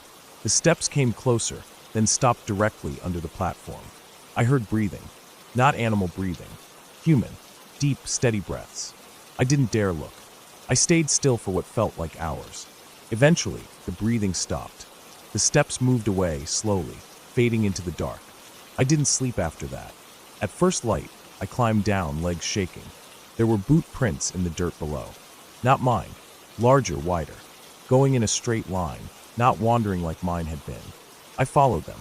They led deeper into the woods. I knew it was a risk, but I didn't care anymore. Whoever it was, they had to know the way out, or at least be going somewhere. The tracks were easy to follow at first, but they got faint in some places. I lost them more than once, had to double back. After maybe 3 hours, I found where they ended. A cabin. It was small, 1 story, and looked like it had been built decades ago. The windows were shuttered with mismatched wood. The door was shut but not locked. I knocked. No answer. I waited, then tried the handle. It opened. Inside, it smelled of dirt and smoke. The floor was covered in leaves and dust. A rusted pot sat on a cold stove. A single cot stood in the corner, with a moth-eaten blanket. There was no power. No sign of recent use. But someone had been here recently. There were footprints in the dust. Fresh. I didn't stay long. I took a rusted canteen I found and filled it at a nearby creek, then kept walking. Behind the cabin, I found what looked like an old road. Overgrown, barely visible, but straight. Man-made. I followed it. That road saved me. After several more miles, just before sunset, I saw the first sign of civilization. A rusted metal fence, and beyond it, a small cabin with smoke rising from the chimney.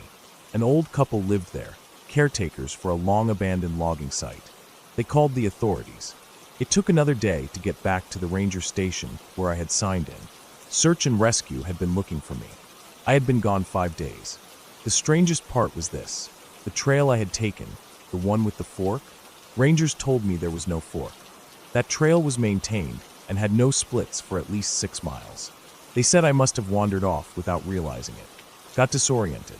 But I know what I saw. I know I took a left at that fork. I remember the angle of it, the slope, the feel of the ground.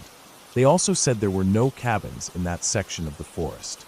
Not for miles. Not for decades. I don't argue anymore. I got out. I was lucky.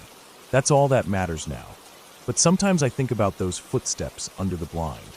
The breathing, the rope, the scratches, and the feeling that I was never really alone out there. That forest isn't just quiet. It's watching.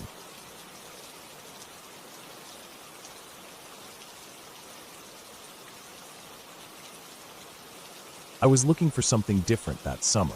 Not a vacation, not a weekend trip. I needed to get away from people for a while. I didn't want noise, I didn't want obligations, and I didn't want anyone calling me to go out. I had been getting tired of the routine. Wake up, work, answer emails, pretend to care, go to bed. It felt like everything was stacked on top of me. I wanted something quiet, something that made me feel small and far away. So I found this cabin. It was deep in northern Michigan. Not the touristy part with cabins that had fireplaces and Wi-Fi and welcome signs with cute little trees on them. This place was way out. Far enough that Google Maps switched to satellite view halfway there, and the paved road gave up and turned into dirt and gravel. The listing just said, off-grid cabin hand-built. No running water. Solar lighting. Bring your own supplies. Remote. The picture showed a plain wooden box of a building, just one room, tucked in between trees with thick trunks and mossy roots. The kind of place people imagine when they say they're going off-grid. I booked it for 12 days. The drive out was long and dull, then long and tense. Once I passed the last town with a gas station, the road narrowed, and every turn made me wonder if I'd missed something. The cabin's directions were a set of typed instructions from the owner, with notes like turn right at the dead pine tree with the yellow blaze, and ignore the private property sign nailed to the birch. It's just an old marker. It felt like I was being led somewhere forgotten. Eventually, the trees got so dense I had to slow down to avoid scraping the sides of my car, and then I reached a small clearing with the cabin sitting in the middle of it. No driveway, just grass and dirt, with an old fire ring made of stones in front. I turned off the car and got out. It was dead silent. No highway in the distance. No neighbors. No hum of electricity. Just the wind, the occasional rustle of leaves, and the sound of my own footsteps. The cabin was smaller than I expected. Just a wooden box with a door and a small deck on the front. No porch light. No windows on the sides, just one tiny one in the front. I unlocked the door with the code the owner had sent me and stepped inside. It was plain, but not dirty.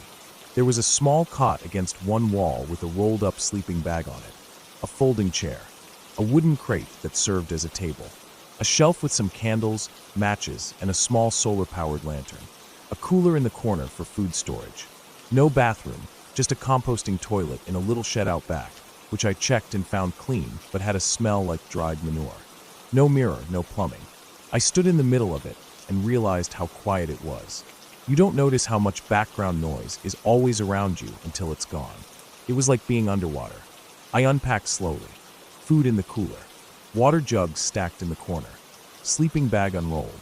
I had a few books, a notepad, and some pens. My phone had no signal, but I brought a small solar battery pack in case I wanted to use it for music or taking photos. I told myself I wouldn't though. I wasn't here for distractions. I was here to sit with myself for a while. The first 2 days were peaceful. I went on walks during the day, not far, just up the trails near the cabin, which were really just animal paths that curved between the trees. There was a small stream about 15 minutes away where I filled a pot with cold water to boil back at the cabin. I read a lot. I sat on the little deck in the afternoons and just listened. At night, I lit candles and wrote in the notepad, mostly nonsense, thoughts that didn't go anywhere. I fell asleep early, woke up early. It felt like a reset. On the third night, I woke up to a sound. It wasn't loud, but it was sudden, like a snap. Wood breaking, maybe. I sat up in the cot and waited. I thought maybe a branch had fallen. It had been windy that day. But then I heard it again. A crack, then a sort of dragging sound, like something heavy sliding through dry leaves. I stayed still. My heart started beating harder than it should have. I told myself it was a deer, or a raccoon, something normal. But it was close, right outside. I stood up slowly and walked to the door. I didn't open it. I didn't even want to look out the small window. I just waited. The dragging sound stopped. Nothing for a long moment. Then a thump against the far wall of the cabin. I don't know how to explain it, but the sound wasn't random.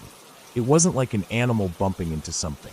It sounded deliberate, like someone had pushed their hand flat against the outside of the wall. Not hard, just enough to let me know they were there. I didn't sleep the rest of the night. I sat in the folding chair with the lantern on low and stared at the door until sunrise. Nothing else happened. No more sounds. But I couldn't shake it. Something had been out there. The next morning, I walked around the cabin, looking for prints. The ground was covered in dry leaves and pine needles. I couldn't see anything clear. No paw prints. No boots. I told myself again it was probably a deer. A curious one. Maybe it brushed against the wall and spooked itself. I forced myself to believe that and went on with the day. But I couldn't relax. I kept turning around during my walk. I kept glancing at the trees. Every sound felt sharper. That night, I didn't sleep much. I lay on the cot with my head toward the door, staring at the shadows. Nothing happened, but I didn't feel safe anymore. I felt like something was waiting. On the 5th day, I walked farther than usual. I thought maybe a long hike would calm me down. I followed a dry creek bed until I found a rusted fence line, old and broken, with collapsed posts and wire curled in the grass. Beyond it was a clearing with a stand of birch trees in the center. The bark looked bleached, like bones. I stood at the edge of the trees and looked around. There was a weird silence, not like the quiet near the cabin. This was heavier. No birds, no breeze, just stillness. Then I saw something. Near one of the birch trees, something was leaning against the trunk. At first I thought it was a fallen log or a chunk of wood, but as I got closer, I saw it was a structure. A sort of lean-to, made of branches and old tarps, with a dark opening like a mouth. Someone had built it, but not recently. The wood was gray and brittle. The tarps were faded and torn, but it was still intact. I didn't go inside. I just stood there, staring. It didn't feel abandoned. It felt paused, like whoever made it had just stepped away for a second. I backed up slowly and left the clearing. I didn't run, but I wanted to. That night, I heard the dragging sound again. Closer this time, right up against the wall near the cooler. Then silence. I sat on the floor, heart racing, waiting. Then came the sound of breathing. Not mine. Slow, steady breathing, just outside the window. I didn't move. I didn't make a sound. The breathing stayed for what felt like an hour. Then it faded. I stayed frozen until dawn. The next morning, I found something. A mark on the wall near the cooler. 3 scratches, shallow but deliberate, etched into the wood. Not claw marks. Not random. They were horizontal, evenly spaced. Like someone had used a knife. I packed that morning. I told myself I wasn't leaving. Just getting ready. But I didn't go on a walk. I didn't sit outside. I stayed near the door with the lantern on, even in daylight. That night, I slept in the car. I locked the doors and curled up in the back seat with a blanket. It was cramped and cold, but I felt safer. The cabin sat in front of me, its door shut, its window dark. I kept my eyes on it.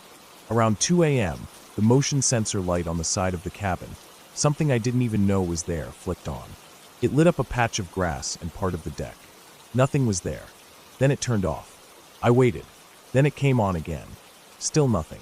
Then the third time it lit up, I saw it. A man, thin, tall, with dark clothes and no shoes, standing at the edge of the deck. He wasn't moving. He wasn't looking at the light.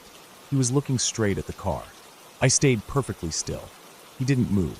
The light clicked off. Darkness. I didn't sleep. I didn't move. I didn't even breathe right. By morning, the car battery was nearly dead from having the dome light on all night. When the sun came up, the man was gone. I drove out that morning. Didn't even go back into the cabin.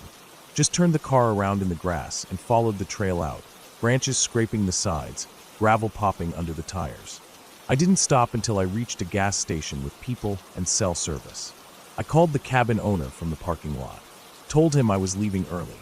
He didn't ask why. Just said he'd refund the rest of the days and hoped I was all right. I didn't explain. What would I even say? I didn't tell anyone for a long time. Part of me thought maybe I imagined it, that I was just tired, paranoid. But then, a few months later, I came across an article. A short piece about a man arrested in northern Michigan, found living off the grid, squatting in state forest land. He had built small shelters out of wood and trash. They showed a photo of one of the shelters. It was the same birch clearing, same tarps, same structure. The man had no ID. No one knew who he was. They said he'd been living out there for years, avoiding people, stealing food from campsites. They found a cabin not far from where he was picked up. Said it had scratches on the walls and signs someone had been watching it. That was all I needed. I never went back. I still don't go anywhere that doesn't have neighbors. I still don't sleep well if it's too quiet. And I always check behind me when I'm walking in the woods.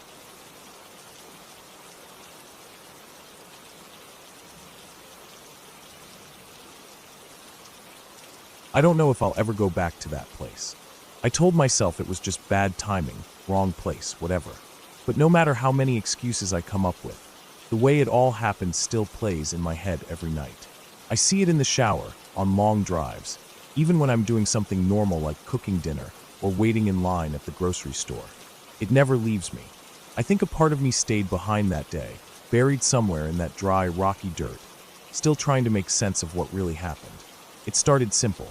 I had taken a week off work. My mind was cluttered. I was tired of the noise, the city traffic, the blue light from my phone constantly buzzing with emails and messages I didn't care about. I needed a break. I needed silence. So I packed up my gear and drove east. I didn't tell many people where I was going, just that I'd be out of range for a few days. I found a spot online, a remote hiking trail about 6 hours from where I lived. Not many reviews. Not a popular destination. That's exactly what I was looking for. I left early in the morning, before the sun came up. The highway was empty most of the way, and I only stopped twice, to fill up the tank and grab some gas station snacks. The farther I drove, the less I saw. Towns got smaller, signs more spread out, the roads narrower. I finally reached a dusty turnoff that looked more like a forgotten tractor path than an actual road, but the GPS insisted that was the way. So I followed it. The path led me deeper into rolling hills and scrubland. Dry trees, loose rocks, not much shade. The kind of place where rattlesnakes probably outnumber people. After about 40 minutes of slow, careful driving on the dirt road, I reached the trailhead. There was no parking lot, just a flattened patch of earth with a faded wooden sign half swallowed by weeds. I parked, got out, stretched my legs, and looked around. There was nothing. No buildings, no people, no other cars. Just the land, wide and quiet. I should have turned around then. I should have seen the isolation as a warning. But I didn't. I felt good. The silence was exactly what I wanted. I loaded my pack, checked the straps, tightened my boots, and started walking. The trail was narrow, sometimes hard to follow, but the dry brush was low enough to see the worn path most of the time. I hiked for maybe 4 hours before I found a decent spot to set up camp. A small clearing beside a rocky ridge, with enough open sky to stargaze and enough coverage to block the wind. I set up my tent, rolled out my sleeping bag, and collected some dry wood for a fire later that night. There was no signal out there. I checked just once, then put my phone away. I didn't want to see it again anyway. The sun was still high when I finished everything. I had the whole afternoon ahead of me, but I didn't feel like walking anymore. So I just sat. For hours I listened. The wind in the dry grass. The distant screech of some hawk circling above. Insects clicking in the brush. Nothing else. No engines. No voices. No sirens or TVs or slamming doors. It was peaceful, in a way that almost made my chest ache. Night came fast out there. 1 second the sky was pink and orange, and the next it was deep blue. I lit the fire and boiled some water for noodles. Ate straight from the pot. My eyes stayed on the shadows around me. When you're out there alone, your mind starts playing tricks. Every rustle sounds like something big. Every shape in the dark could be something moving, but nothing ever got too close. I stayed up for a while watching the flames, then climbed into my tent and zipped myself in. I woke up a few times during the night. Not from sounds, just from the cold. It got colder than I expected. I hadn't packed the best gear. I had to wrap my jacket around my feet and curl into a tight ball to stay warm. But eventually I slept. The next morning, I decided to explore the ridge above camp. It wasn't very high, just a rocky slope with scattered bushes and a few twisted trees near the top. I left most of my gear behind, brought just water and a snack, and started climbing. The view from the top was strange. It didn't stretch out like I expected. Instead, I saw more of the same, rolling, dry hills stretching in every direction. No roads, no signs of human life, just endless brush and rock. It was almost dizzying, like standing in the middle of a painting that had no edges. That's when I noticed something. Off to the left, maybe half a mile away, there was a gap in the hills. A kind of natural cut in the land, with steeper walls and a cluster of tall, narrow rocks poking out. I couldn't see much from where I stood, but something about it caught my attention. It didn't look like the rest. It looked out of place. Unnatural, almost. I stood there for a long time, just staring. The wind picked up a little. The air felt colder, despite the sun. My stomach started to churn, but I ignored it. I told myself I'd check it out. Just for a bit. Maybe it was an old campsite, or a dry riverbed. Nothing serious. I headed back down, grabbed a small bag with water, snacks, flashlight, knife, nothing heavy. I left a marker on a tree near camp, just in case I lost track of where I'd come from. The hike to the gap was longer than it looked. The hills were rough, and the ground was uneven. Several times I had to stop and catch my breath, especially when the path got steep. By the time I reached the edge of the gap, the sun was high overhead, maybe early afternoon. The air changed as soon as I stepped down into it. The walls of the gap blocked the wind. It got quiet. Too quiet. Even the bugs had stopped clicking. I walked slowly, the narrow path squeezing between the rock spires and boulders. Some of the rocks looked blackened, like they'd been burned or struck by lightning. Others had strange grooves in them, almost like tool marks, but not any kind of tool I recognized. I kept walking. About 20 minutes in, the gap opened into a wider bowl, surrounded on all sides by steep rock faces. At the center was a flat patch of ground, covered in loose gravel and some dead grass. Nothing grew in that circle, not even weeds. That part stuck with me the most. There was something else, too. Off to the far side of the bowl, tucked under an overhang, I saw what looked like a man-made structure. At first, I thought it was a collapsed shed or part of a fence. But as I got closer, I saw it was made of stone. Carefully stacked slabs, forming a short wall, maybe 3 feet high. It curved into a half circle, open on one side. Inside the half circle, the ground was darker, like the dirt had been dug out and replaced.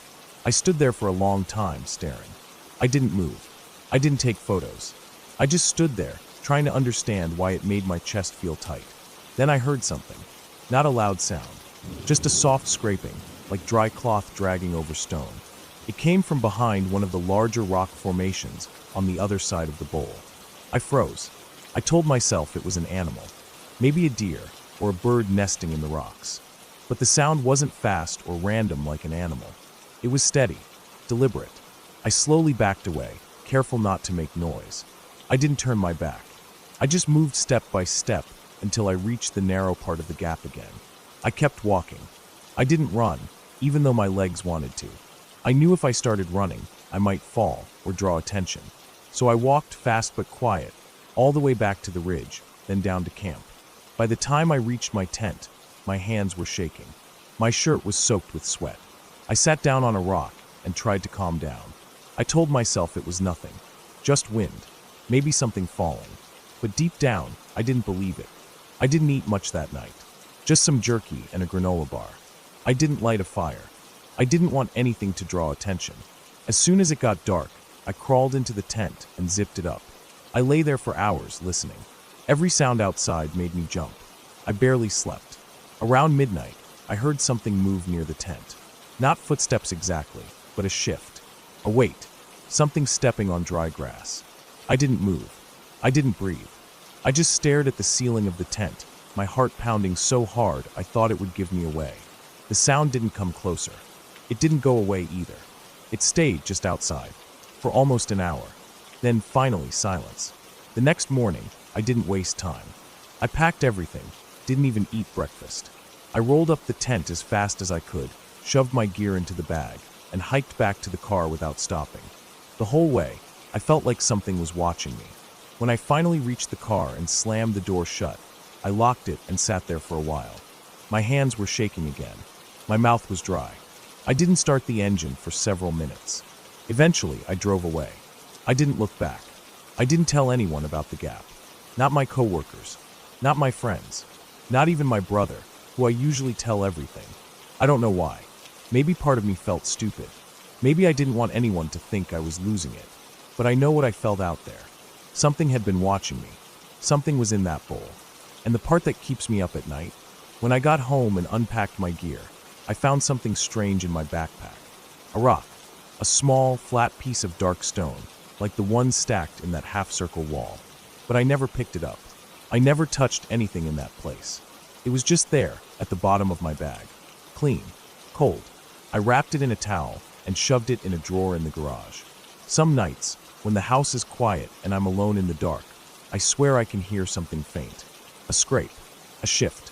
Like cloth on stone. I haven't been camping since.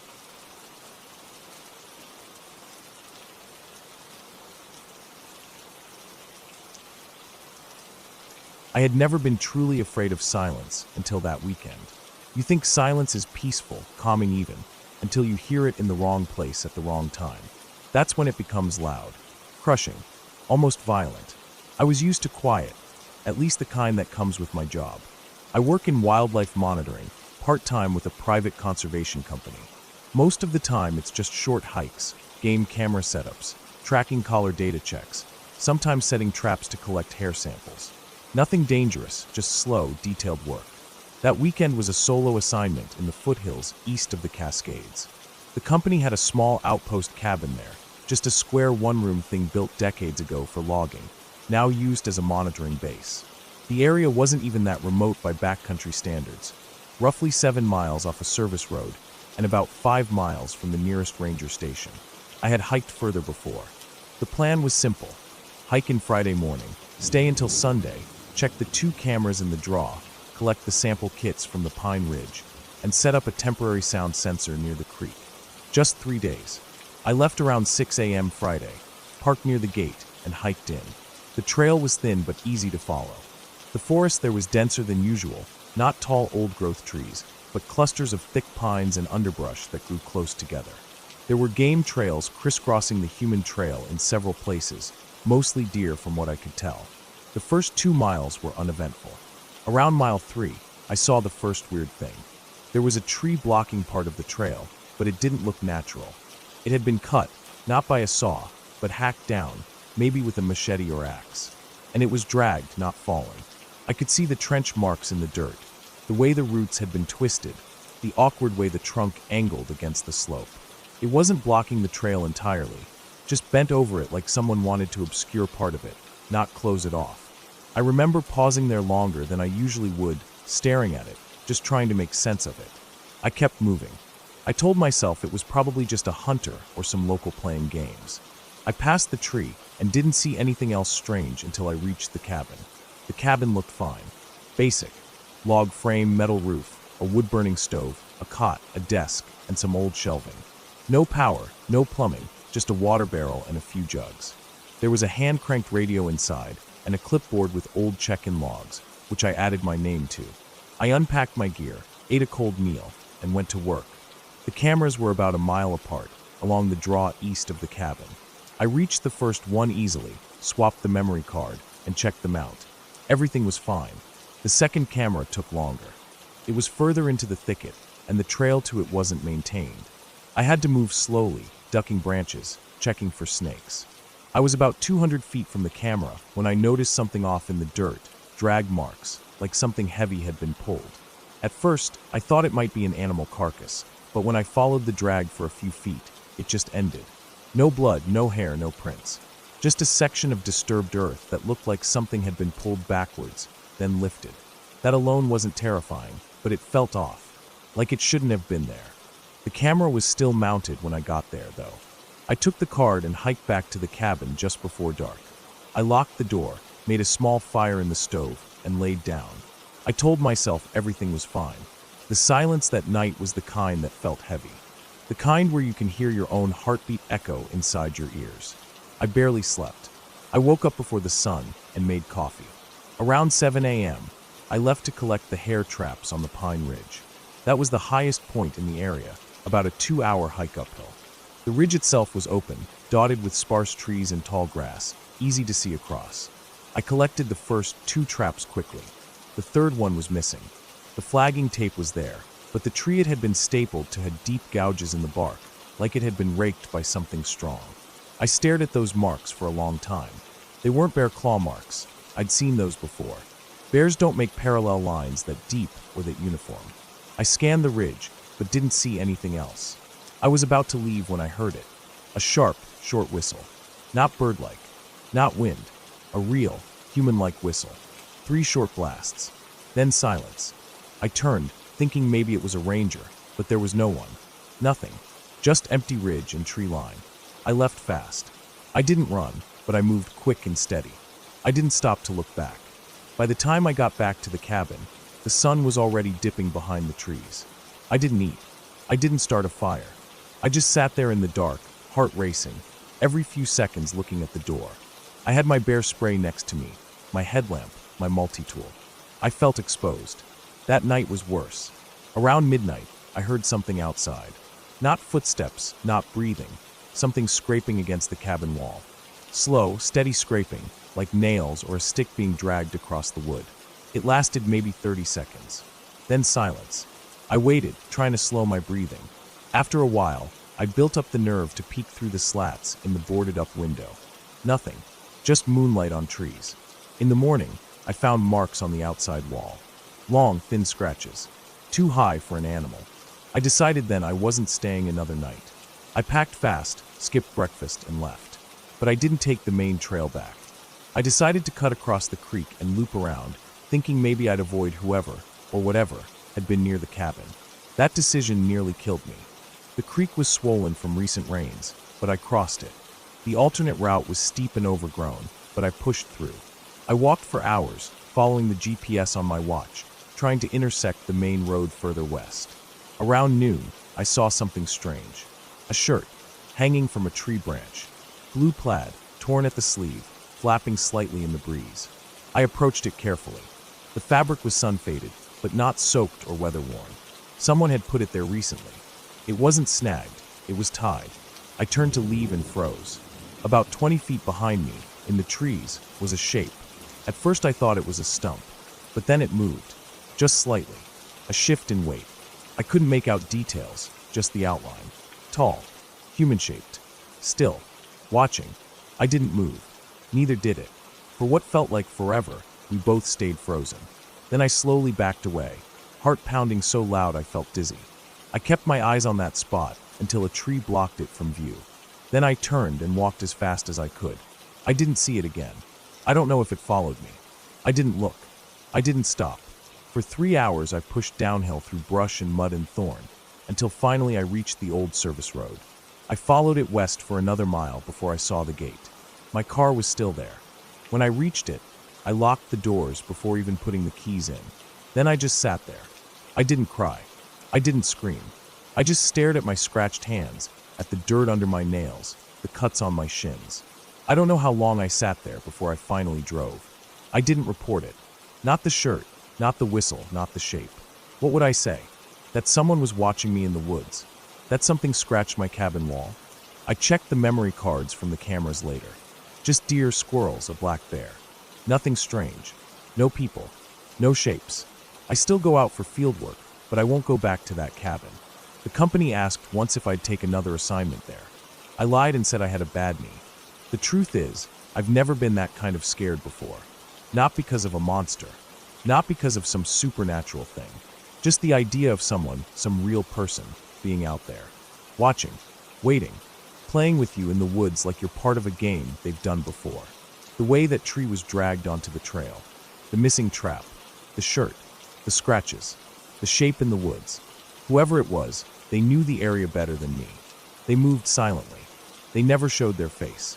They left no trace, but the ones they wanted me to find. And that whistle. 3 short blasts. It didn't sound like a call for help. It sounded like a signal.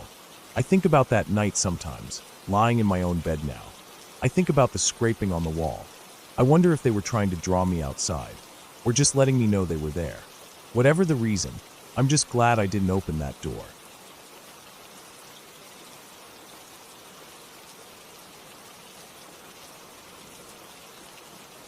I never planned to go that deep into the woods. I'd hiked a lot in my life, sure, but I always stuck to known trails or national parks. This time, though, I made a mistake. I decided to explore an area I'd only read about on a few forums.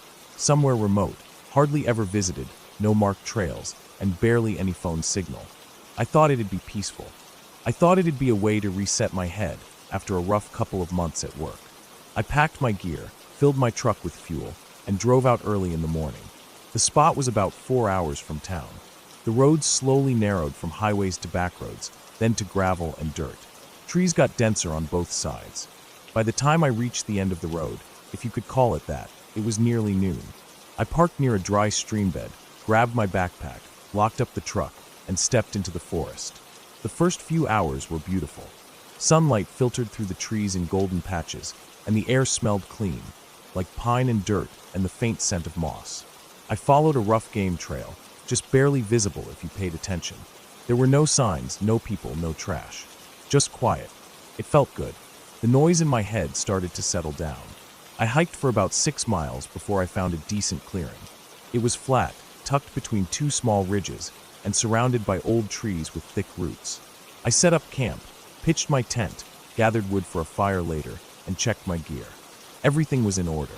I had enough food for 3 days, a water filter, a decent knife, headlamp, first aid kit, and even a flare gun in case I needed help. That first night was normal. I lit a small fire, boiled water for my dehydrated meal, and sat on a log while I ate. It was quiet, but not too quiet. I heard the usual sounds: wind through the trees, the distant call of an owl, maybe a coyote further out. I turned in early, zipped up the tent, and drifted off to sleep without any trouble. The second day I went deeper. I left most of my gear at camp and took a smaller pack with snacks, my water filter, compass, and a few essentials. My plan was just to follow the terrain and see how far I could go without getting lost. Around midday, I reached a narrow valley that dropped down sharply between two ridges. I stood at the top for a while looking down. The trees were packed tightly at the bottom, almost like a wall of green. Something about it made me feel uneasy, but I ignored it. I'd come to get away from stress, not feed my own nerves. I went down the slope carefully, grabbing tree trunks and roots to keep from sliding. The ground was soft and covered in leaves. At the bottom, it was cooler. The sun didn't reach through as well, and the air felt heavier. I wandered for a while, but didn't go much further. Eventually, I turned around and climbed back up. By the time I got back to camp, it was late afternoon. That night, things changed. After eating, I sat by the fire again. The wind had died down, and it felt more still than the night before. I noticed fewer animal sounds. No owls, no distant howls. Just the crackle of the fire. I remember thinking it felt too quiet, like everything had gone somewhere. I tried to shrug it off. I put out the fire and crawled into my tent. The fabric walls blocked most of the view, but I left the rainfly half open for air. I lay there for a long time, staring at the dim shape of the trees outside. Then, sometime after midnight, I heard something. It was footsteps. Not fast or loud, but steady. Crunch, pause. Crunch, pause. Moving through the underbrush, maybe 50 feet from the tent. I held my breath. My first thought was that it might be a deer, or maybe a bear. I sat up slowly and reached for the knife I kept by my sleeping bag. The sound moved closer. Crunch. Pause. A branch snapped. Not loud, but close. I didn't move. I just listened. Whatever it was circling the camp. I heard it move to one side, then behind me, then further out again. It never came right up to the tent. Just stayed at that distance. I stayed frozen, holding the knife, until the sounds finally faded. When morning came, I got up and walked the perimeter of my camp. I didn't see anything obvious, no tracks, no broken branches. But the air still felt wrong. Heavier, like something had shifted. I packed my day bag again, but this time I stayed closer. I didn't want to go back down that valley. I followed the ridge instead, keeping my bearings tight. After a few hours, I turned back and returned to camp early. I sat by the cold fire pit, sharpening my knife, trying not to let my imagination get the best of me. That evening I made sure everything was secured. Food bag hung high in a tree. Fire out. Tent zipped. I crawled into my sleeping bag early and tried to sleep, but I kept waking up. Every time I thought I heard a sound, something snapping or rustling, I'd freeze and listen, but it always went quiet. I don't think I got more than a few hours of broken sleep. The next morning, I made a decision. I was going to leave a day early. I didn't feel safe. Something wasn't right, and I didn't want to risk it. I packed up quickly, made sure I left no trash or trace, and started back the way I came. I only made it about 2 miles before I realized I wasn't alone. I was moving fast, following the rough trail I'd come in on. Trees were familiar, landmarks looked the same, but something felt off. I kept stopping to listen. I had the sense someone, or something, was behind me. Not close, but not far either. I never heard definite footsteps, just little things, twigs snapping, leaves rustling, faint movement behind tree trunks. I didn't see anyone, but I felt it. That crawling pressure on the back of your neck when you know you're being watched. I sped up. My heart was pounding, and I kept checking behind me. Still no one. Still that feeling. I told myself I was being paranoid, but I didn't stop. I just kept moving, forcing myself to put one boot in front of the other. Then I heard it. A cough. It was quick, low, and muffled, but definitely human. Not an animal. Not wind. A dry, low cough from maybe 30 yards back. I stopped cold. My chest went tight, and I stood there, breathing shallow, listening. Nothing. Total silence again. I didn't run, but I walked faster. Almost jogging. I didn't want to make noise, but I didn't care anymore. I just wanted to reach the truck. After another hour, I finally saw the clearing through the trees. the old dried-out stream bed. My truck, parked in the same spot. Relief hit me hard. I jogged the last stretch, dropped my pack in the bed, and grabbed the keys. I looked back once before getting in. The tree-line was still. Nothing moved, but I didn't shake the feeling. I drove off without taking another step into those woods. But that wasn't the end. A few days later, when I was home and trying to forget it, I noticed something. I was going through my backpack to clean it out and restock what I'd used. One of the side pockets was unzipped. I never leave it that way. Inside was my emergency space blanket, folded, but not the way I pack it. It looked like it had been unwrapped and stuffed back. Then I found my spare water filter. It was wet. I hadn't used it. I used the other one, kept in the top pouch. My stomach dropped. I sat there for a long time, holding it, trying to explain it. Maybe I made a mistake. Maybe I used it and forgot. But I knew I didn't. I know how careful I am when I pack and unpack. Someone had opened my bag. Someone had touched my gear. Someone had been in my camp, and I had never heard them. I threw the whole pack into storage and haven't touched it since. I still hike, but only in known areas, only on real trails, and only when I'm not alone. What got to me wasn't what I saw. I never saw anything. No monster, no ghost, no masked figure with a knife. What got to me was how quiet it all was. How careful. How someone could get that close, move through my camp, touch my things, maybe watch me sleep, without ever making a sound I could catch. They were good at it. Too good.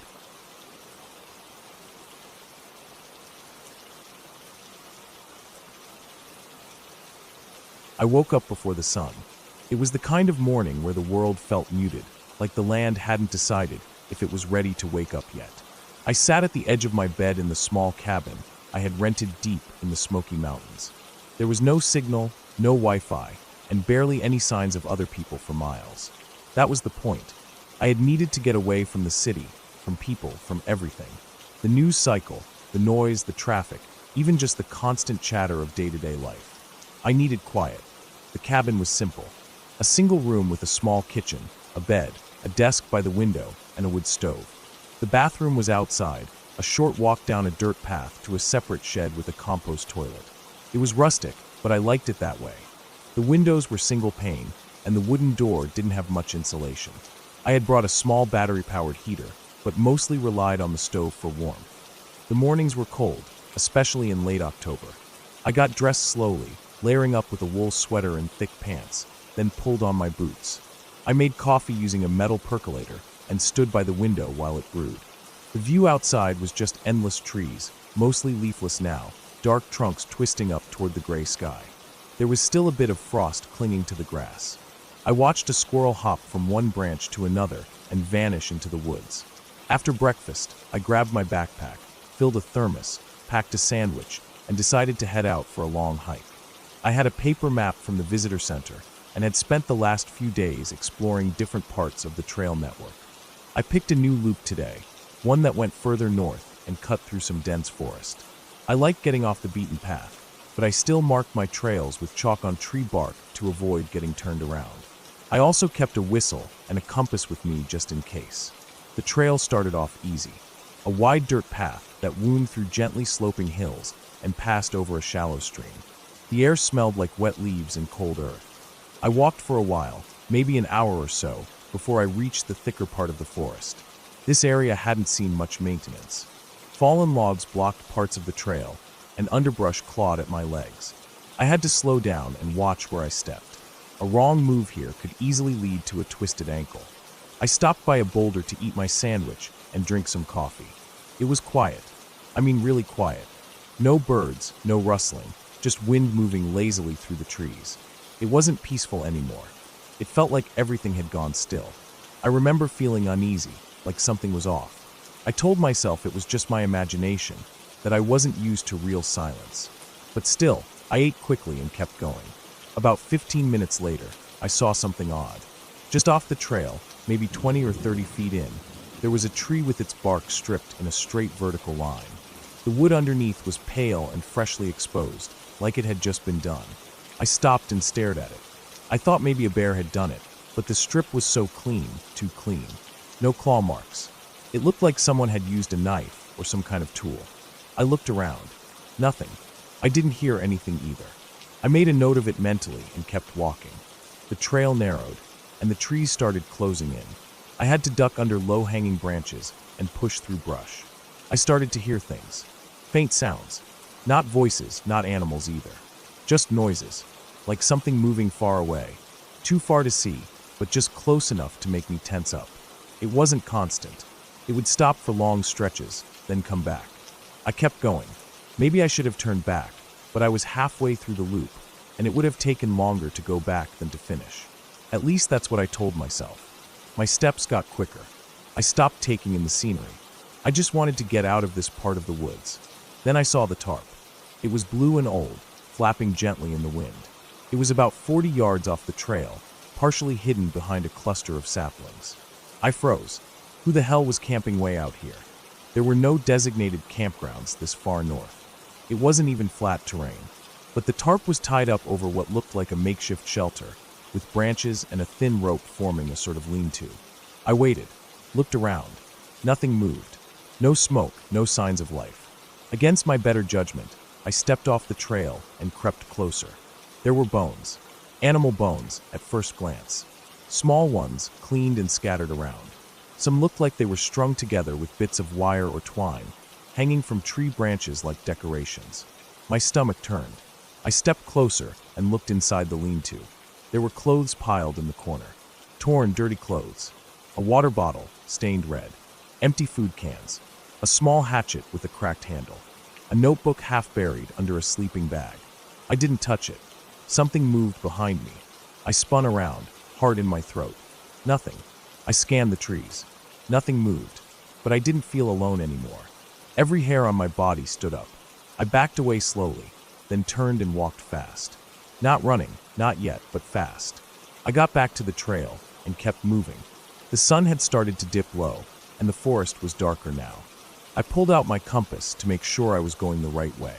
The needle spun slowly, like it was confused. That's not supposed to happen.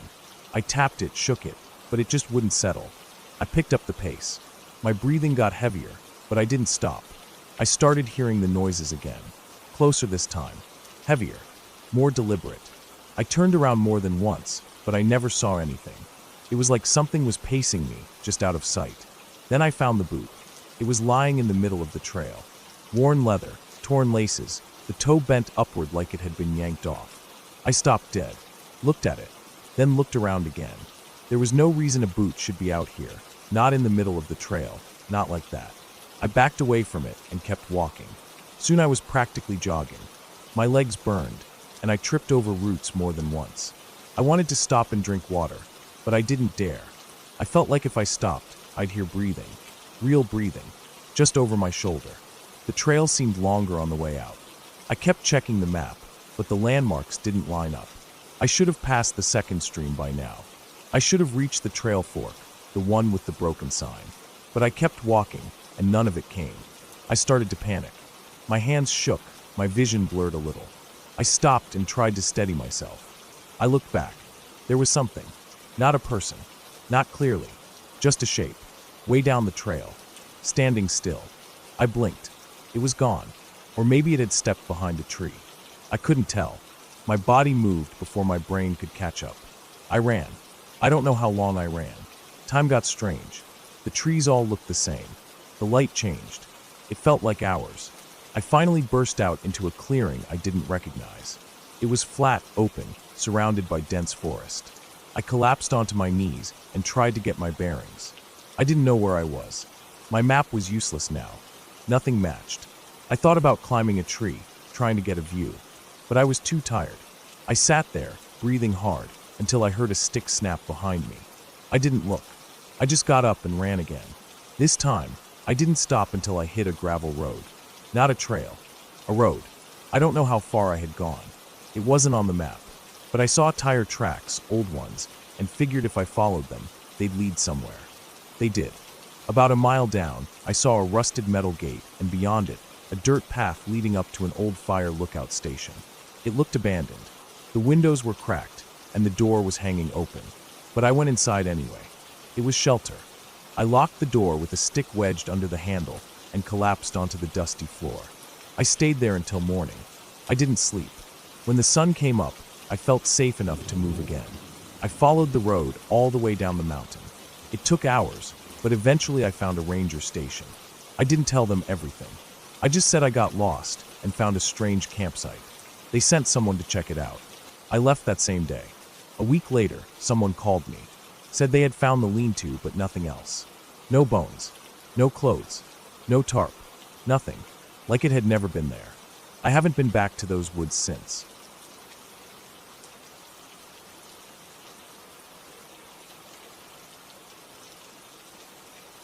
I woke to the sound of sharp scratching against the window pane, the kind of sound that feels alive, as if tiny hands are clawing at glass. I lay there, the thin sheets of the bed shivering where my legs met the frame, heart trying to catch its breath in my chest. Outside, darkness pressed against the panes, uninterrupted by street lamp or distant glow. I told myself it was nothing, just wind. But the sound came again, precise and deliberate. I slipped from the bed, feet cold on the hardwood floor. The house was silent except for that scratching and the low hum of the refrigerator in the kitchen. I crept toward the window, breathing shallow, palms damp against the wall. When I peered out, nothing but darkness. My breath fogged the glass. The sound stopped. I stared until my eyes ached, then backed away slowly. Over the next several hours, that noise returned at odd times. At 2 a.m, I heard scraping along the side of the house near the back door. At 3, a thud against the roof above my bedroom. I forced myself not to imagine someone up there. Footsteps over the shingles.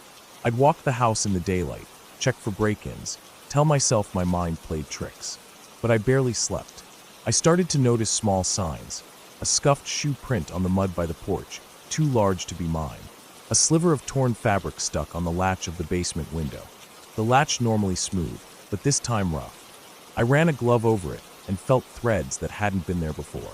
Someone had tried to open that window. I knew that because the latch felt pressed outward slightly, as if pushed from outside. Each night, the fear deepened. I began sleeping with the bedroom light on. I kept my phone in hand, flashlight app ready. I placed chairs under doorknobs, jammed the closet door with weights. My hunger faded. I ate toast cold, half-heartedly. The sweet taste of coffee turned bitter. I watched the corners of rooms, half expecting movement. During the day, I walked the perimeter of the house. I measured distances, checked that locks worked smoothly.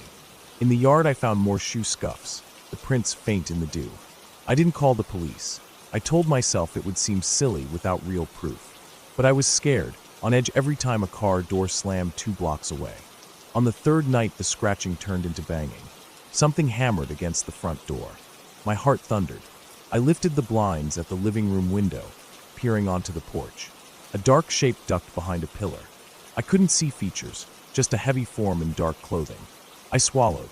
The intruder hammered the door again, low confident strikes, the wood trembling. I pressed against a wall, phone in hand. I dialed 911 with trembling fingers, whispered yes into the line as the operator asked questions. The operator stayed on the phone, telling me police were coming. I counted off seconds as the shape crept around the side of the house.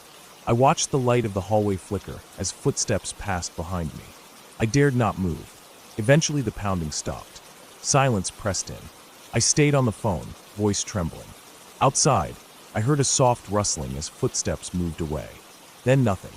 I waited for sirens, but none came. My phone battery died. I stayed on speaker without hearing anything more.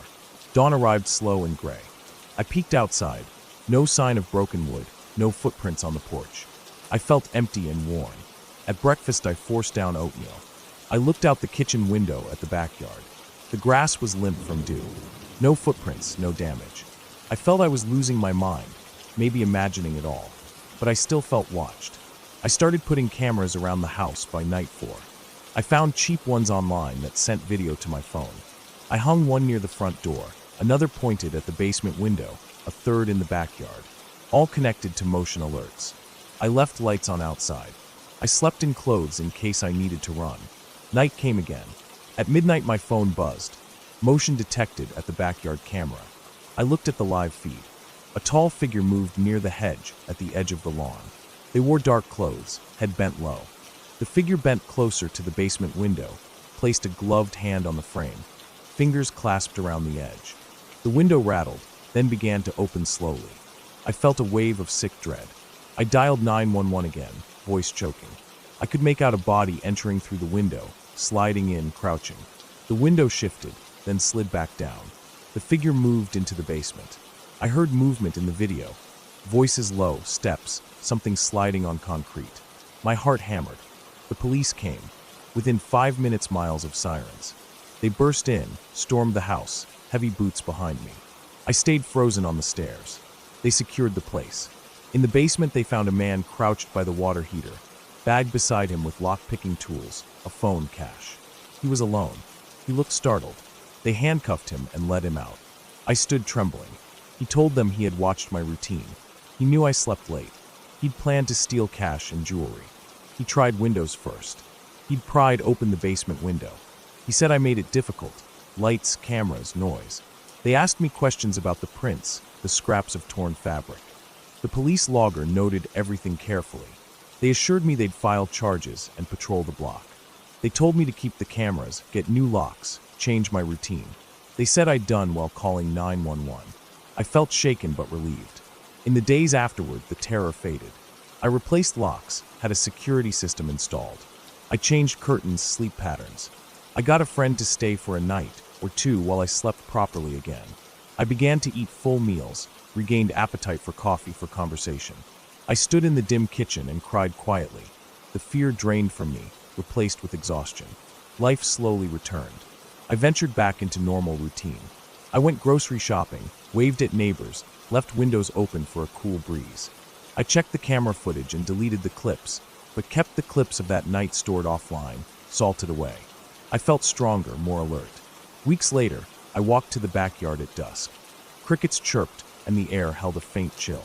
I looked at the basement window, now reinforced with bars inside and better locks. I felt safe in a way I had never known before. I remembered the shape at the hedge, the footsteps near the house, the scratching at the front door. I reminded myself that it was over. I had done everything I needed to do. I had protected myself. I slept well that night. I held the covers tight, but without dread. When morning came, I woke to sunlight on my face and a sense of calm that had been absent for days. The house felt mine again. The silence was peaceful. The memory of fear lingered like a fading echo, but it no longer controlled me. Because I took action. I stayed calm enough to document, to alert, to protect. And in that clarity, I found safety. The ending of that chapter wasn't triumphant in some spectacular way, but it was clear, solid. I survived. I reclaimed my home, and I rest now in the certainty that I made it safe again.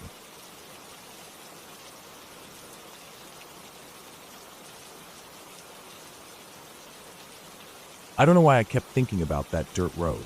I had passed by it so many times over the years that it was almost part of the background. No sign, no houses down it. Just a narrow trail leading off the main highway, flanked by trees thick with age. It wasn't even paved, just red clay, sometimes washed out when it rained. It veered off into nowhere, and I never saw another vehicle go down it. But that day, something about it felt different. I was on my way home from work, tired as hell, and I saw the road like I always did. Only this time, I slowed down. Something told me to check it out. Maybe it was boredom. Maybe I needed to break the routine. Whatever it was, I pulled off. My tires crunched over the loose gravel at the entrance. There wasn't much clearance, but my truck handled it fine. I kept going slow, trying to watch for potholes. The trees leaned in real tight, made it feel like I was driving through a tunnel made of branches and leaves. I rolled the window down and turned off the radio. It was quiet, too quiet. Even the birds weren't making noise. I drove for about 10 minutes. The road kept twisting, then dipping, then climbing again. I passed over a small creek with no bridge, just a slab of concrete, then past a clearing where the trees had been cut down long ago. Logs still lay rotting there. Then the road started narrowing.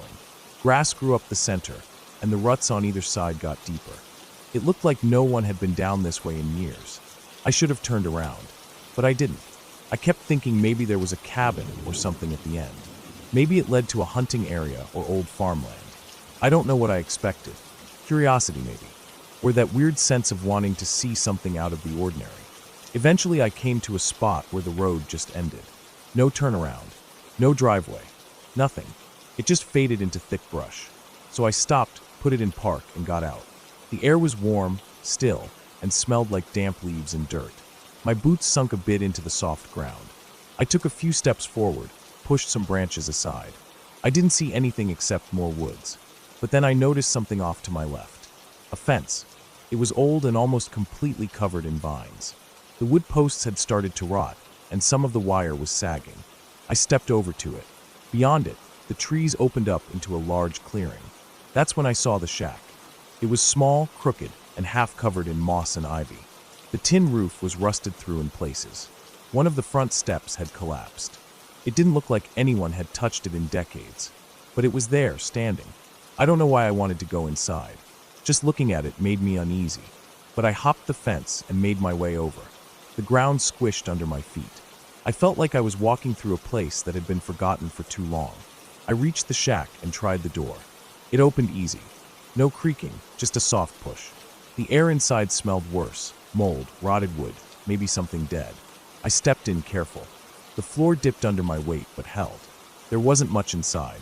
A broken chair, an old mattress with no springs, and a small table with a rusted-out lantern on top. That should have been it. I should have taken a look, nodded, and gone back to my truck. But I saw another door in the back. Half open.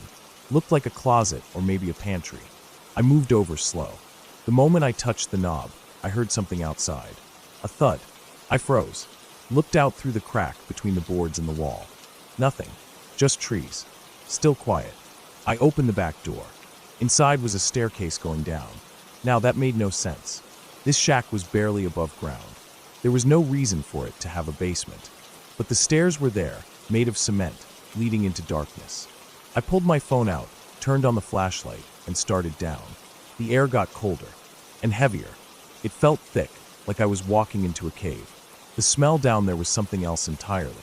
It wasn't just mold. It was sharp, metallic. Blood, maybe. My stomach turned. At the bottom of the stairs was a dirt floor. The walls were cement blocks, damp and stained. There were some shelves against the wall, holding old jars of who knows what. One had a cloudy liquid inside with something floating in it. I didn't look close. I moved the light around the room. That's when I saw the second door. Metal, bolted, with a latch on my side. Someone had sealed it shut. I stared at it for a while. My body felt tense, like my brain was screaming at me to go back up. But something was pulling me in. I undid the bolt and opened the door. There was a small room on the other side, smaller than a bathroom, just enough space for one person to sit. And in the center of the room was a chair. Steel, bolted to the floor. Leather straps on the arms and legs. A chain hanging from the ceiling. That's when my brain caught up. This wasn't just an old shack. It was used for something. Something bad. I stepped back, suddenly aware of how quiet it still was. No wind. No birds. Just the soft sound of my breath and the pounding of my heart. I shut the door, bolted it again, and backed out of the basement. When I got back to the top of the stairs, I heard it again. A thud. This time it was closer. Outside the shack. I moved to the front window and peered out.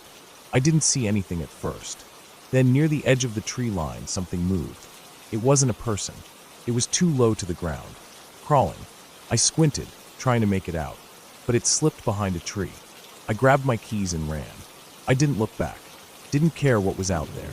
I jumped the fence, nearly fell on my face, and sprinted through the brush back to my truck. When I got there, the driver's side door was open. I had locked it. I was sure I had. The seat was pushed back.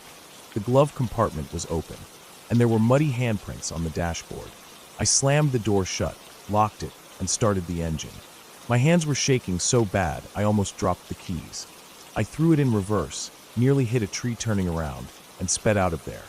The whole way home, I kept checking the rear view. Nothing followed me.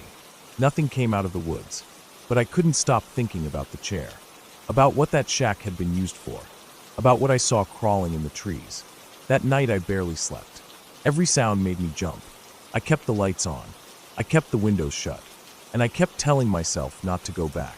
But the next day, I drove back out there. I don't know why. Maybe I needed to make sure it was real. Maybe I thought I had imagined it. That it was just some weird fever dream from being overtired. But when I got to the turnoff, the road was gone. I drove up and down the highway for half an hour. I knew exactly where it had been. I had marked it in my head. But there was nothing. No trail. No broken branches. Just trees. I even pulled over and walked into the woods where it should have been. Nothing. Just thick brush and trees, and the sound of birds chirping like normal. No shack. No fence. No clearing. I thought maybe I had taken a different road by accident the day before. But I checked the map. There were no other roads like that for miles. So now I don't know what to think. It wasn't a dream. I know what I saw. I still have the dirt on my boots. I still have the scratches from pushing through those branches. But that place, it's gone. And sometimes when I sit in my truck, I think about the seat being pushed back, the glove box open, those muddy prints, like someone had been waiting, watching, and I keep wondering what would have happened if I had stayed longer, or if I had opened that metal door just a few minutes later, or worse, if I had gotten back to the shack and the door was already closed again.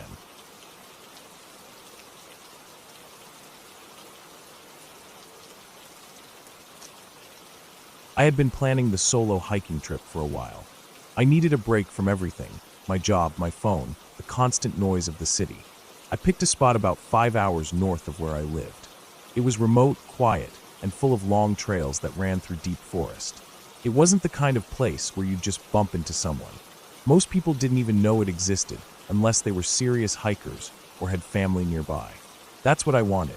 I packed everything carefully. I made a list and double-checked it before I left. Tent, sleeping bag, food, water filter, map, compass, first aid kit, knife, fire starter, everything. I had even downloaded offline maps and marked some good spots to camp. I had 4 days off and planned to stay 3 nights in the woods. I'd hike about 10 to 12 miles a day, sleep where it made sense, and be out by Sunday evening. I got to the trailhead a little after 8 a.m. on Thursday. There was only one other car in the small dirt parking lot, an old blue pickup. That didn't bother me. The trail network was big enough that we probably wouldn't even cross paths. The air was crisp. The sun was out. Everything felt right. The first few miles were easy. Tall trees with thick canopies shaded most of the trail. The dirt underfoot was packed from old footprints and worn down from weather. Birds chirped. I heard squirrels darting around. And once I saw a rabbit take off through the underbrush when I stopped to drink water. Around noon I stopped to eat something. Just a protein bar and a few handfuls of trail mix. I remember feeling peaceful. Everything was quiet except for the wind moving through the trees. About an hour later, something strange happened. I noticed what looked like a boot print off the side of the trail. It was faint, pressed into a soft patch of ground near the base of a tree. It wasn't mine. The shape was wrong, wider at the toe. I figured it might belong to the guy in the pickup truck, or someone who had hiked the trail a day or two before. But a couple hours later, I saw another print. Then another. They weren't exactly on the trail, but close, sometimes to the left or right in softer patches of dirt, always slightly hidden, like someone had tried not to walk directly on the path. By the time I reached a clearing and started setting up camp, I had seen at least 7 of them. They were spaced out, but they were all fresh. Not old enough to be from last week or even yesterday. I tried to brush it off. Maybe someone else was out here, someone with their own route, or looking for solitude like me. I built my tent under a small group of trees, close enough to the clearing that I could see the sky, but not so exposed that I felt vulnerable. I boiled water for dinner and sat with my back against a fallen log while I ate. It was around sunset when I noticed something that made the hair on my arms stand up. There was a sound, faint but there, coming from somewhere deeper in the woods. It wasn't an animal. It wasn't wind. It was footsteps. They weren't fast, not crashing through the trees, but steady and slow, like someone walking carefully. I froze. The steps would stop, then start again. I held my breath. The sound didn't come closer, but it didn't move away either. I stayed completely still for a while, maybe 10 or 15 minutes. I didn't hear it anymore. The woods were quiet again. Eventually, I told myself it was probably a deer, maybe even a black bear, though it didn't sound heavy enough. I forced myself to stop thinking about it and climbed into my tent. I didn't sleep well. Every sound made me tense up. Twigs snapping, wind rustling leaves. It all felt louder in the dark. The next morning, I got up early and packed quickly. I didn't even eat breakfast. I just wanted to move. By noon, I had put in about 7 miles. I hadn't seen or heard anyone. No more boot prints. No signs of another person. That should have made me feel better, but it didn't. Then, maybe 2 hours later, I saw something that made my chest tighten. There was a tree with fresh bark scraped off about 5 feet up. It wasn't the kind of damage a bear makes. It looked like someone had taken a knife or blade and stripped a long piece of bark down one side. A clean, smooth cut. And next to the tree, pressed into the mud, was a boot print. Same size and shape as the ones I'd seen before. I stood there a long time, just staring. I didn't want to panic. I kept walking. Fast. Focused. But I stopped taking breaks. I didn't even look at my phone. When it started getting dark, I found a spot to camp that was off the trail, maybe 50 yards into the trees. I didn't build a fire. I ate cold food and kept everything quiet. I even zipped up my sleeping bag before sunset. I wanted to be ready. That night was worse. Around 2 a.m., I woke up. Something had made a sound outside. A crunch, maybe a step, directly on a dry patch of ground. I didn't move. I didn't breathe. I heard it again, closer now. A deliberate, single step. Then silence. Then one more. It stopped again. I was frozen. My heart felt like it was pounding inside my ears. I waited like that, motionless, for what felt like hours. The sound never came again. Eventually, when the first light of morning pushed through the trees, I unzipped the tent and peeked out. Nothing, but I found footprints. Clear ones. They came from the woods, stopped about 10 feet from my tent, then turned and went back the way they came. I don't think I even took time to eat or think. I just packed up and got moving. I didn't care if my socks were wet or if I had blisters. I wanted out. I wanted to be near people again. I checked my map. The fastest way back to the parking lot was to follow the trail east for another 10 miles. It would be tight to make it before dark, but I didn't want to spend another night out there. The whole day I was on edge. Every crack in the woods made me spin around. I stopped to listen every few minutes. At one point, I swear I heard someone moving parallel to me, off trail, keeping pace. They weren't trying to hide, but they weren't trying to be seen either. I never saw them. I never heard a voice, but the pattern was too perfect. When I sped up, it sped up. When I slowed down, it did too. By the time I reached the parking lot, the sun had just dipped behind the trees. I half expected the blue pickup truck to still be there, but it wasn't. Only my car was left. I didn't waste a second. I threw my gear in the back seat, locked the doors, and started the engine. I didn't relax until I saw the glow of the first gas station an hour later. When I got home, I took a long shower, then sat on my bed for a while. I didn't even unpack right away. For the next week, I kept checking my front door at night. I'd wake up randomly and listen. I never called the police. I didn't have a name, a face, or anything more than boot prints and sounds in the trees. What could I even tell them? I wasn't hurt. I didn't lose anything. It was just a feeling, something that lived in the space between certainty and doubt. But I know what I heard. I know someone was out there, watching. And they weren't camping. They were following.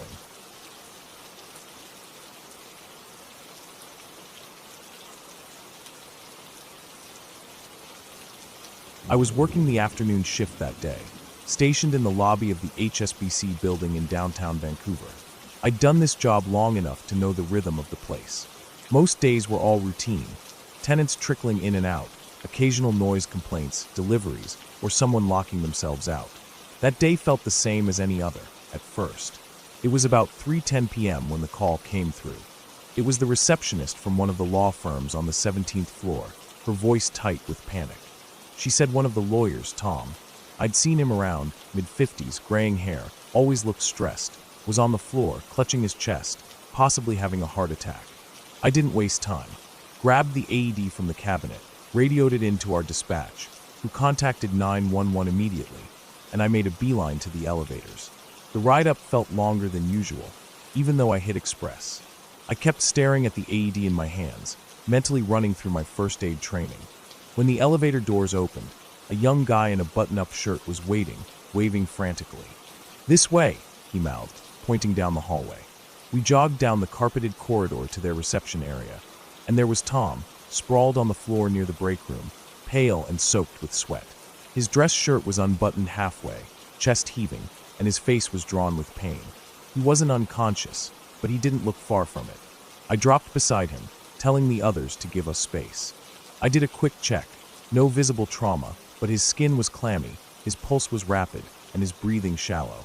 Classic signs of a myocardial infarction. I stayed there with him, comforting him as best I could, prepping the AED in case he coded before the paramedics got there. He kept saying how much his chest hurt, how he couldn't breathe properly. His eyes were wide, like he was trying to focus on something far away. I stayed calm, talking to him, making sure he stayed conscious. It took less than 5 minutes, but it felt like 30 before the paramedics burst out of the elevator with their gear. They took over quickly. I stepped back and began doing my part, recording the time they arrived, who was present, noting details for the report. While they worked on Tom, he kept mumbling. At first it was the usual panic talk. He didn't want to die, he hadn't written his will, he needed to call someone. But then something shifted in his expression. He looked past the medics, up toward the ceiling. His whole body tensed. His eyes were locked on something above them, not around them, not behind them, above. Like he was seeing something coming down at him. He went rigid, his jaw clenched tight, and his already pale face drained even more color. Then he started trying to push himself backward, scooting weakly along the floor like he was trying to escape something. He wasn't responding to the medics anymore. He just kept looking upward, wide-eyed, shaking his head. Then came the scream. Loud, ragged. I don't fucking believe it. No. No and no. And then silence.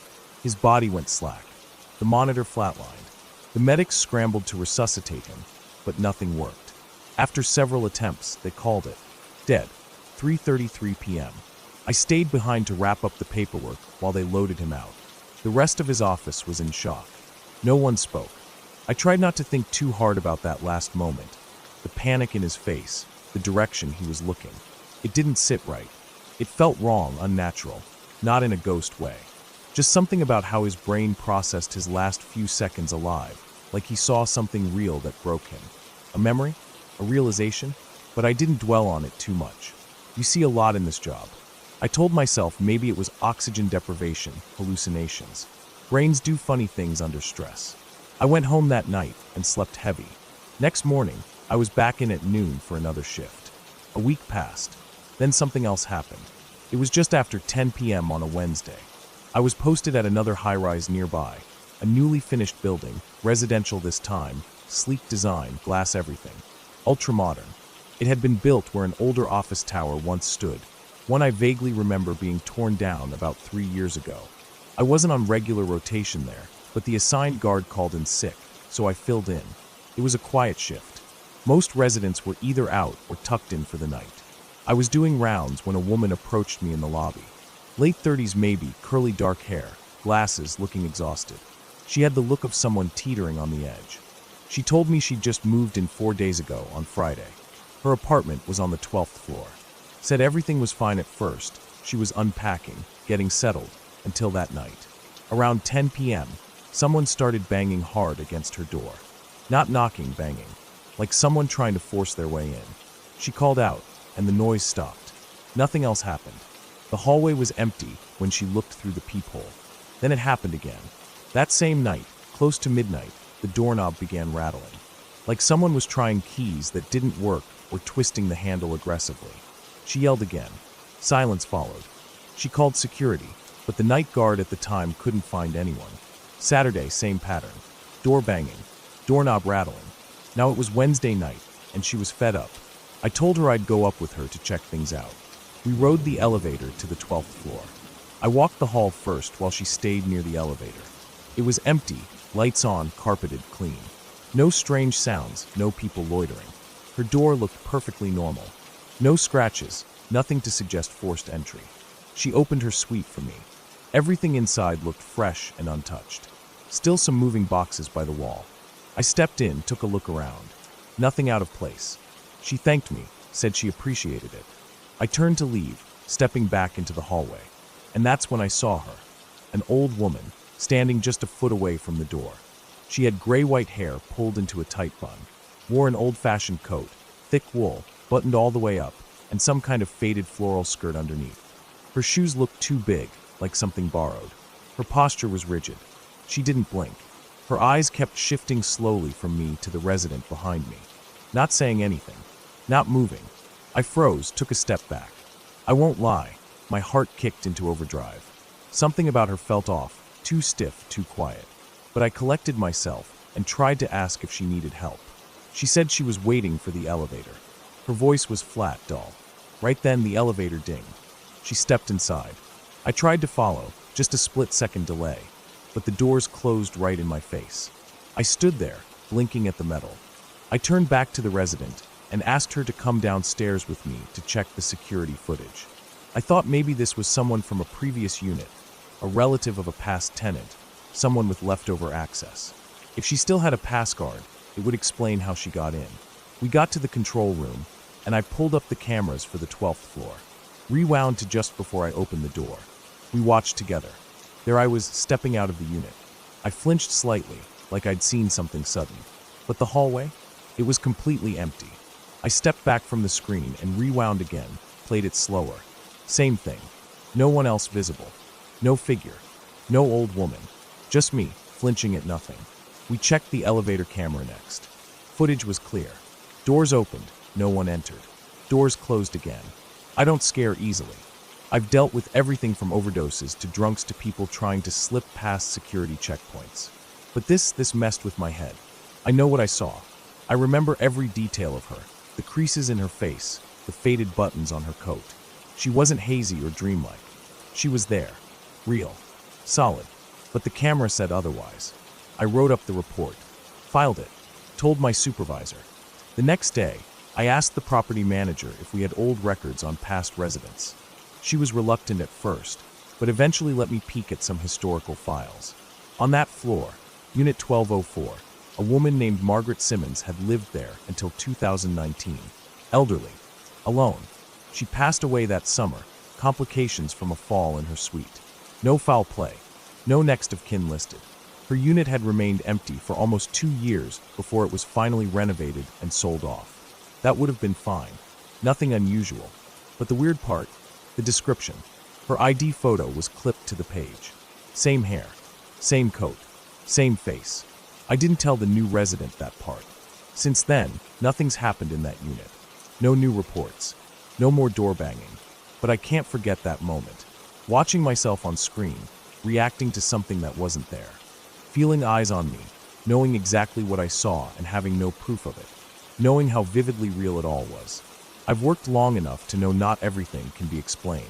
Sometimes the world doesn't play by the rules we expect. Doesn't mean it's supernatural. I don't believe in ghosts or fairy tales, but the human brain is a powerful, fragile thing. People die in fear, leave something behind. Maybe not a spirit, but a presence, a tension. Like the look on Tom's face. That last second of terror. Whatever he saw, it didn't follow him.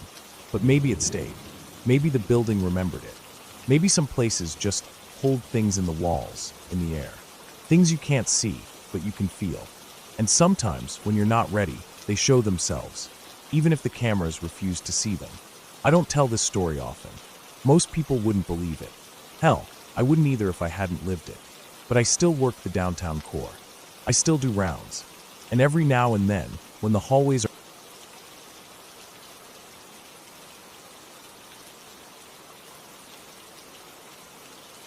The house I lived in before this one was in a quiet neighborhood, tucked away behind tall oaks and a broken, rusted mailbox that leaned just slightly to one side. It didn't look like anything special, just another worn-down 2-bedroom home on a long stretch of road that barely got traffic. The outside was plain, a little weathered, with cracked concrete steps and chipped white paint that peeled like sunburnt skin. From the outside, it didn't scream anything unusual. If anything, it looked empty and sad. We got it for cheap. Too cheap. But at the time, I chalked it up to the market. That's what everyone always says when something is suspicious but legal. The market's weird right now. We had to redo the floors right after we moved in. Both the kitchen and the master bedroom had this soft, spongy give to them when you walked. Rotten wood. Water damage. You could smell it as soon as you opened the door. My husband at the time worked long shifts, leaving before the sun even thought about coming up. That left me in the house by myself most days. The rooms were empty, hollow, stripped to the beams. No furniture yet, no TV. Nothing to do but pace around or sit on overturned buckets like I was squatting in someone else's broken life. It was that master bedroom that hit me first. I didn't even sleep in it, not really. The moment he left for work that first early morning, around 4 a.m., I tried to go back to bed, but I couldn't. I lay there staring at the ceiling, but every inch of me was buzzing, like my body could feel something it couldn't see. My chest got tight. Not just the kind of nervousness you get from being alone in a new place. This was something different, something worse. It was like every part of that room rejected me. The air was heavy, and the quiet wasn't empty, it was full. Like silence that's hiding something. I lasted maybe 10 minutes before I bolted out of there. I grabbed my dog, slammed the front door behind me, and locked it without even thinking. I got into my car and just sat there, shivering in the dark with the dog in the passenger seat, until the sky finally started to get light. I didn't go back in until I could see everything clearly. It didn't feel logical, but I didn't care. I couldn't go back in the dark. We eventually finished the floors, moved the furniture in, and I shifted into the other bedroom, the one across the house. My room. I tried to convince myself that I'd been stressed, that the pressure of the move, the chaos of renovations, being isolated in a big, unfamiliar house had gotten to me. People feel weird things under stress all the time. I told myself that over and over again, but the feeling in that room never left. I avoided it even during the day. I'd make excuses not to go in there. Sometimes I'd stand at the doorway, just staring in, telling myself I was being ridiculous. But I wouldn't take a step inside. A friend of mine and her husband moved in with us for a while. Both of our husbands were in the Marines, and they got sent out on a 2-week training rotation at the same time. That left the two of us in the house alone. At first, I was glad for the company. I figured having someone else around would help with the nerves, maybe reset the house somehow, make it feel more normal. The first night, she knocked on my door late, except she didn't even knock. She just rushed in, visibly shaken. She didn't have to say anything.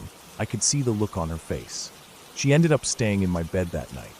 I remember thinking she must have been sleepwalking or dreaming, because what she said made no sense. Something about her bed shaking. But then 5 minutes later, mine started too. It wasn't subtle either. It wasn't like the frame shifting or the house settling. The whole thing vibrated like it was bolted to a jackhammer. We didn't move. Neither of us made a sound. We just lay there, eyes wide, both of us too afraid to get up or even speak. After maybe 10 or 15 seconds, it stopped. It didn't fade out. It just stopped. The next night it happened again. Her room. Then mine. Every single night. Same feeling, same terrifying stillness afterward. After that, she refused to sleep in her own room, which I realized was the same room I had tried to sleep in the first night. The room that gave me that deep animal fear. She told me, without me ever saying a word, that the room made her skin crawl. She said she'd hear scratching noises coming from the closet, like fingernails dragging slowly down the inside of the door. Sometimes the fan would turn on by itself, or the closet door, which she always kept shut, would be wide open when she woke up. One night she told me she turned everything off, fan off, closet shut, and when she woke up an hour later, the fan was on full blast and the closet door had swung all the way open. She was shaking when she told me that. I didn't laugh. I believed her.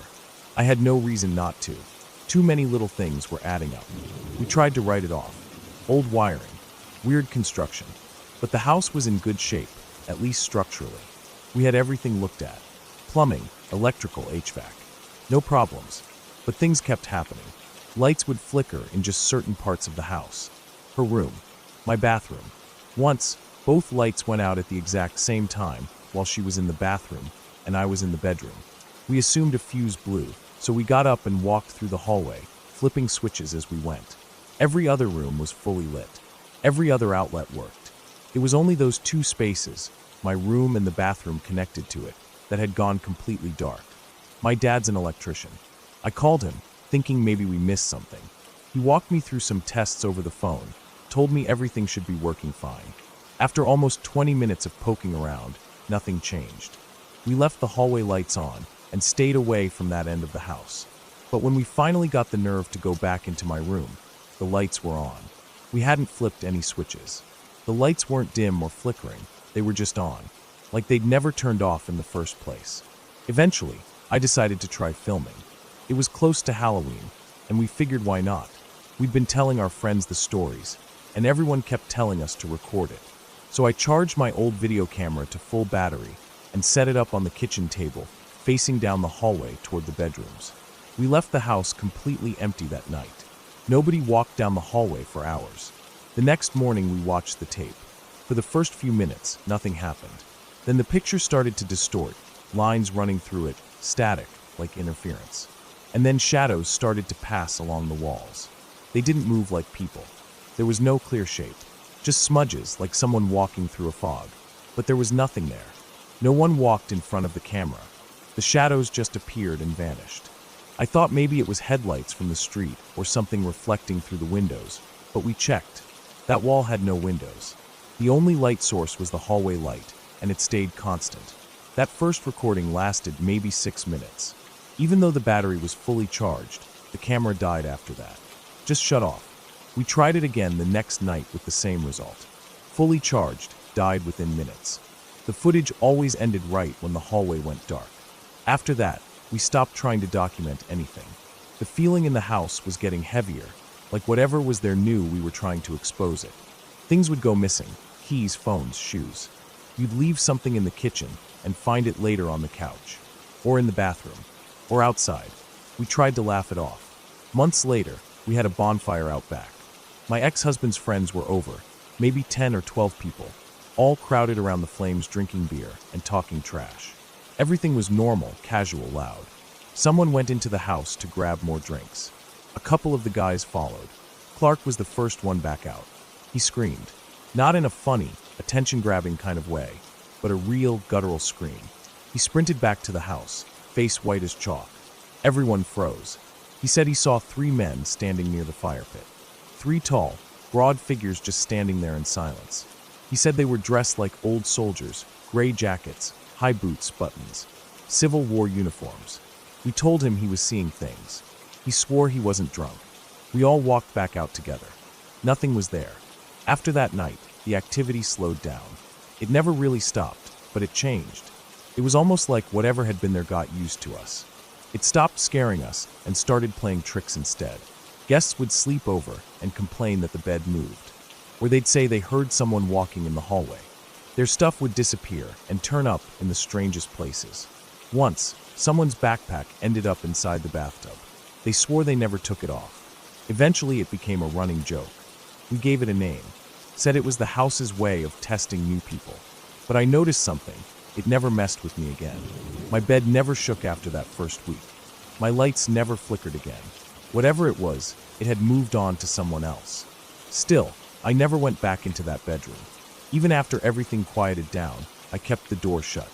I didn't need any more proof. I'd felt it in my bones from day one. Something was wrong in that room. Maybe something had happened there before. Maybe it was just the land. I didn't know. I didn't want to know. When we finally moved out, I didn't look back. I packed my things, closed the front door, and didn't say a word. I didn't take anything from that house with me except my clothes and my dog. I left behind every piece of furniture, every dish, every scrap of memory. I told my ex he could deal with it. He didn't argue. Now, living in a new place, there's no weird energy. No flickering lights. No shaking beds. Just quiet.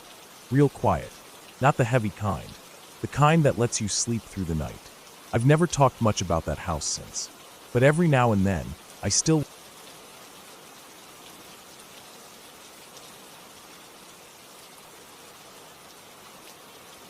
It started with a trip I hadn't planned to take. My friend Jamie was supposed to join a small hiking group for a long weekend in the Sawtooth Range, Idaho's backcountry. It was a guided group hike, semi-organized, nothing official like a company-run thing, but a handful of experienced hikers with a plan, a trail mapped out, and a rough schedule. Jamie got sick 2 days before and asked if I wanted his spot. I hesitated at first. I'd done hiking and a couple overnights in California, but never a multi-day trip that deep into remote country. But I'd been restless. Life in the city had been wearing me down, and I hadn't taken time away from work in months. So I said yes. The drive up was long, over 10 hours.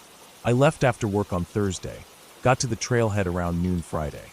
I met the group in a dusty parking lot surrounded by tall pines. 5 people.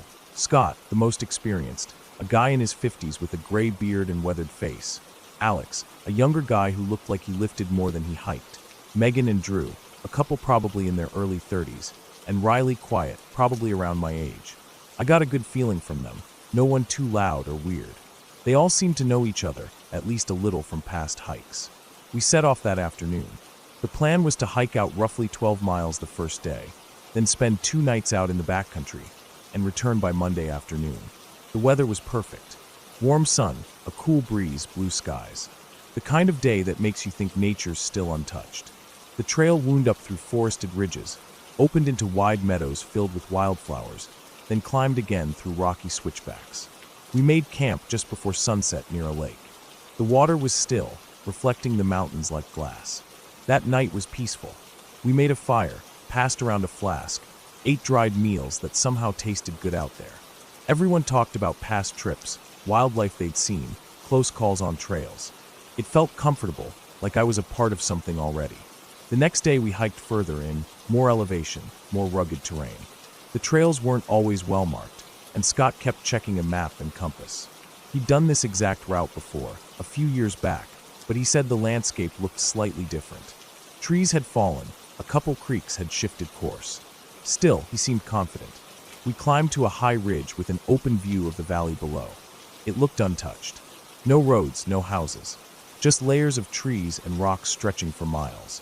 We descended into a bowl-shaped basin surrounded by steep slopes. A narrow stream cut through the center, fed by snowmelt from patches still clinging to the higher rock faces. That night, we made camp near the edge of the trees where the ground was soft. We pitched our tents, cooked early, and stayed up talking again. But something felt different. The air was colder, the sky darker even before sunset. It was quieter. I noticed it most when I stepped away from camp to go piss. Just this heavy silence. No wind, no bird calls, nothing. Like everything was holding its breath. The next morning, things shifted. We packed up and planned to loop around and head back north toward the trailhead, a different route that would meet back with the main trail. It was supposed to be a longer route, more scenic, with fewer steep climbs. But around mid-morning, Scott slowed down. He checked the map again, then walked off trail a few yards, looking around. He said things didn't line up right. A small ridge we were supposed to pass over didn't show up where it should have. The stream we crossed was running in the wrong direction. We kept going, trusting Scott, but I started noticing things too. Trail markers were gone. Rocks and logs showed signs of old weathering, not fresh trail maintenance. A part of me wanted to believe we were still close to the original route, just veered a bit off. But we kept walking. For hours. The sun passed its peak. My legs started to ache. Everyone got quieter. There was no trail underfoot now, just soft ground, scattered branches, and old pine needles. Finally, Scott admitted we were off course. He looked worried in a quiet way, like someone used to having control who now didn't. He said we needed to head due north, and eventually we'd hit the main trail again. We still had enough food and water. No one panicked. We agreed to push a couple more miles before setting camp. But the terrain got worse. The forest thickened. Fallen trees slowed us down. Clusters of boulders forced us to climb awkwardly, sometimes crawling. We crossed several small creeks, unsure if they were the same ones or new branches. We lost track of direction. Scott still had his compass, but the terrain twisted so much, we couldn't keep a straight line. Shadows came earlier under the trees. We made camp again in silence, tension hanging over the group like a net. I ate in my tent that night. I didn't want to sit around the fire, listen to people pretend things were fine. I woke up just before dawn, cold, stomach unsettled. I stepped outside, zipped up my jacket. The fire pit was still. A mist hung low to the ground. That silence again, no birds, no wind, just that heavy, pressing stillness. I walked to the edge of the trees to stretch my legs, and I noticed tracks in the soft dirt. They weren't boot prints. They were narrow, long, and deep. Not quite like a bear. Almost like a bare foot, but larger. Not animal. Not right. I stared at them for a long time. I didn't say anything. Maybe I should have. Maybe someone else saw them too and said nothing. We packed up again, started moving. I felt eyes on me. Not from the group, from the trees, from the shadows between them. Every branch seemed to bend inward, like the forest itself was watching. I kept my head down, didn't speak much. By mid-afternoon, Riley twisted his ankle crossing a creek. Not badly, but enough that we had to slow down. Scott decided we'd camp early, try to make a full push the next day. We found a small clearing with space for tents. That night, I couldn't sleep. Something was walking through the trees around us. I heard it more than once. Slow steps, crunching twigs, then stillness again. I lay there, staring at the tent ceiling, heart pounding, waiting. But it never came closer. The next morning, Drew was gone. His tent was empty, unzipped halfway. His pack was still inside. Boots too. No signs of a struggle, no blood, nothing. Just gone. The group panicked. Megan cried. Scott tried to organize a search. We fanned out, calling his name, checking the area, but I already knew we wouldn't find him. You don't just vanish from your tent in the middle of the night. Not barefoot. Not without a sound. We should have turned around. Instead, we kept going. Scott said the best thing we could do was get out and alert authorities. But by then we had no signal. We hadn't for days. We pushed hard, made miles, but the terrain kept changing.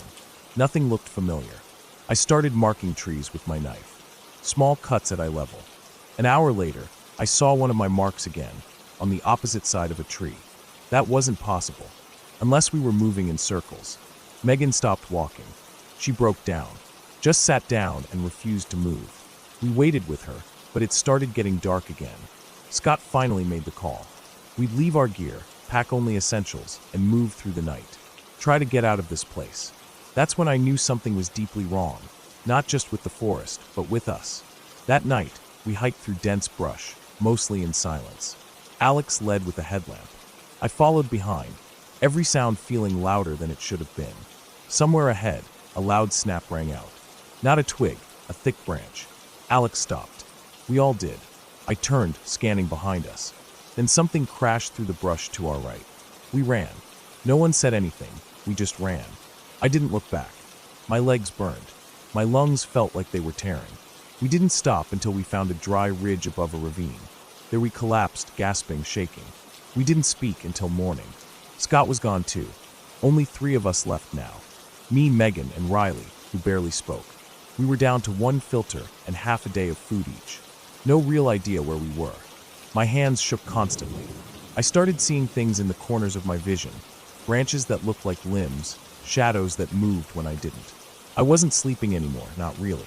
We followed a river, hoping it would lead to lower ground. That's when we saw the cabin. It looked abandoned, but intact. Built from old logs, half covered in moss, with a metal roof rusted from decades of rain. We approached cautiously, checked the door. It was unlocked. Inside, it was dusty but dry. A cot, an old stove, a broken table, and a trapdoor in the corner. We stayed the night there. Took shifts sleeping. I woke to Megan shaking me. She heard footsteps outside. Slow, deliberate. But when I listened, nothing. I wanted to scream. In the morning, the sun came out full. For the first time in days, we saw open sky. Birds chirped again. It felt like a curse lifting. We left the cabin and followed the river again, this time downhill. Hours later, we saw a dirt road. Faint tire tracks. I cried when I saw them. I didn't care if it was 30 more miles. We'd follow it. Late that evening, a white truck came up the road. A forestry worker heading out to check fire danger. We must have looked like hell, dirty, exhausted, wide-eyed. He gave us water, then radioed for help. We told him about Drew and Scott. He said search teams would be sent. They never found them. Not even a shred of clothing. No tracks. No blood. Nothing. We were told we must have gotten turned around. Panic set in, and they wandered off. I knew that wasn't true. I didn't believe it then, and I don't now.